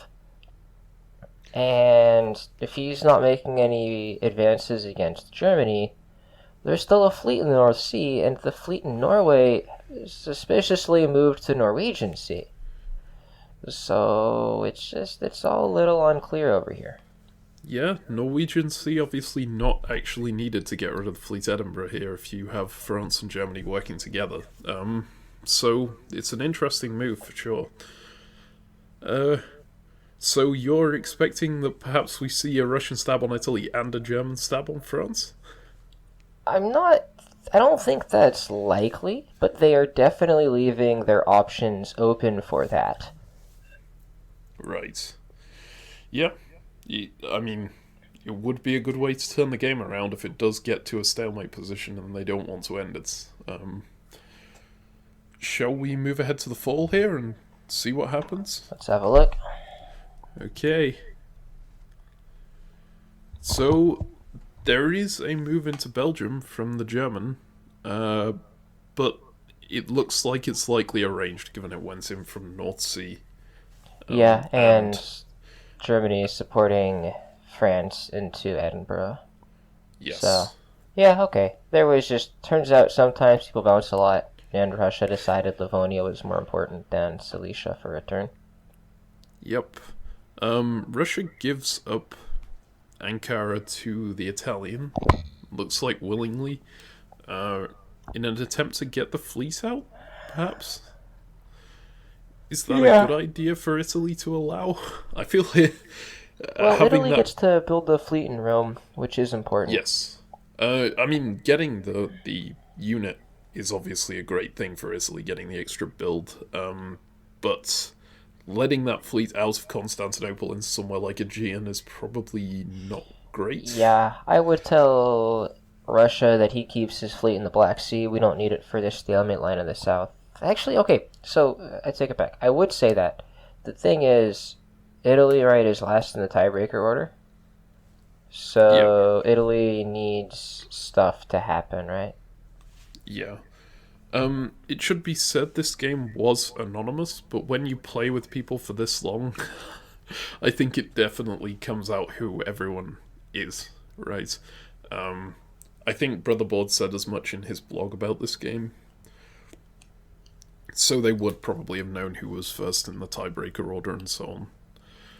Uh, Yeah, so, and I mean, everyone knows their own position, right? Which is ultimately what matters. yes. Actually, not quite, right? If you know that you're second place in the tiebreaker order, and you're tied for first with someone, you might think you can take it, and then you get wrecked. That would be funny. Yep. I mean, if they didn't know who anyone else was, Germany. I mean, they didn't know which player substituted out in terms of what their identity was. They knew it was England, but not what position they were at. So it's fully possible that Germany would believe that there are two players ahead of him in the tiebreaker order, if he didn't know what players were playing Sure. which countries. But they do. They very, very likely do. So, yeah. We just see some more tactics. We don't see the Russian stab, which is the big one. We see Romania to Ukraine instead of Romania to Budapest, which would have been the move to leave the stab open. But instead, we just don't. So it seems likely we're just going to see some stalemates for a long time, because the Italian has a line in the south, especially with the fleet build. With the fleet build, yes. Without the fleet build, it's a bit more dubious, right? Yeah, it's Because a guess that's every why turn. they're entering these kind of guessy moves here, which Yep. were actually very smart moves. You protect Tunis against a double attack, but you also tap west to protect against an attack into Tyrrhenian Sea from the Gulf of Leon. Yep. The only thing this fails against is Western Mediterranean Sea, and if you do that, then you end up with an Italian fleet in Western Mediterranean, which isn't great. And you don't even get the Army North Africa into Tunis, because Tyrrhenian Sea bounces that out. Yep. So it's just, and by bounces it out, I mean the fleet Tyrrhenian Sea ends up in Tunis. Like, Yes. yeah. So These are pretty good. smart defensive moves here. Yep. Pretty standard stalemate. Tactics in the south to stall. Yeah, and there's no real way anyone can make any progress here, right? As long as Armenia goes back up to Sevastopol, I think. I'd need to look at that more closely, but I feel like that's easier to do after builds. Yeah, I mean, Armenia heading north should be fine. Like, Yeah. Alright, so, shall we move into the build phase? yeah, we finally see England and Turkey go bye-bye. Yep, which actually presents us with a good opportunity to do our power rankings here. Let's just take Turkey and England off the board. And Yep. we're left with 4. Yeah. So, which 4? Which order do you think those 4 should be in? That's the big What's question. the tiebreaker order? So Germany's number 1. Yep, Yeah, Germany, then Russia, then I'm France. just gonna then say Italy. tiebreaker order. Okay. You don't think any of them have like a better ability to stab than any of the other ones? There are positional differences here, but if anyone stabs and gets ahead, then that's not going to work, right? And so if, as you say, this is not an autonomous game where everyone knows who everyone else is in their entirety, then then it's of course different. I'm suspicious of those things. Whenever people say they know who everyone is, I generally find they can identify another player, sometimes even 2, but I would be surprised if, of the 7 players on the board, these 4 all knew the other 3's identity. Right, especially with drops and substitution. Like, I mean, they did eliminate the sub player, so Yeah, that I guess changes things. it's a question we can ask them. Yeah. I can potentially ask it and put it up on the screen right now for your viewing pleasure to know whether the people I can get in contact with actually knew who everyone else was. Yeah, so if we don't have that, right, then like who's pressing in the stalemate line? Well, Russia is kind of pressing Germany in Germany. um, and France is kind of pressing Italy in it, but I don't think those positions really matter. Yeah. Like, Germany is slightly better positioned against France, I suppose. That fleet in the Baltic can eventually make it to the front lines, I guess, and be useful, but, like, not really, because he kind of needs it to hold the line. And, like, Importantly, Russia... Germany can kind of survive a stab from France a lot better than France could survive a stab from Germany here, right? In terms of what units they can put against each other. I mean, yes, but, I mean, yeah, fair. I, Fleets are good, but, like, there are a couple of armies that are just sort of sitting around that like definitely could be better positioned to defend, right? Like if Gascony's in Picardy, right? Hypothetically, then suddenly it looks a lot better. yeah. The And question is, Piedmont's well, getting popped, right? So yes. Oh, that will change things up a bit. yeah, Yeah. that's fleet pressed, isn't it? So I mean, Well, we'll see. um, so it's a really hard power ranking order to decipher, and so yeah, I think putting it in terms of tiebreak actually does make quite a lot of sense here. yeah, I think they're all literally just like nebulous nonsense. At the time, right? If hypothetically we were to take France and Germany off the board, right, and we were to look at what happens in the 1 versus 1 between Russia and Italy, Russia crushes that because Italy's currently got Trieste and Serbia that you really can't defend against all of these Russian armies. Just Serbia's a goner. Yeah, Italy can hold the coast, but Russia hasn't got anything to attack like that Italy can attack. Conversely, Russia is going to lose Khan and probably Bull in short order, right? Yes. So, like, yeah, how does that war go? It's a pretty long one, right? But because there's France and Germany, neither one of them is going to crush the other super quickly and then make enough units to keep holding the line. And then if you look at the Germany versus France, I don't really see either one of them making enough gains to hold against, right? France certainly gets pressured in by Italy. So, like, maybe the only one who could do a stab right now would be Germany stabbing France, as you suggested. But he wouldn't be the one gaining most of it. He would simply let Italy make most of the gains in the south, I expect. Yeah. But, like, that does unbalance the game, right? That's always the issue, right? Because as soon as you get into a position like this, if you stab your ally, the people on the other side of the board can just go, oh, okay, let's just stick together and keep rolling. And then suddenly you've just taken yourself and your ally out of contention. Yeah. While the other two, like, go for the top spot. Yep, but, I mean, there's still another 12 years, right? So you can let yourself get weaker if you think that they're then going to turn on each other, which is totally possible. And if Germany stabs France appropriately, he can keep Russia from gaining any builds here and force Russia to take dots off of Italy. Right? Yeah. Oh. It's still too, right? That's probably, there's a way for Italy to do the same thing, right? Like let France into Venice and stuff, but yeah. Well, there's no power on this board that I think is actually ahead of anyone else right now. I think this is all like really. I think that's very fair. And this is kind of like this is the exact situation that actually I shouldn't mention that because that's spoilers for the other thing. Let's just go ahead. This is then our power ranking order. It's in the order of tiebreaker. So Germany in first place, Russia in second, France in third, and Italy in fourth. But they're all very close together. This is by no means a this person will win table. So let's move ahead here to the spring of 1914.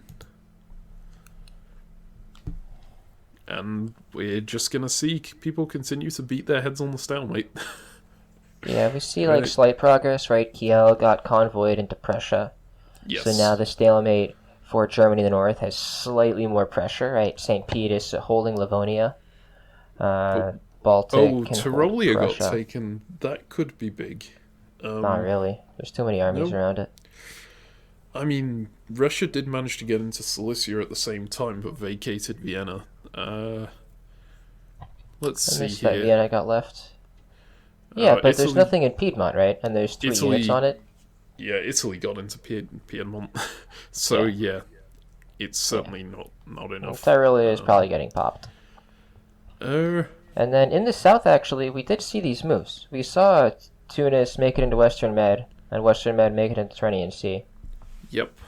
So that did happen while there's a fleet in Mao. So, like, there's going to be a little bit of stuff happening in the south, right? I think this is, all in all, a good turn for Italy and a bad turn for France.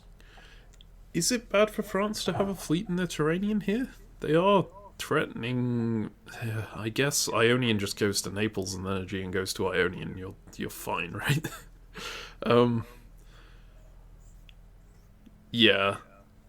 Well, if that moveset happens, right, Gulf of Leon taps Western Med, and then North Africa supports Tyrrhenian Sea into Tunis, and then you get somewhere. Yeah, you hope that North Africa doesn't get tapped.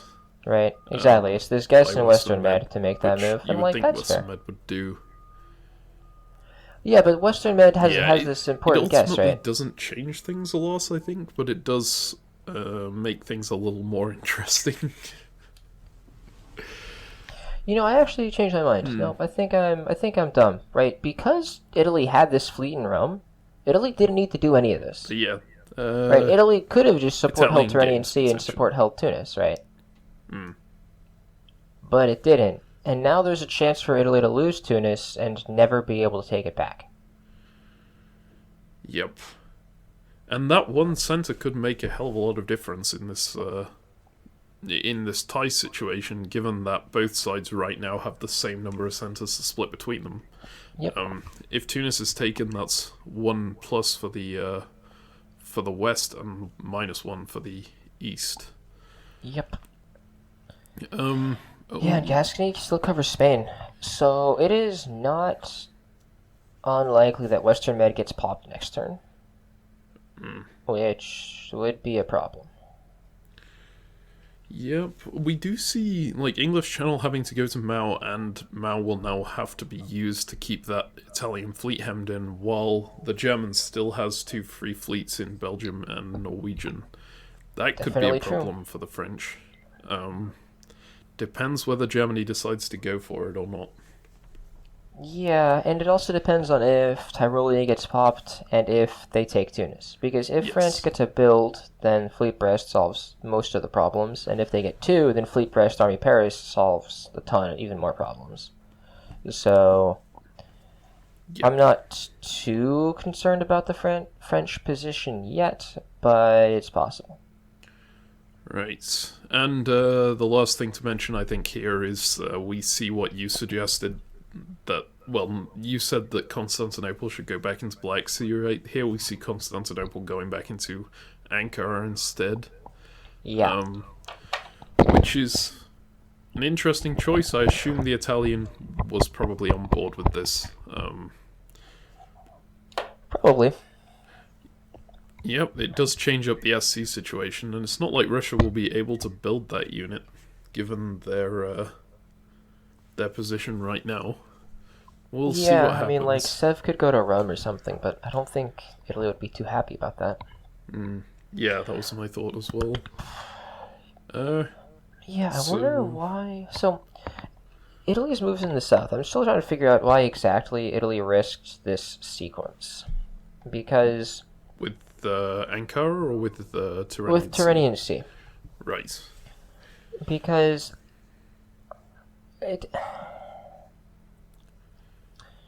Yes, this stops the French from getting their fleet backfilling into Tuscany, right? Well, you make this move, but are we even worried about the French fleet in Tuscany? Right.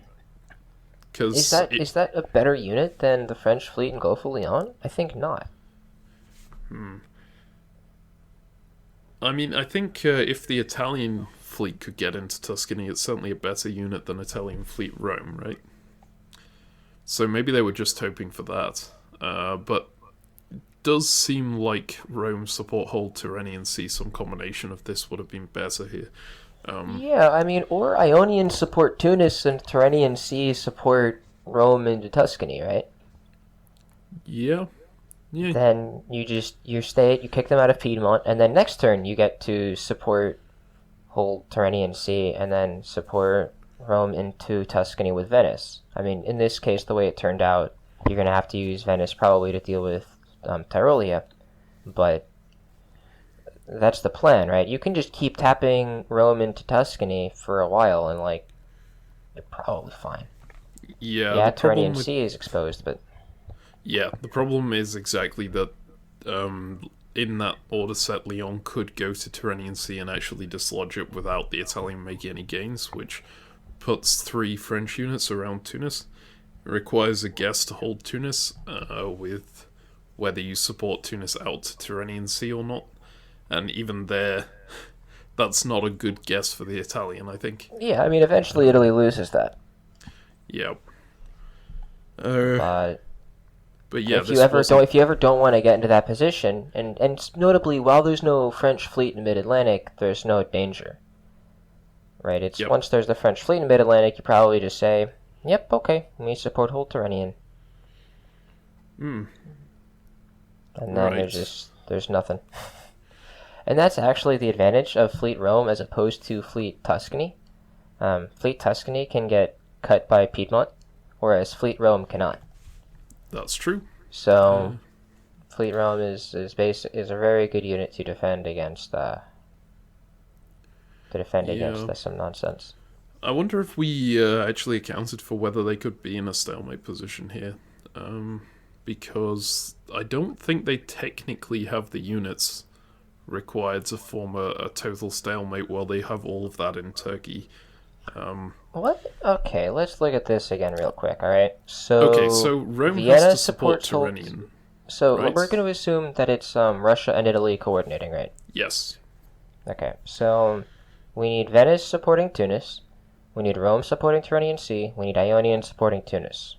Right? We agreed on all that? So, Venice supports Tyrolia, yeah? And then... no, Venice supports Tuscany. Yeah, Tuscany, yes.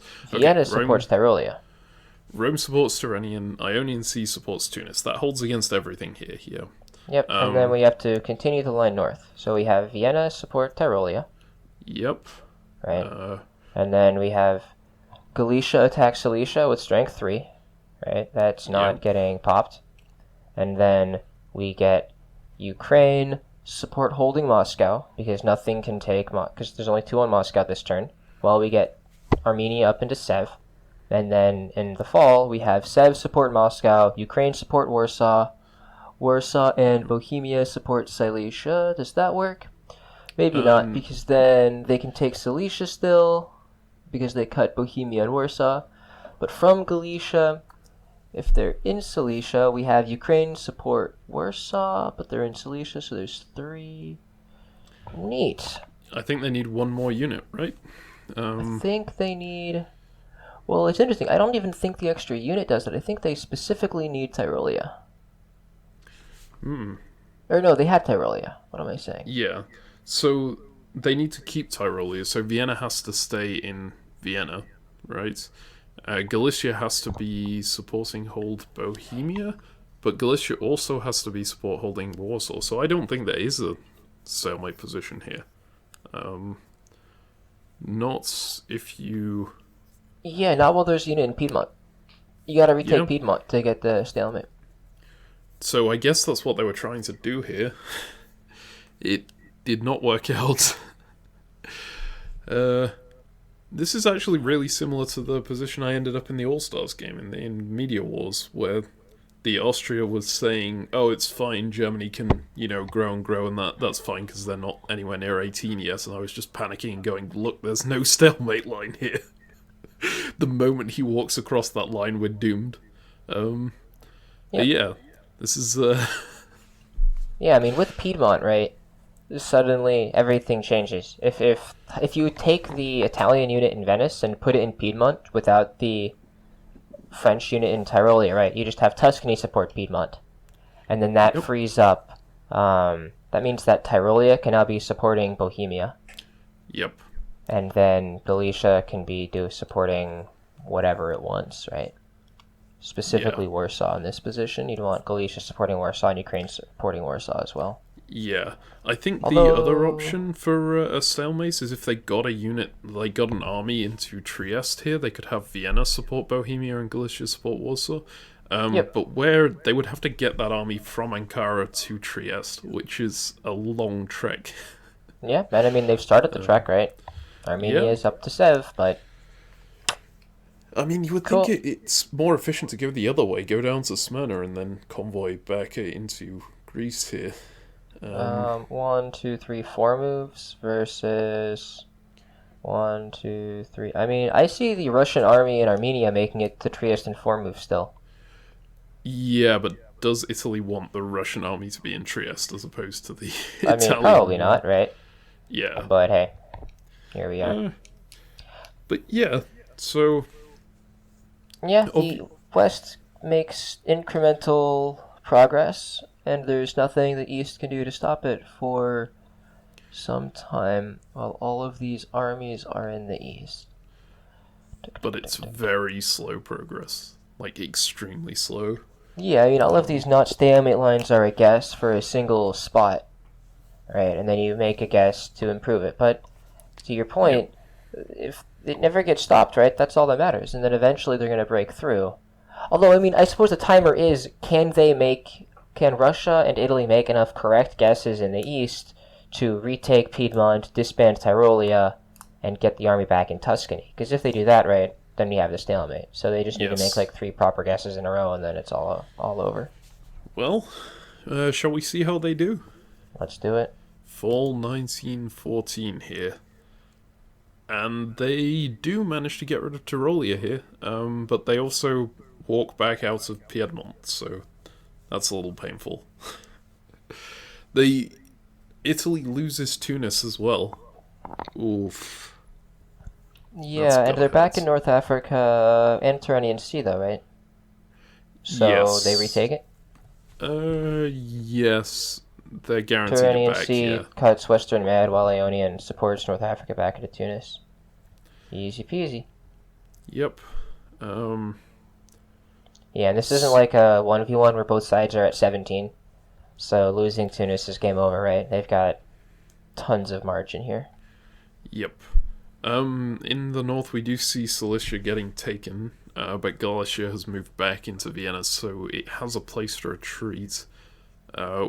We can just have Galicia, Ukraine support hold Warsaw now, and Sevastopol support hold Moscow, and just hold that line forever.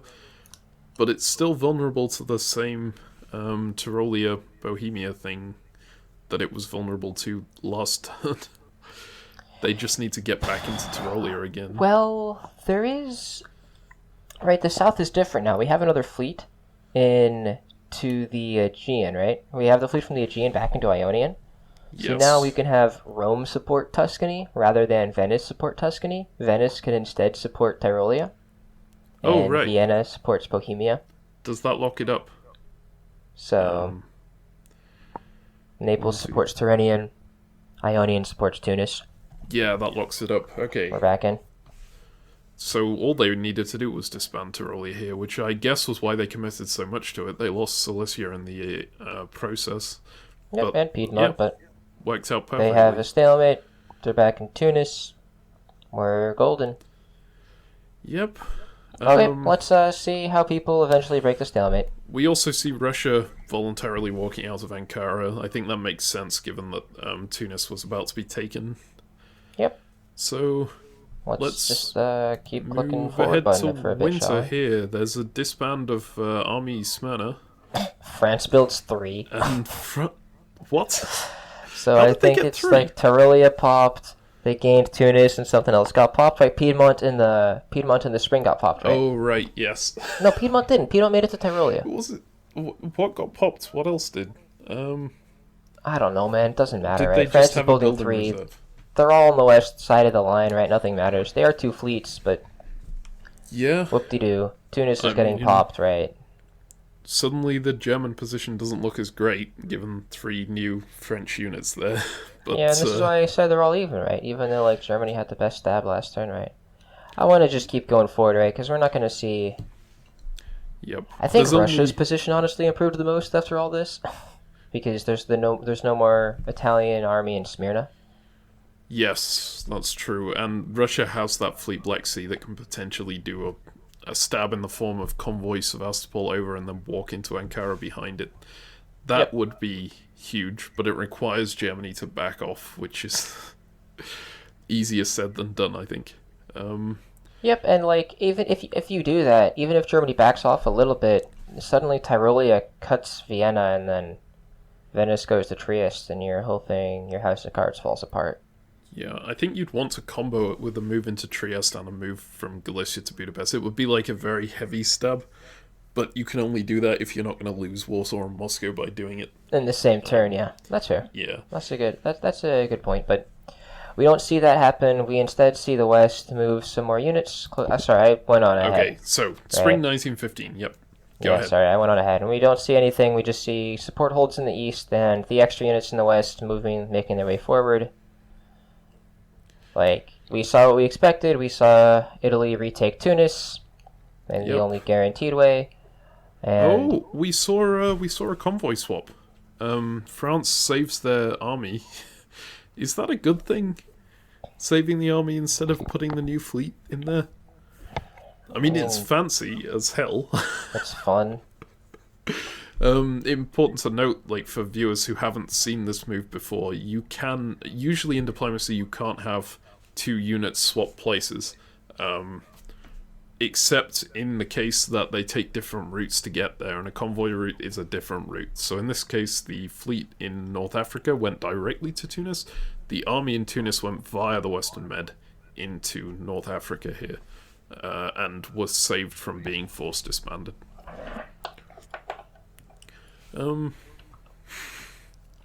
Yeah, I love seeing that, regardless of how good it is. They've done well, or it's a questionable move, I think, but it's still a very fun one. Yep, I mean, it's cool, and like, it's no real downside, right? It's fun, you maybe get in their head, like, we're in a stalemate, right? Like, something's gotta happen, or something's gotta give, but, I mean, the only thing that might, right, is if Russia gets super greedy with Black Sea taking Ankara, and then, like, it walks down to Smyrna or whatever, but, like, I expect Ankara back to Black Sea this next turn, right? If he wanted to stab, he's probably convoying or something, so. It's like a very weak attempt to say, hey, look, other side of the board, I'm stabbing, you should go attack each other at the same time, and then he just moves straight back out again. Well, like, Russia can't build anything even if he takes Ank, right? So. Yeah. Although, important to note, Italy does go up to 9 with taking Tunis back, and Russia is currently at 8. So maybe Russia just sits in there and says, okay, neither of us are going to build anything because we both have the units we need for the stalemate. Yeah, and I'm at 9 and you're at 8, so I'm beating you. Neener. Yeah. But, like, Russia's winning the tiebreaker, right? So as long as they're both at 8, he's happy, I guess. I guess this makes sense. Yeah. Alright, well, let's, I'm down to, okay. You want to keep going? Because, like, I don't think we're going to see anything interesting for a bit. Okay, fall 1915 is, exactly the same continuation of the stalemate. Absolutely nothing is going to happen Okay, here. But Ankara does stay, right? They do take it. Yeah, Ankara stay for no build, but no build was possible for either player, actually. Alright, perfect. I mean, I'm going to keep clicking the forward button. Yep, all right, let's until go we to see something. Winter. Piedmont comes off here. I mean, that's kind of interesting, I guess. It could have been Gascony or Spain, or North Africa would have been a nice one to take off. Yeah, but, this gives Italy a little more space, right? Yeah, not very much more space, just a tiny bit. I mean, hey, it's the little things. Yeah. All right, cool. Okay, next turn, we see a bunch of reshuffling from France. And from Italy. Yeah, we see a fleet now in Tuscany. So instead of an army. Italy's reshuffling was aggressive against France. It looks like France's reshuffling was favourable purely defensive. Italy. They moved Western Mediterranean out. which is interesting, but they didn't actually move it into a position to stab Germany at all. They just moved Yeah, Midland France is saying, I'm not going to be pressuring you in the stalemate line anymore, Italy. I'm giving you space, right? And I'm probably going to be convoying North Africa out, but I need to make sure that you can't break me, so here I'm having the stalemate line set up, giving you as much space as possible. Yep, and that's the huge benefit of this whole no man's land between Italy and France, right? It's kind of a place on the board where you can do this better than anywhere else. I mean, with the fleet in the Baltic, I could see Germany making a similar overtures to Russia, because they've got Bohemia, Silesia, and Prussia that they can leave, and Russia can keep their stalemate where it is, and Germany could pull back to Burgundy, Ruhr, Kiel, Berlin, Baltic, keep Norway and St. Pete, right? Just like convoy Livonia back to Kiel and move Prussia back to Berlin, and you're not in danger of losing anything. That's absolutely true. I think it would be less persuasive for the Russian there than it is for the Italian here, because how easy it is to get them back. If France comes back there, they're only threatening one centre in Tunis, and you probably lock up the rest fairly easily. If Germany swings back after moving back, they're suddenly threatening Moscow and Warsaw, which is big considering their homes. Yeah, and as we saw, the stalemate line in Russia is more fraught.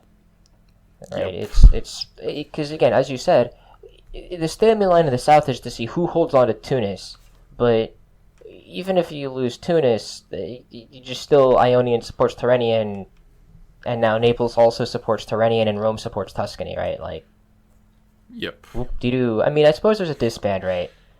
Like, because they lose the unit. No, but just Tunis is lost, right? Ionian supports Tyrrhenian. So it's still fine. It's still the same. So the unit in Tunis doesn't matter.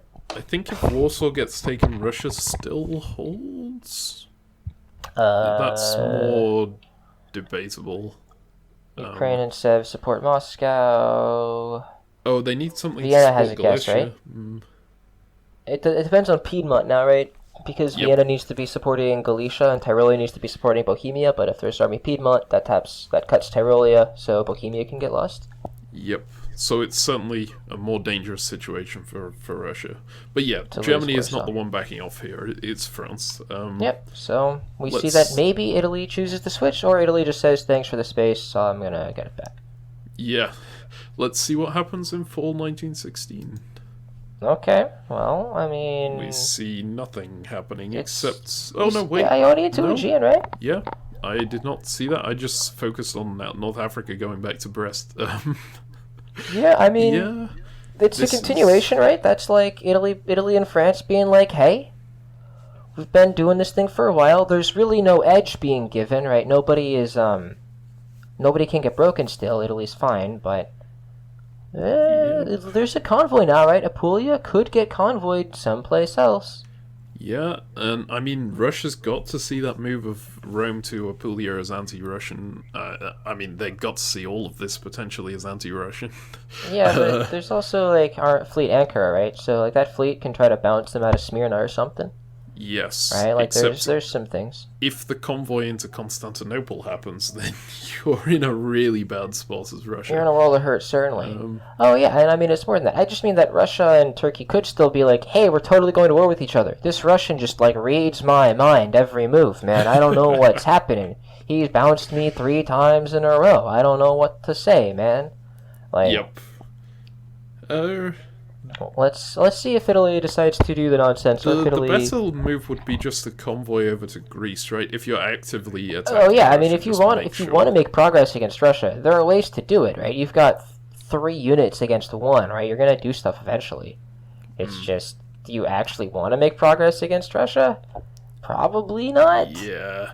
You want the centers, but if you make progress against Russia, then Germany is as well. Germany is gonna do the same thing, right? But then you definitely encourage France to go against Germany, because otherwise Germany wins. So yeah, and like, again, you've got the units to hold in the west, right? To hold Tunis. Like, maybe, right? I think this is how you do have to stop the stalemate, right? You demilitarize effectively with enough extra units that you hold. Yep. As Germany, right? This is why you take all of England from France a long time ago, because France can still hold the stalemate line with, like, Portugal, Spain, Gascony, Marseille, and Brest, right? And as long as they have Paris for the extra unit, because they can still hold their line, but they can't move against you ever. They have to keep all their units where they are. Yeah. But those 3 extra units give them enough mobility to make moves like this. Yep. Okay. I imagine that France wouldn't be as friendly to Germany if Germany had taken England. I agree. But yeah, it's a good point regardless. Germany has a lot to watch out for here with these French units moving back, even if they haven't directly moved against him. Although Fleet Belgium, Fleet Norway are in position to counter right now. Oh, certainly. Oh, certainly. Okay, so winter 1916. There is no winter 1916, of course, because it's a stalemate. But we do actually see the convoy into Greece in the spring, and Italy guesses correctly on Constantinople or Smyrna, which is big. Like, wow. It looks very small, this stab, but it's actually enormous. They're about to get Bulgaria and Constantinople, and Russia can't keep them out of Ankara, right? They do lose Smyrna in the process, which is not ideal. But I mean, it's pretty ideal, right? Well, Smyrna's not the most important center in the world. That's true. Like, you can get it back. It's only a fleet Smyrna, right? We've talked about this ad nauseum in the past. Where, fleet Smyrna, it can't go to Ankara, right? You kick it out, it goes into Eastern Med or Syria, and then it goes off the board. Like, that's just it. And because there was no longer any help for Bohemia, right, Russia decided that they didn't want to let Italy back into Trieste, and Bohemia gets taken off the board. Yep. Bohemia off the board, nowhere for Russia to rebuild it as of now, although it's only the spring phase, obviously. Importantly, yeah, probably losing a dot, though. The German unit leaves Cilicia, so that leaves Russia with the ability to take one of these units away and start countering this Italian push. But if they do so, that unit can just appear back in Cilicia again and just take Warsaw with a guess. Yeah.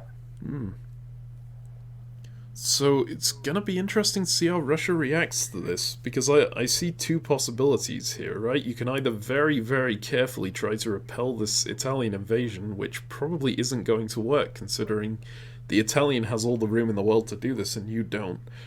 Or you can just throw everything at Italy, hope that Germany only takes Warsaw and Moscow, and that you can somehow get back into it before the 1925 deadline hits.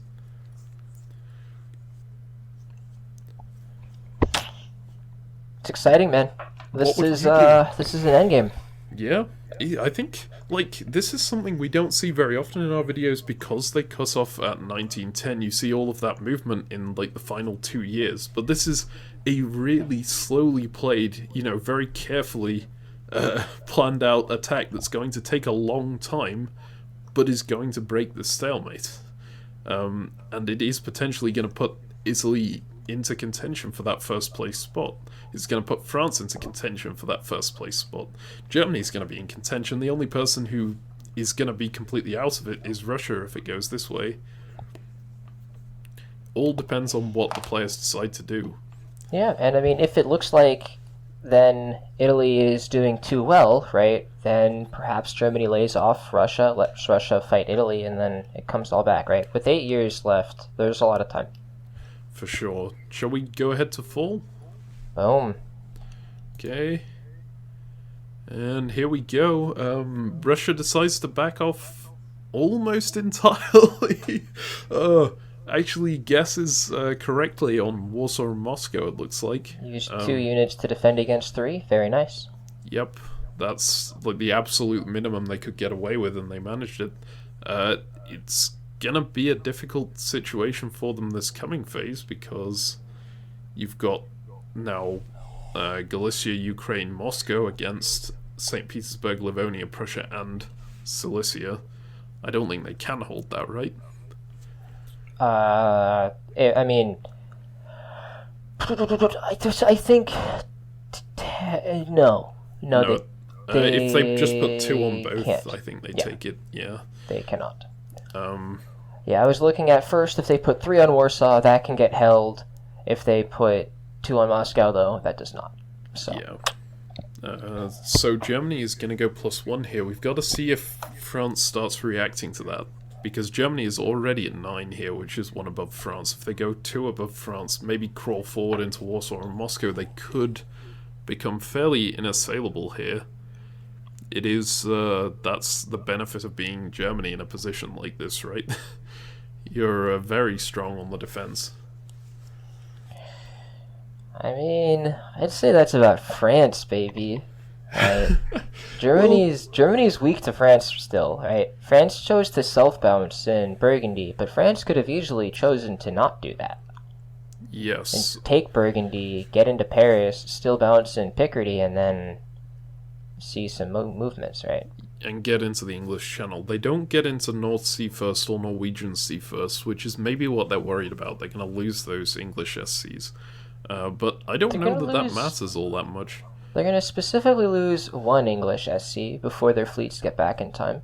Yeah. But, again, only 1 English SC, who knows, right? I think the bigger concern would be you make these moves, Germany makes moves to defend against you, and then Italy uses their fleets to start pushing the line, and suddenly things get unhappy for you, because Germany gets a build from Russia, so Germany can still hold the line. They don't have to worry too much, and they can keep pressuring you, and then oops, suddenly you get exposed. So I think it's reasonable for France to just sit back for a bit. Yep. Let the board change. Okay. So is Russia going to be able to defend much against the Italian here? They've got a guess on Smyrna/Ankara here. They've got kind of guesses on the Austrian front. It's all fairly guessy because there's so few units there and they're all so sparse. Bulgaria Trieste versus Vienna Budapest. Galicia can't. Well, Galicia can help, I guess, if you concede the fact that you're going to lose Warsaw no matter what. Which does help the Russian a little bit. But they are still probably going to lose one of those Turkish SCs in this coming year. Seems likely. Important to note, they don't have a disband, because they did take Ankara, and so they were playing 1 unit short prior to this. They go plus Smyrna and minus Constantinople and Bulgaria. So that's pretty big for the Russian. They're going to be thanking... well, they're going to be very thankful they took Ankara now. Certainly. Right. Shall we go ahead to the builds? See it? Assuming they'll... Yeah, they're definitely awesome this time. Oh, wait, what?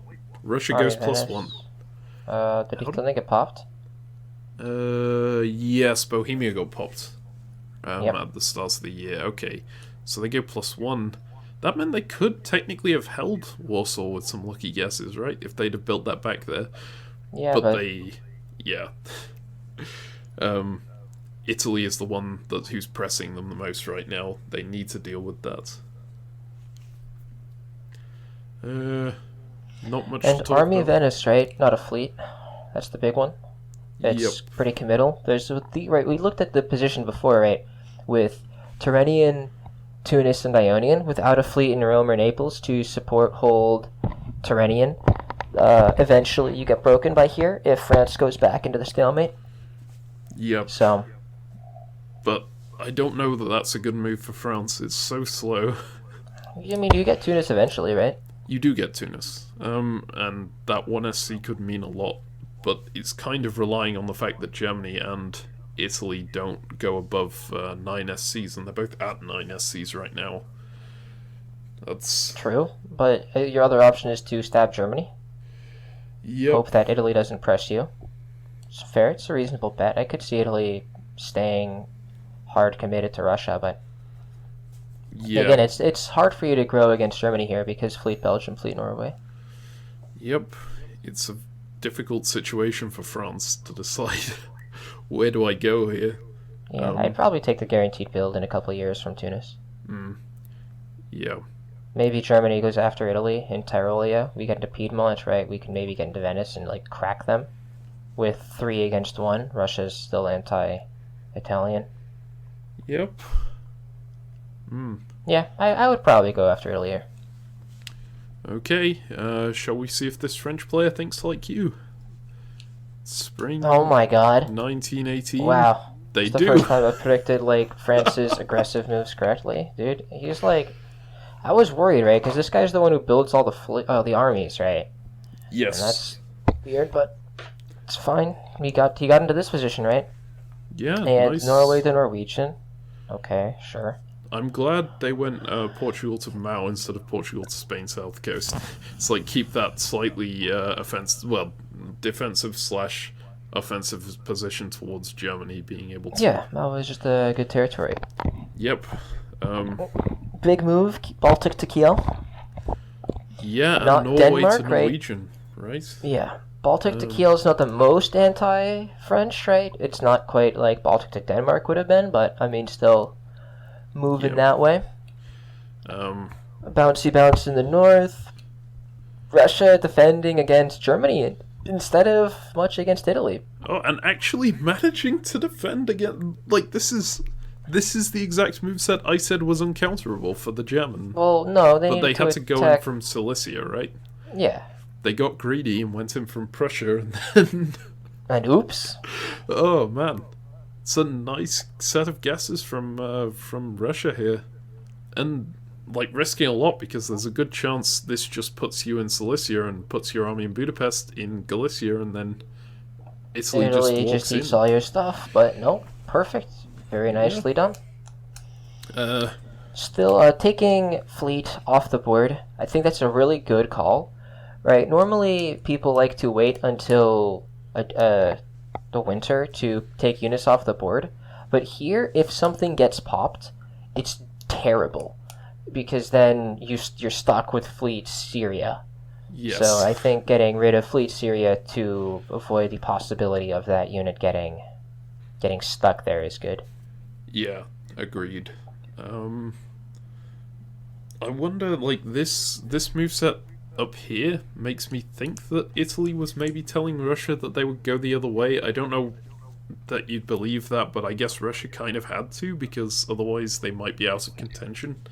Yeah, and because Italy moved Ionian into Eastern Med, Tunis falls immediately.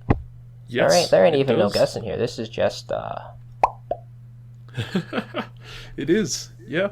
Nothing Italy can do to hold that. I wonder if it... And France got into Piedmont as well, so Italy is suddenly in a worse situation than you'd expect. Especially we talked about this, right? Like, the way Italy was moving earlier made it seem as if Italy would keep enough units to hold the stalemate and only stab Russia with 1 and then 2 and then 3 as they grew. But these final moves, right, of Rome to Tyrrhenian to Ionian, Ionian to Aegean, followed up by Ionian to Eastern Med, right? This is a big commitment. Yeah. And here, we'll see if it pays off, right? So Ionian to Eastern Med is just straight up a blunder here, right? There's no real reason you need to be You don't there. want the Russian to retreat in Eastern Med, yeah? Is there a problem with the Russian being in Eastern Mediterranean? It's annoying. Certainly. I don't like it when Russia's got a fleet in Eastern Med. It cuts Ionian, man. Yeah, okay. So you would lose Tunis either way, I guess. Just to a spiteful Russia in that case.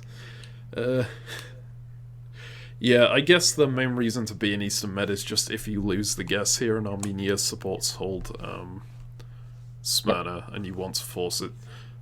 But looking at the results we know now, would have Pretty definitely sad about been that move. better But to, maybe Russia retreats it to Eastern Med anyways, right? And then you can still pop it after forcing you to lose Tunis.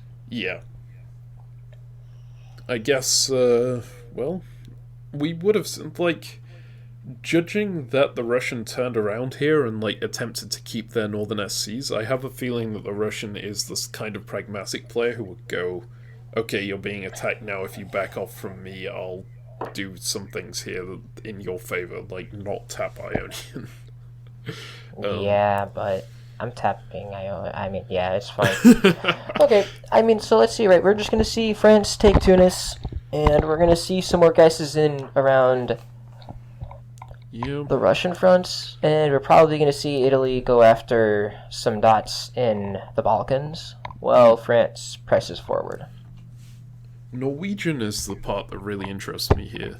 Like, what is that? They're just gonna be bouncing at Edinburgh. Combined with the fleet in Kiel, it could be potentially very dangerous for the Frenchmen if, like, Belgium goes to English Channel here, Norwegian, instead of bouncing Edinburgh, just goes down to North Sea, something like that. Sure.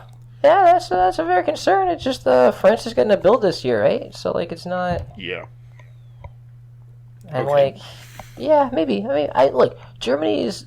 Right, Baltic to Kiel is just, like, eyebrow-raising. I would feel better about it if it wasn't, right? Kiel is as far from the North Sea as Baltic Sea is. Right? Yes.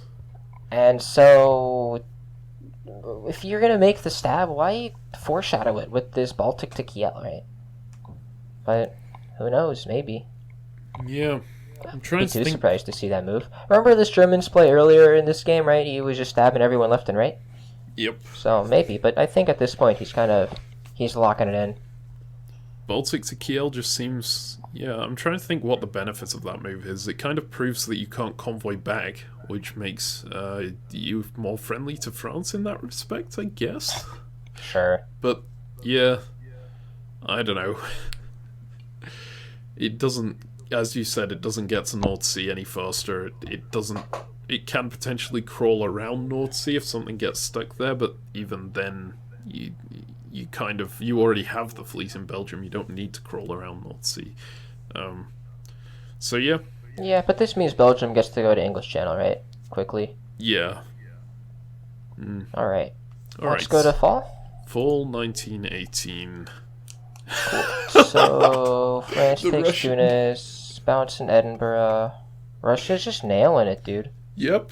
Russia successfully guesses on this front again. Germany could have taken Warsaw here with the triple support.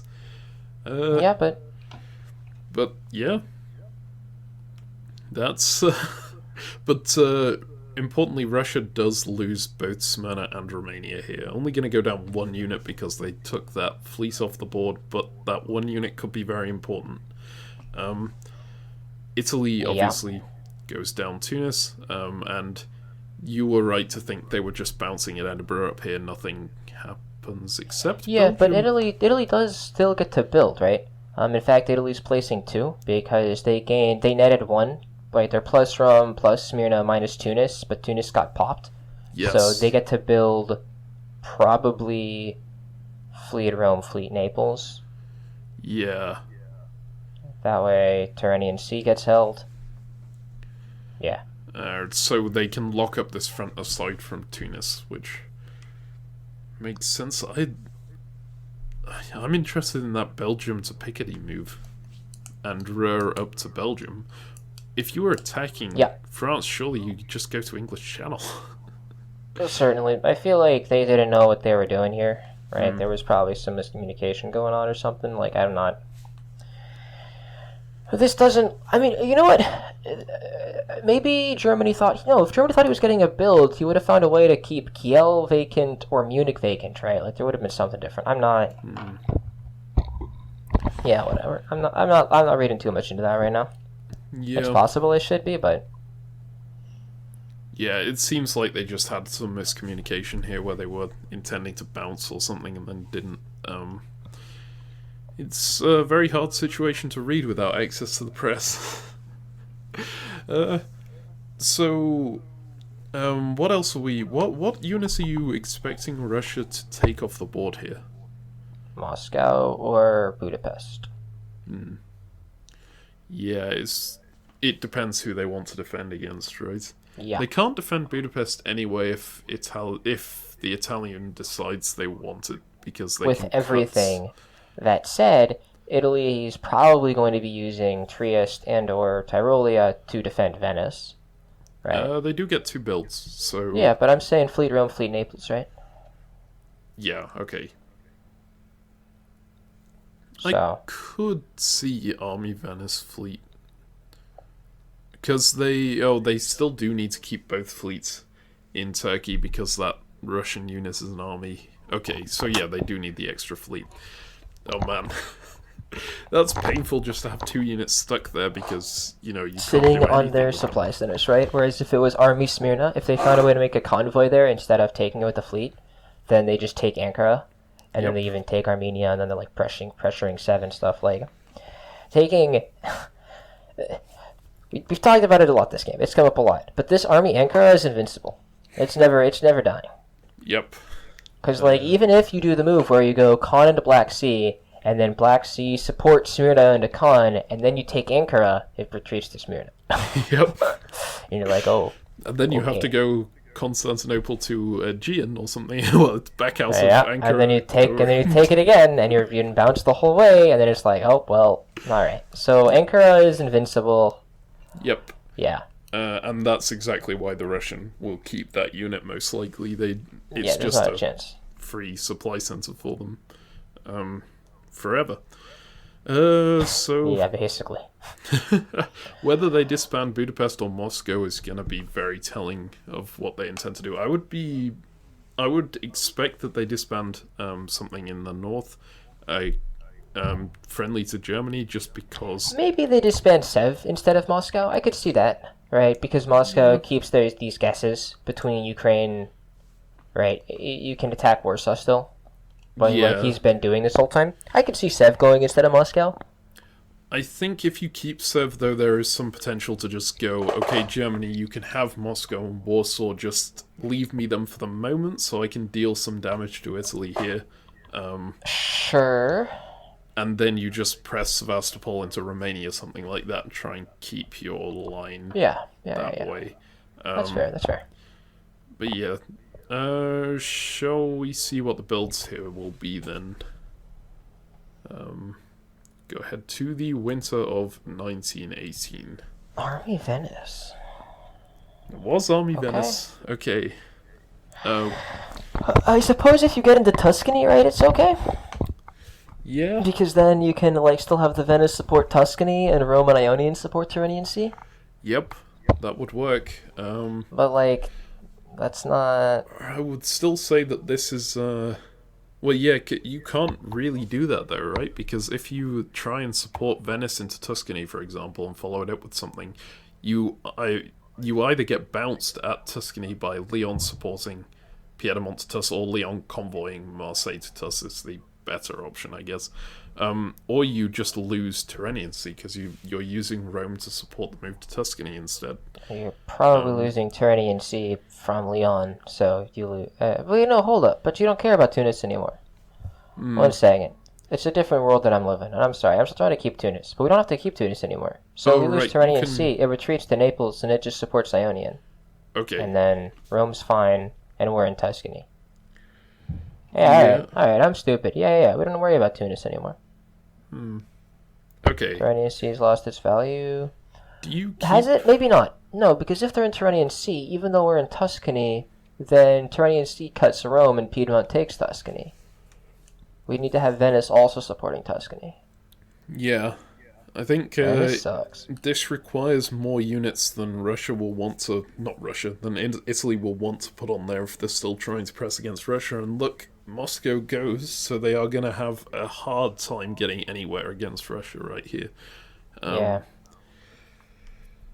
Yeah. Sucks to suck.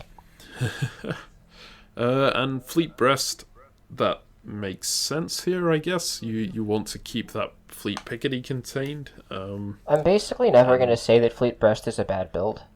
Just ever. Just a rule. Like, Fleet Brest, yeah. Just lock it in. I feel like it can be if you're like... No, even if you build double fleet in 01, you can sometimes get away with it if Germany is very nice to you. Yep. Fleet Brest is a very nice build spot for France. Very versatile, and it's one move away from Mid-Atlantic Ocean, which is the best That's space why on it's the board. versatile. Yeah. right? If Brest, if they created a new Helgoland Bight, but it was actually between Brest, Gascony, Mid-Atlantic Ocean, and it stopped Brest from bordering Mid-Atlantic Ocean, how much worse do you think France would be as a country? Oh man, so much worse. Would it border English Channel? Yes, no. If it borders English Channel, which I would expect they would make it border, then suddenly you force English Channel with it. And suddenly, right, you've got a better claim to the English Channel than the Brits. Yes, but it takes so long to maneuver south True. that Tunis is always blocked up by the time you get there, I feel. Yeah, the 1v1 games are going to be a lot different. Wait, Brest is now... there would be a reason to move into Gascony, because that's the only way you can get to Spain from Brest with the fleet in 1 year, right? Yep. Whatever. It doesn't exist. This was some nonsense. It would be an interesting experiment to see that. It certainly makes France a worse power, I think. Stronger against England, worse against... worse Is it even as a stronger solo against power. England? I think it's worse against England, because currently Brest makes it to North Atlantic Ocean, going Mid-Atlantic, North Atlantic, right? Right. And it gets there fast. But now it goes this new Brest Bight to Mid-Atlantic Ocean instead. And then it takes it a long time to get to North Atlantic. Okay. Like, people in the comments, can you suggest a name for this new province that's in this sort of area? Because I'm not sure Brest Bight is the greatest name we've ever come up with. West coast of France, ocean names. Let's see. North Atlantic Ocean. That's not the North Atlantic Ocean. That's the Mid-Atlantic Ocean. Come on, Encyclopedia of the Nations. Get it? Well, figure yourself out. Come on. Maybe like the coast of Brittany would be what you would call make it. sense. Right? Something like The coast that. of Aquitaine or whatever, because we don't actually have Aquitaine or whatever. We could give it some names better than the Brest Bight. But that's fine. Okay. So yeah, it's an interesting thought experiment, that, but it doesn't particularly relate to the game right now. Not in the slightest. So shall we move ahead to the spring of 1919 here? Let's do it. Okay, spring 1919, Germany clearly not letting Russia keep anything. I don't know if Russia even asked to keep anything. Maybe Russia was just going, okay, I'm out of this. I'll just take down the person who took me out. But yeah, no mercy from Germany there, moving into Warsaw and Moscow. Yeah, but Germany also makes peace with France, says, oops, sorry, didn't mean to be in Picardy. Sorry. No offense. Yeah, And then runs away. as France, you can't afford to let Germany to not attack Germany here, right? Because Germany's going to be at 11. You're going to be at 11. stuck at 9 for a while. Yeah, maybe you just wait a few years, but the end is coming up now. You've only got 7 more years, I guess, including You this got one. some time, but yeah, it's worth being concerned about this German player is a big deal. Yep, and right now doing this down here with the triple attack on Tyrrhenian Sea isn't great. They do get into Tyrolean, Yes. which is actually important because it puts them in a position to attack the German. Yeah. Is this the first unit that has been beyond the stalemate line in the entire game? Oh, No. I mean, There was an France army got in into- Tyrolia previously. Yes. But other than that, I think it may be. Yeah. I think Depends. I think this has been a game where the West has played in the West and the East has played in the East, right? Yep. It depends where you consider the stalemate line to be, right? Because Germany's been in Livonia a few times and Cilicia and so on. Sure, but there is still a stalemate line, and once you've lost Warsaw and Moscow, yeah, Yeah. right. It's a there battle, is- and you don't want to hold it because it It's feels terrible. But there is, I believe, it does still exist, right? You can hold Ukraine, and you hold Galicia, and you Yes. hold Vienna, and you do some nonsense. But it feels bad. I think the normal line there goes all the way to like Marseille and Spain to try and hold 17. I've never seen the version that holds less. That holds this like tiny quarter. I Yeah, think I remember seeing a 12 one that exists here. But maybe you don't have Ukraine then. yeah, potentially. It's Maybe you just have like Armenia, Sev from. Oh, whatever. We'd have to look at it again. I haven't yeah. studied this particular I'd stalemate have to line a go lot. study my stalemate lines. Usually I just Yeah, let's study try to them figure on the each one fly. out on the board, right? Mm, Like, just yeah. knowing there's a stalemate line ain't enough, right? You gotta see how it applies. Yep. But I think the right move now is for France to go against Germany, especially considering they have that unison early. Unless they're being promised something like support into Trieste from Russian support into Trieste, maybe, or German support into Vienna.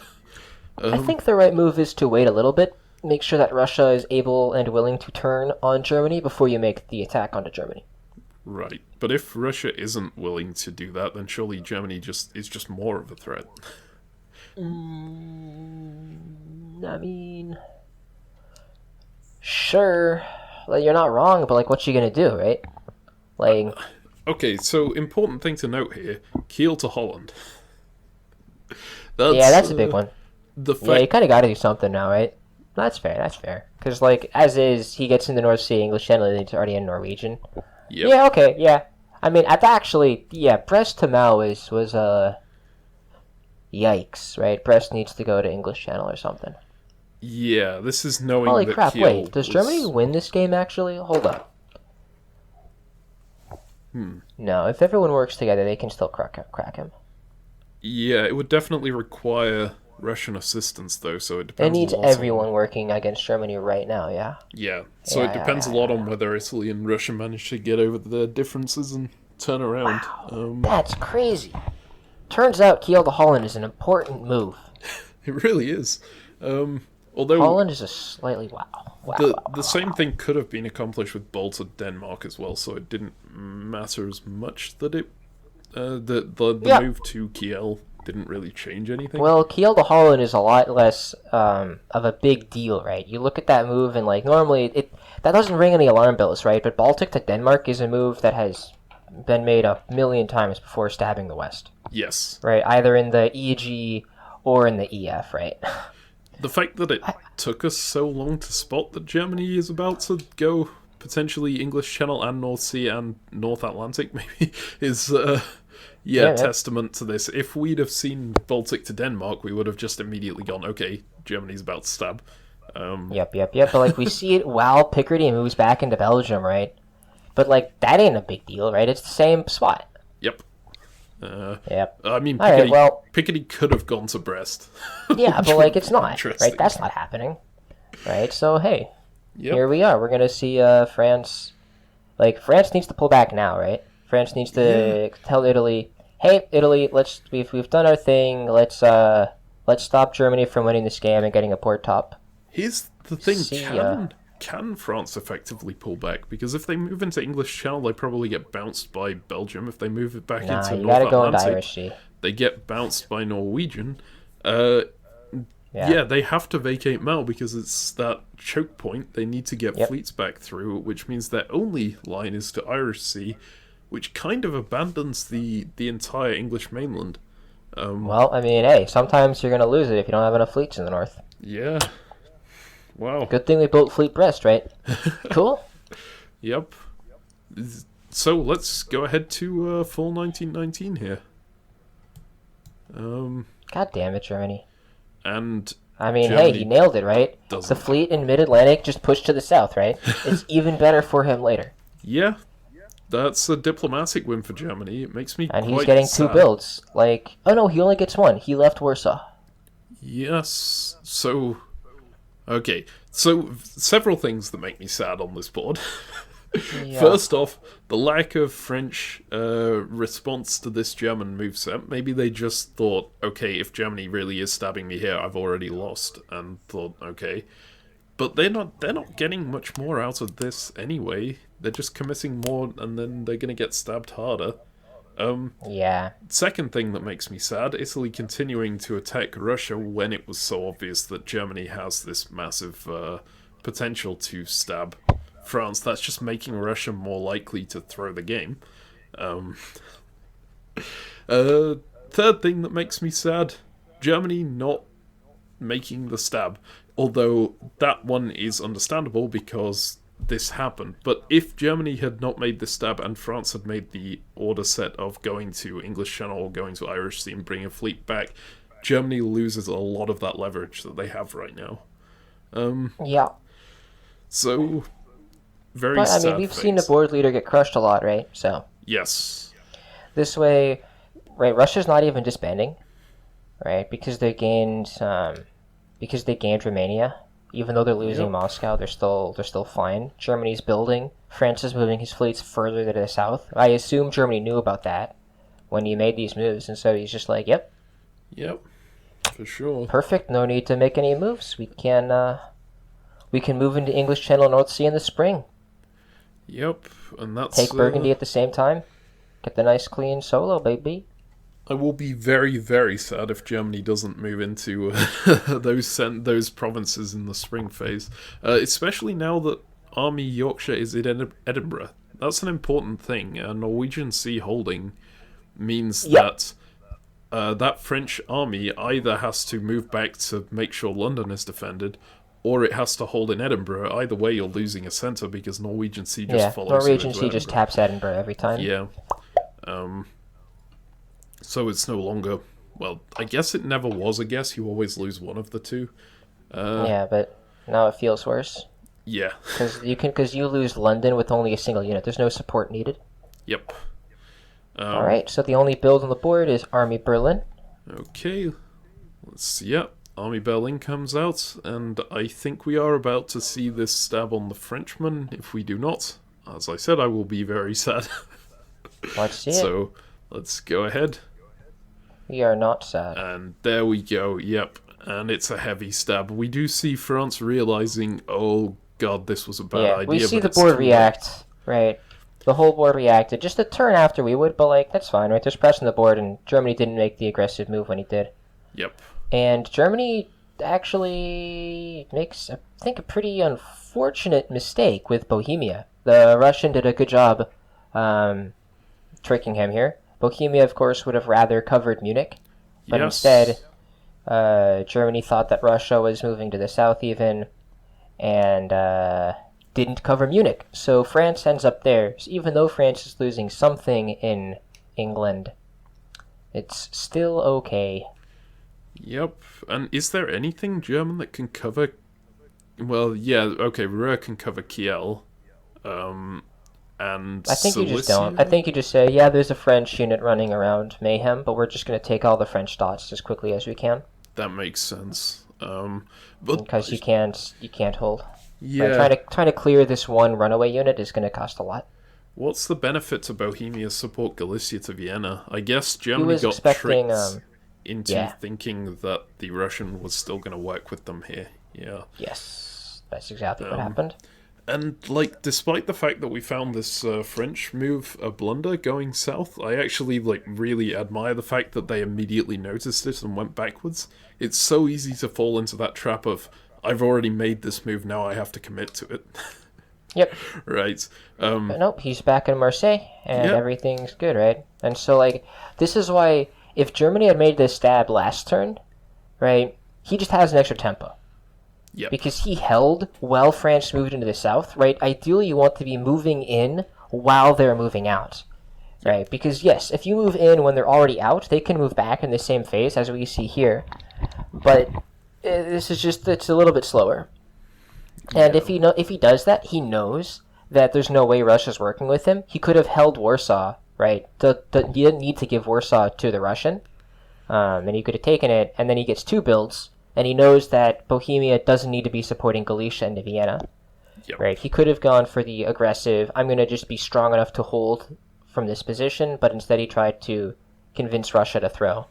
And Russia, to his credit, did not throw. Yep, Russia's still fighting for that first place. There are still 6 full game years, right? Because it includes 1925 left in this game. Russia can potentially push back to a top position. They're only down 4 supply centers right now from the top spots. And Not easy, but it's crazier things have happened. yeah, and like this is what I really admire about it. Well, this is what tells you it's the Online Diplomacy Championship right here. The fact that all 3 of these southern powers immediately reacted, made up all of their differences. Any one of them could have used this opportunity as a way to stab one of the others, right? Yeah. But they didn't. They all moved as a unit. They realized the biggest threat on the board is here. If we do anything else right now, we're playing for second. And not only is it the biggest threat on the board, it is a game-ending threat. There is nothing to be done. No one is going to catch him, right? Yes. Like, there are times where it's okay to recognize, yeah, somebody else is the biggest threat on the board, but, like, it's the Juggernaut and I'm France. Like, yeah, they're scary, but I can wait. I don't have to do anything right now. Whereas in this case, no, if you guys took another turn, then Germany is just going to be at, like, 13 centers and there's no hope. Yeah. It's the kind of reaction you see in high-level games to a solo threat. Yeah. In this case, it's not a solo threat because Marseille and Spain are easily holdable, but the solo in this game doesn't matter. It's whoever tops that board, and Germany would have topped that board. Yeah, absolutely. So, shall we move into the fall? Let's do it. Let's see the tactical shots, right? Germany's, like, gonna be getting something in England, and maybe something from the French mainland in Brest or Paris. It's possible that France decides Mao to Brest is optimal, to hold everything as best as he can, but we'll see, right? There's lots of chances. The only one that we know is going to see is London is going to get conquered this turn somehow. Right. I think we're going to see Norwegian in the North Atlantic Ocean, too, because Edinburgh is not getting captured, right? So there's no need to... Edinburgh can get captured, right? If North and Norwegian go on it and the English Channel goes to London. That's true. Then you would take 2. That's a reasonable move set, yeah. But it That's does. fair. If you're using North, right? It loses English Channel, and English Channel might be more important than London here.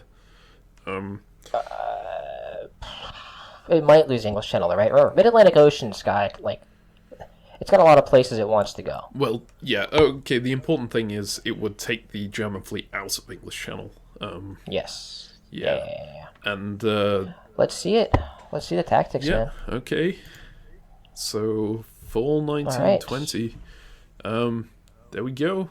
There is the there is the moveset that takes 2 supply centers off of England, and it does end up losing English Channel to the French. Yeah. And Germany also decides he wants Warsaw. Yeah. He said, "We are taking Warsaw, and you can't stop me. I've bounced out of this. But he loses 100 times this game. He loses Moscow in the process. Yep. That's interesting. And that wasn't...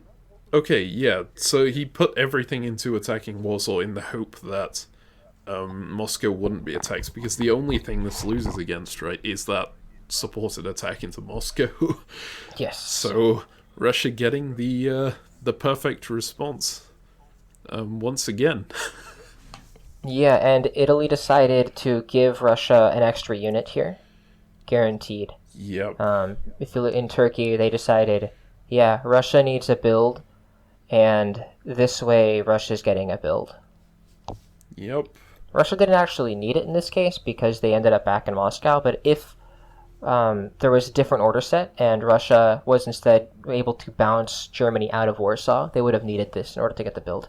Yep. So, yeah, and Italy doesn't do that for nothing. They do get a nice position against the Russian in Black Sea that could come into it later, but...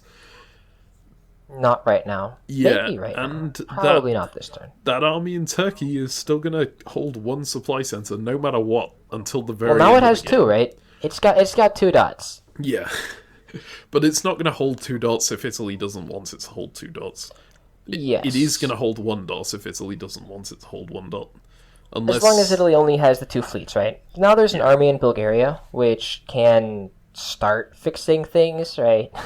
Yeah. You can get Bulgaria, you support it into Khan, you support it into Ankh, and then finally there's no more... There's no more nonsense. The question is, how much of that do you risk without, like, getting to the point where Russia says, stop us or Throws? I'm going to throw, yeah. Yep, absolutely. It's walking on eggshells over there. Yeah. Or invading on eggshells, which is an interesting concept. Yeah.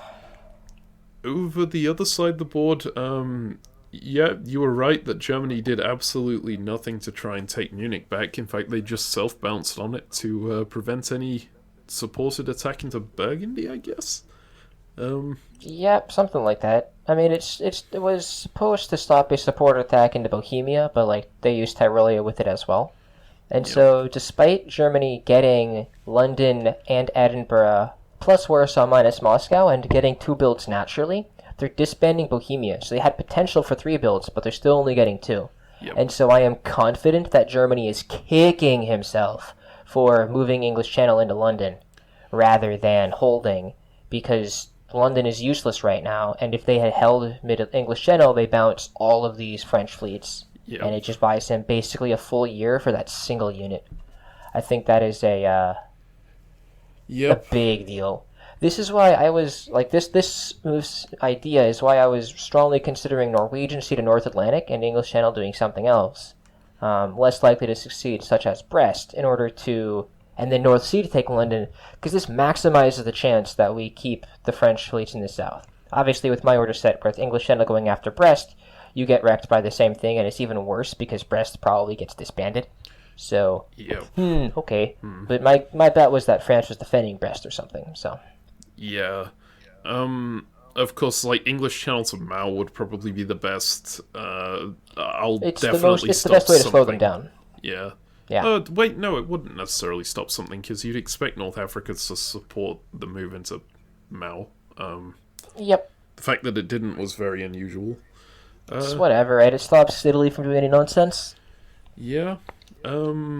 But yeah, important to note, the German was expecting to go, like, plus Warsaw and keep Moscow, right? So there really was no reason to take London here when you knew that the French... it might force more French disbands, right? If you take 2 dots from them, they're only taking 1, right? They're taking Munich, so if you only take the 1, then they stay neutral. Whereas if you take 2, they're off 1. But that's they true, but blow they up disband fleet, in the south. Tunis or something. They disband in the south no matter what, surely? Surely. And that's only good for Italy. Yup. Right, so shall we see the builds now? Let's do it. Okay. Oh my god. Going forward. Fleet Con got blown up. So this means now that that army in Smyrna can actually stall forever. Yep. Oh man. Okay. Not quite, right? Because Black Sea supports Bull into Con, and then into Ankh, and then Army Ankh supports Black into Con, and then Smyrna. So, right, 2 years they retake everything. So it's actually quite quick. Yeah, but you do have to defend, like, Serbia and Bulgaria and Trieste while you're doing that. Although Italy does have the spare units to do that. I wonder whether Italy's best move here is just to go for the outrace Germany angle. And go for... because they could potentially walk straight into Vienna and Budapest here. It's tough when you're down 3. Yeah. You're 3 dots behind, and Russia is still able to defend all of their centers. Yep, like, and you still need Russia to take Warsaw and more centers back. Yeah, Russia is also able to throw to Germany pretty effectively, right? Yeah, plus Munich is still basically German. There's 5 German units adjacent to it, and only 2 non-German units to protect it. Yes. So if Germany wants Munich back, he's getting it back. Guaranteed. Yep. Tunis does come off here. So Italy's best play then is just to wait this out. Wait until that North Africa fleet leaves. Try and get the Russian to move more stuff back and take Warsaw back, and then make this massive stab. Yep. But it's a difficult That's time, certainly what I would be doing here. Here I would sit around as Italy. Yeah. Literally all holds. I mean, Tyrolia presumably at least tries to defend Munich, right? Yeah, Tyrolia support holds. Excuse me. Yeah. Definitely not a hold. Definitely not. But everything else is just holding. I mean, they can support each other, right? Yep, and they can self-bounce con and stuff. I don't know. Yeah, and supports are definitely not holds. Yeah. So let's see what happens, boys. Okay. Spring 1921. This is, and yeah, we see exactly what you were saying. Italy does go all holds. Tyrolia doesn't. Oh, support Venice to hold, Apulia. Oh, look at that one. That's a big deal. That's a big boy move. That's preparing for a convoy, I guess. Who knows, man? It looks like it's convoys. It's just fine. No, I mean, it could actually be a fairly important move down there. It does mean that they're less threatening towards the Russian, I guess, because they can't immediately backfill. Yeah, and a little less threatening towards the French, right? They're not into Piedmont. Yep. So that's good, and they're not actually that less threatening to the Russian. They just look it because they can just convoy into Albania. Yeah, or to Greece, depending. So it's yeah. So if we look at the moves that aren't the Italian all holds, which, yeah, as you said, are definitely the right things to be doing here, Russia does get back into Warsaw after Germany basically abandons it. But they couldn't hold Germany it anyway. Says, Warsaw is yours. You're not getting into St. Pete. And I'm retaking Munich. But Munich doesn't get off the board, right? Munich instead gets back into Burgundy. Yep, smart play and from Burgundy France. gets into Picardy. Yeah, I think this was about as well as France could do here. Make sure that army doesn't get taken off the board entirely. Obviously, looking at the moves here, we know that the absolute best move they could have done was probably Picardy support Burgundy to Belgium, but there's no way you risk that when you're dislodging Burgundy. Yeah. Yeah. I'm honestly surprised that Burgundy chose Picardy as opposed to Gascony here. Yeah. Gascony? Because there's not that many... Oh, wait, never mind. There are still 3 French armies around. Gascony's going off the board. Yeah, Picardy's better. What am I talking about? Gascony can't take the... Well, no, it can take a bit, but it's not that effective at threatening Marseille or Spain because Western Mediterranean is still there, and there's an army in Marseille. Picardy is just easier to defend and still threatens the same provinces. And Germany is running into build issues where...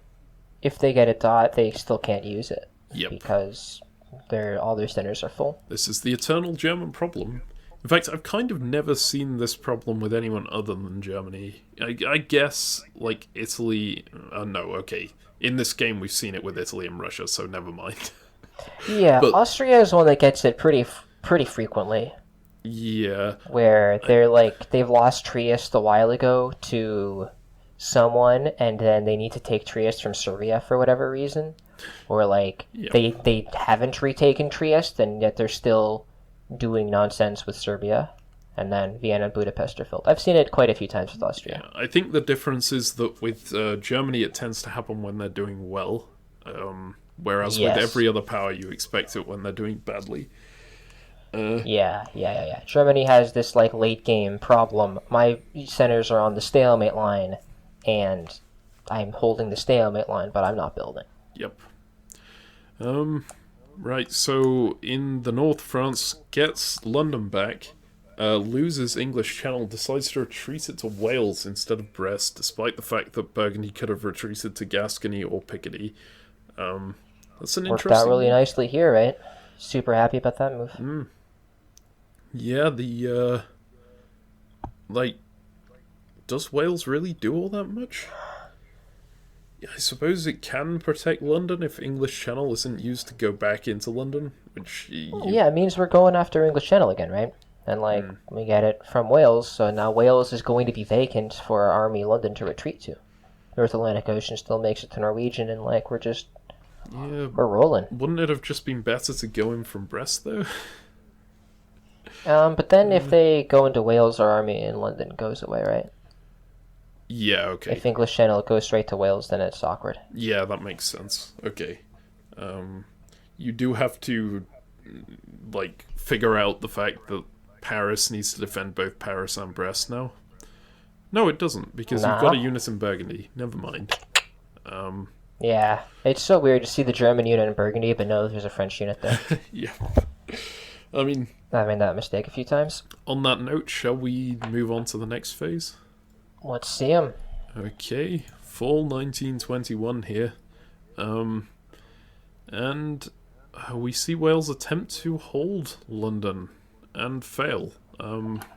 Well, I mean, sometimes you maybe make the guess that they're not doing the guaranteed capture. Yep. Well, I mean, okay. your order set would definitely have been better here. Picardy going back to Belgium. I mean, I guess that makes sense. You want to have the double support on Munich. You want to advance into Silesia. Picardy is the only unit that can defend Belgium. And notably, they got Berlin empty. Germany did? is able to build in Berlin. Excellent. That was potentially the only one they could... Well, actually, looking at the moves here, they could have vacated Kiel as well, but you'd expect... They could have vacated everything. They could have done Kiel to Holland, they could have then done like Berlin to Prussia, they have to they would have take needed to Munich, not right? move to Belgium. I think they could have technically vacated everything. It just would have been like real awkward to do so. Yeah. Yeah, Kiel to Denmark, Ruhr to Holland, Munich to Ruhr, Berlin to Prussia, and then like build one. You do actually Optimal want moves. to stay in Munich for the purpose of taking Munich. But yeah. I mean, yes, but like they could have vacated all of their home supply centers They this could turn. have. That's the. This is true. So, interestingly, more backing away from St. Petersburg, continuing to, going onto that line, say, I'm going to be defending this forever, but putting the army in England that you thought would be defending St. Petersburg. And that seems like the correct choice here, I think, because they're not going to take fantastic. anything off of Russia ever again. And the way by moving into Finland instead of Norway, this army in fleet in Norwegian Sea, cannot cut Norway. So St. Pete is still safe. Yep. There's, For like a turn. yeah. I mean, but hey, if we keep bouncing North Atlantic or Norwegian Sea out of Norway, then they never get in there, so it's not a problem, right? Yep. And if we're moving to Norway, if he decides to move to Barents Sea, then we just use Norway and Finland to support St. Pete, and it's still 3-3. Yep. Right. So we do see Apulia getting convoyed into Albania here. That's the other interesting thing. Potentially setting up for this Italian line again against the Russian. Which, yeah, you've got to be thinking of that as the Italian now because you're running out of time. You got 4 years left, right? 1922, 1923, 24, 25. And that's it. And it doesn't look like the German is getting much smaller than this. Yeah, we need to get more units into the line. France is losing this war pretty badly. Yeah, I feel like France can hold France But you because need it's more than France. But yeah, France can't advance. So Germany is going to be like minimum 11. Plus, Liverpool is looking pretty exposed at the moment, now that there's a German army in London. Yeah. So I don't expect to hold Liverpool for long. you've got to rush this. Italy can get Tunis for free now very easily. That puts them on 9. They can get to 12. Ionian moving into the Aegean and like starting to push. They can get that one center off of Russia in the Turkish peninsula. They can get that line against Russia on the Austrian front. They only need to take 3 total and they're in contention. So yeah, I think next year we're going to see Italy make the moves. Yeah, and then Problem is Russia's building in Sevastopol again, right? they are because they picked up There's Warsaw. more Russian units, so yeah, we'll see. This is exciting at the end. It really is. This is a very high quality game right here. I'm actually really glad we decided to split this into 2 separate recording sessions, because otherwise we would have both been like struggling to stay awake right now and would not have been able to see how exciting this is, I think. But yeah, so winter 1921, that Army Sevastopol is the only thing that gets built. Germany got a build center open but didn't get a build. Plus Munich, minus Warsaw. Yep. Um, I mean, having the build center open is still important. It means they can build in future. But yeah, it wasn't as big a deal as we were making out, I think. And like, given the analysis we've talked about with Italy and seeing that convoy across to Albania here, as Russia, you've got to be starting to think about reversing direction, right? I think you basically are, right? Yep. You're just saying, I can't take St. Pete, and in order to take a center from Germany, we need everything. We need Tyrolia, Bohemia, Silesia, and Prussia. Yeah. And so maybe as that's... Italy, you've just missed your chance to stab. Maybe they should have stabbed the last phase. Hang on. Let's go back to that fall here. Could Italy have stabbed effectively? They could have taken one. Could have taken Budapest. Yep. I think that would have been important. Yeah, stops Russia from building Sev. Yeah. Gets you another army in Naples that you can then convoy directly into Greece. Yep. Pretend you're playing in Italy versus Germany 1-1. Convoy, take Tunis. Yep. That's one of your favorite variants, right? Yeah. Right. So yeah, that, like, the argument against that is you don't want to stab while this war against Germany is happening, but we've seen here that it's been completely demilitarized, so with hindsight, we know that I think Italy should have stabbed here. If they knew the moves, yeah, I think they would have, but obviously they don't know exactly what's happening, so. Yeah, okay, let's go to spring 1922. Yeah, Italy's deciding to not Oh, okay. stab Russia. They are trying to make their gains off of France instead. Which was another way to go. An opening I didn't actually consider. They absolutely can go against France here and go for Marseille and Spain as their last. Marseille, Spain, and Tunis for +3. Yeah, it only takes them to 11, so if Germany manages to get Liverpool, then they do not manage to get away with this. But it doesn't look like it's going to matter because Russia does what we've talked about. They turn around and start defending. And maybe Russia is even going to attack. Yeah, because Russia is close to being in contention as well. Russia's needs the same size as Italy, right? If Russia takes 2 dots from Italy, that's all it needs to beat Italy.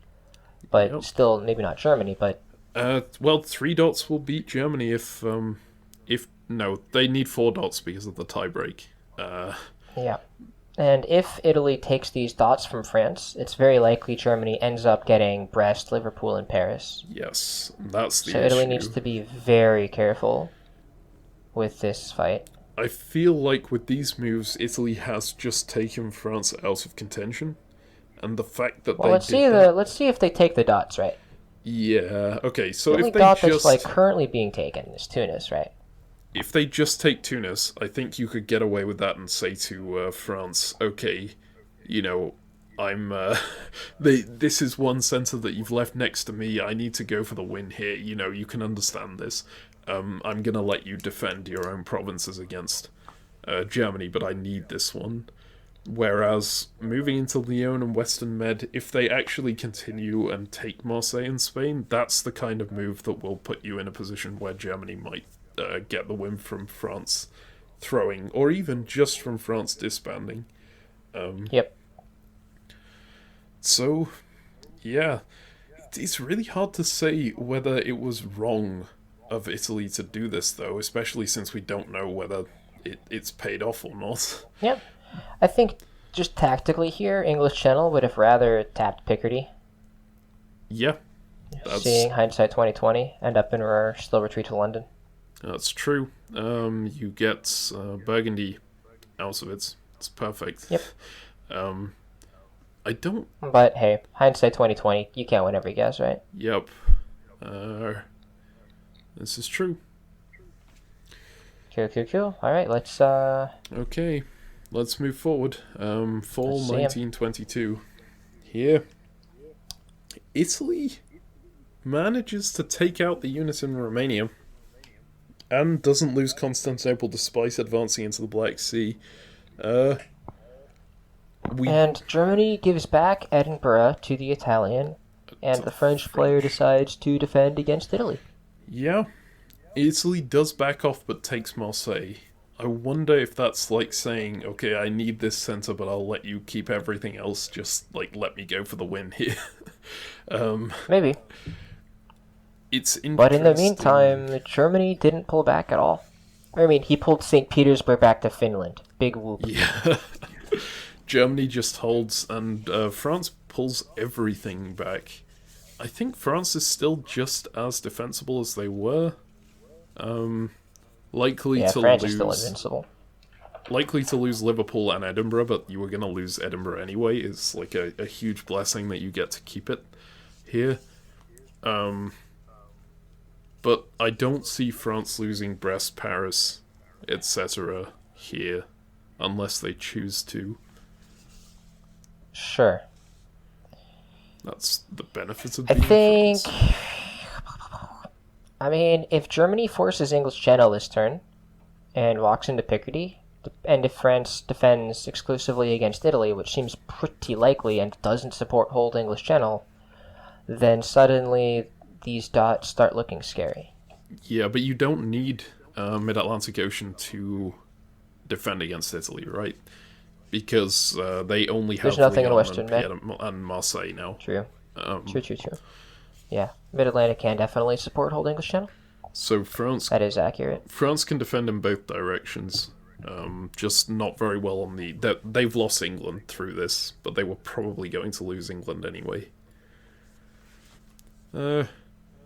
Seems good. Yeah. Let's see the builds. Just over here with the Russian-Italian war, Russia takes Trieste, Italy takes Romania. I like the Italian aggression to Romania here. It was basically betting that Russia would do something like this and getting the correct guess on it. And Russia takes off Romania, so they get a build. Which is interesting because they could have retreated to Budapest. Which arguably would have been better, right? Army Budapest versus Army Sev or Fleet Sev. Yeah, I'd probably rather have Army Budapest, but it's tough to say when there's the Italian fleet in Black Sea and Army in Romania. Yeah, that's fair. But probably Budapest is still a decent place, but... It's interesting because, sure. it's at what point do you give up one of your precious 3 remaining home supply centres to just rush for more centres elsewhere? Might end up being builds down at the end of the day. But it doesn't matter if you can get to 12. Yeah, but it's tough, right? Russia's got to get basically all of the Balkans to get there. Yep. But I mean, if they get Serbia, Bulgaria, Greece, Constantinople, and Romania, then that's it, right? That's the ball game. Yeah, of course it does depend on Germany not having the flexibility to go into Livonia, Prussia, Silesia again, and looking at it. Germany, frankly, has right now. Yep. Germany arguably shouldn't have backed out of St. Petersburg here. Arguably, but it was probably part of some negotiations. At this point, I think Germany is pretty clearly going to win this one. I think with these moves, this war again between Italy and Russia, I think Germany's got it. I think if you had an unlimited time game, there's potential for one of Russia or Italy to snag it. But unlimited time, absolutely. Yeah. Given there's only without an end date, right? Yeah. Yeah, without an end date, we're not going anywhere anytime soon, right? These players have shown they're willing and able to put a stop to their wars and hold the stalemate line, right? Which is the most important thing. So, I don't think anyone's winning this game probably ever, honestly, if we continue this first-person game forever, because it's just... It's a balanced game. No one is so strong that they're able to beat everyone else. Yes, and it doesn't make sense for anyone else to team up with people for long enough for one of them to be eliminated. Maybe team up with Italy and Germany team up against France, but I don't think that's the best move tough. Because it just puts Germany out of reach for Italy, I think. Yeah, it's really tough to make that attack and stay even. I would expect Germany to grow more. It's possible for that setup to get there, but based on how France has been playing, it feels like he said pretty clearly, you know what, Italy, you're never going to get anything of mine. I'm always going to give it to Germany before you. Yep. And, yeah, you definitely That's the good move, right? That's what he should be saying, because it's the only way to ensure that he doesn't die. Yep. That's true. It's a very good line to of negotiations play. Let's move into the winter here of 1922. So we actually do see a German disband. That came from Edinburgh, right? Yep. And which is now off the board. Edinburgh also comes off the board, which is like, okay, Germany is definitely at 12. Italy at 10. They could squeeze it out if they can get some additional centres here, but it's gonna be difficult to push additional centres out of Russia when you've only got 2 armies in the Balkans.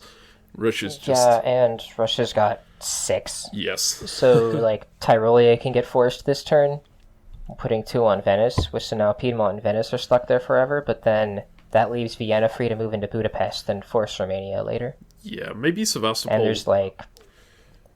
Sorry? Maybe Sevastopol was the right move here, then.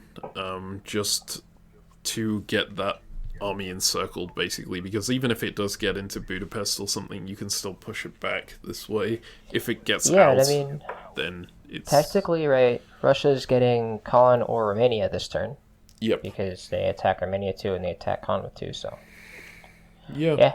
Feels like Italy is going down and Germany's going up, and they're currently even, so one of these is going to win the game. And I think we know who that is. Yep. I think we got there. Okay. So let's move ahead to 1923 here. And Germany kind of attempts to go against Russia, but I guess doesn't. With the self-bounce in Cilicia, it might have been a misorder. I don't think it matters. This is completely intentional. There's no way that's a misorder. Right? But, like, there is still 3 years left in the game, right? 14, or, it's like 2.5 years after this move, right? So, I mean, he's like saying, you know what, you have time, Russia, right? You can end this game ahead of Italy, right? I'm not going to take that much from you, so you can beat the Italian player who's been so rude to you this game. Yep. And, like, Italy defends Serbia... Oh, we didn't even mention Marseille. Yeah, okay, so Marseille was going to get popped no matter what. Right, unless Burgundy got tapped by the German. The Germany is like, okay, yeah, sure, take an Italian dot, take a dot away from my only competition right now. Yeah. Yeah, I still You think it's... that if Italy threw to Russia, right? If Italy said, Russia, have all my dots, is Russia still able to beat Germany? So there's 3 years left, right? Well, 2.5 even now. Germany is on 12. Russia needs to go +4. They need to go +5 to get there because they're behind them in the tiebreak order. So that's Romania, Bulgaria, Constantinople, Greece, Serbia. So yeah, yep, that's 5. It could work out. Yeah, Italy can still say, you know what, Russia, you've done this. Germany is a jerk for not hitting France. Okay. It's okay. An option. Not gonna happen, but hey. Yeah. Barring that, right, there's no way. Germany's got position everywhere else, so... I think, yeah, Germany is too strong. We'll probably see them play out this year just to make sure Germany is... Germany would need to make sure that he is in first, because he's not first on the tiebreak order, and right now he's tied on with Italy on SCs. But after that, I wouldn't be surprised to see this end. I mean, unless the players want to fight it out and make absolutely sure. At this point, right? If the end year is 1925, right? Like, I'd play that out. Like, come on. Yeah, just see how. Yeah, we know how this is gonna go, but let's finish it, right? I wanna see this stuff on the board, make sure we know what's happening. Yep. Okay, is there anything else to talk about here? We can talk about a little bit of the strategy here. Maybe moving Ionian round to Adriatic. I don't know that protecting Constantinople was the right thing to do for Italy here. against the Russian units. That seems like a temporary measure given Russia was getting into Romania. But Well, you can still bounce Khan, right? If you choose to keep Khan forever, you can. oh with yeah, Black Sea going because to Black Khan. Sea can't be tapped right until a build comes along. Yeah. That's true. And I guess it's the only center you're guaranteed to keep. So yeah, it's probably I guess. And it's also Ankh and Smyrna are going after Khan guaranteed, right? Yep. So. So yeah, I guess it was the right move. It's just kind of It's feels a little futile. yeah. At this point, it's defending what SCs you have, and Italy needs to be gaining to win, and they're not. So let's go to fall 1923 here. And Germany even walks into Moscow for free. Man. Nice. You would have thought Ukraine would cover that. Yeah, same. I was assuming. But this even blocks Sev, so Sev can't be building. Yep. Man. And now Italy chose not to defend Khan again and go after something else. They went after Romania, and they tapped Trieste. It was the right move, it looks like, because it both saved Serbia and saved Romania. So they gave up Constantinople for a net gain of 2 on that. Yep. But again, doesn't matter. And France even is moving Marseille into Piedmont, into Western Mediterranean, North Africa. They're going, okay, yeah, Germany's got this. I'm just going to attack you now. Yeah, it looks like Germany knew what was up because he convoyed Belgium away. Yep. Okay. Right. I would have loved to see, as that Belgium convoy happened, just France start walking back against against Germany again, because that's like the one thing that could stop it here. Yeah. Yeah, like Burgundy walks into Belgium behind, Gascony into Burgundy, and English Channel holds now stays to North Atlantic. Yeah, I mean. Yeah. But it didn't happen, so we just see Germany build a bunch of things again, right? Yep. Germany's +3, building everywhere. Germany goes only able to build 2 because of that problem we mentioned before, but Germany is now on 13 supply centers. Next highest is at 8, right? Yep. Russia and Italy Warsaw's both at 8. got 3 on it, nothing to defend against it. Moscow can go down, but we're gonna be everywhere. I don't know. This is I don't see anything. Okay. And that is the year the game ends. Oh, nice. So everyone concedes to Germany? Yeah, at this point, all of the players drew. And drawing in a game like this is basically conceding first place. So they could have forced it out. The next placements in the tournament were determined by placement in this game, combined with tiebreakers. So Russia ended up coming in second, and Italy ended up coming in third. But I think that's kind of what you would expect it to end as anyway, right? I guess Italy could have forced it out to try and get second place, but at that point you're thinking, is it really worth it to fight on just to see if I can get second? And Italy's not getting second, right? Italy's going down from here. Italy's going to be fighting to hold Tunis and maybe not even doing that, and Italy's fighting to hold on to the Balkans and maybe not even doing that. I think your hope at that point is just that Russia loses so much to Germany that you can make some gains, but I don't think you make enough, right, to make up for the fact that France is throwing everything at you. Yeah. I mean, France did disband Piedmont, yeah? They did. So, not everything, but...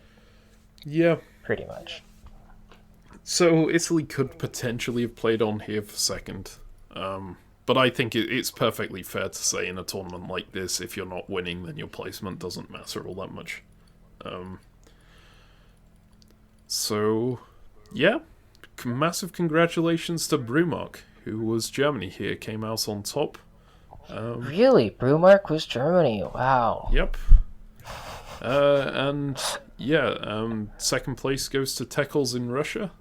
Third to Napoleon of Oz in Italy, and the other survivor of the game, your humble narrator in France on 5 supply centers. And of course we saw the players earlier in the game knocked out Swordsman 3003 in Turkey, the Belgian Bulldogs / later Ogion in England, and the unfortunate village idiot in Austria, who had that excellent start where they were able to walk into Venice unopposed, but came back to bite them because they're Austria. But yeah, hell of a game. Hell of a game. Very well played. I think there was just like really, really good play from basically everyone. Yep. I think the French player gave me an aneurysm with his army builds for the first 5 years of the game.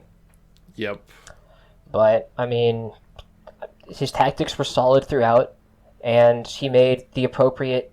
He pulled back from the line when he needed to. Maybe a turn late, but whatever. Right? It's easy for us to say.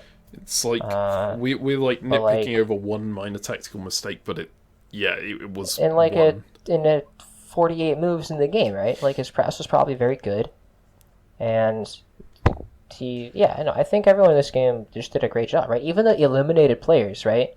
In Austria, England, and Turkey, right? Austria, if I remember correctly, in like 03, did this phenomenal stab of Italy, and they just worked out that Russia was able to pull off of Turkey so completely to collapse on him. Yes. That it stopped Austria from growing. And Turkey, right, got 3-manned early on in the game and then fought hard to come back. But then, in the end, was coming back, and then Italy decided to stab him and finish him off. Yep, and right? Again, I think we think came back to the point where they were top in our power rankings after getting knocked down to 2 supply centers to the point where we basically said they were dead.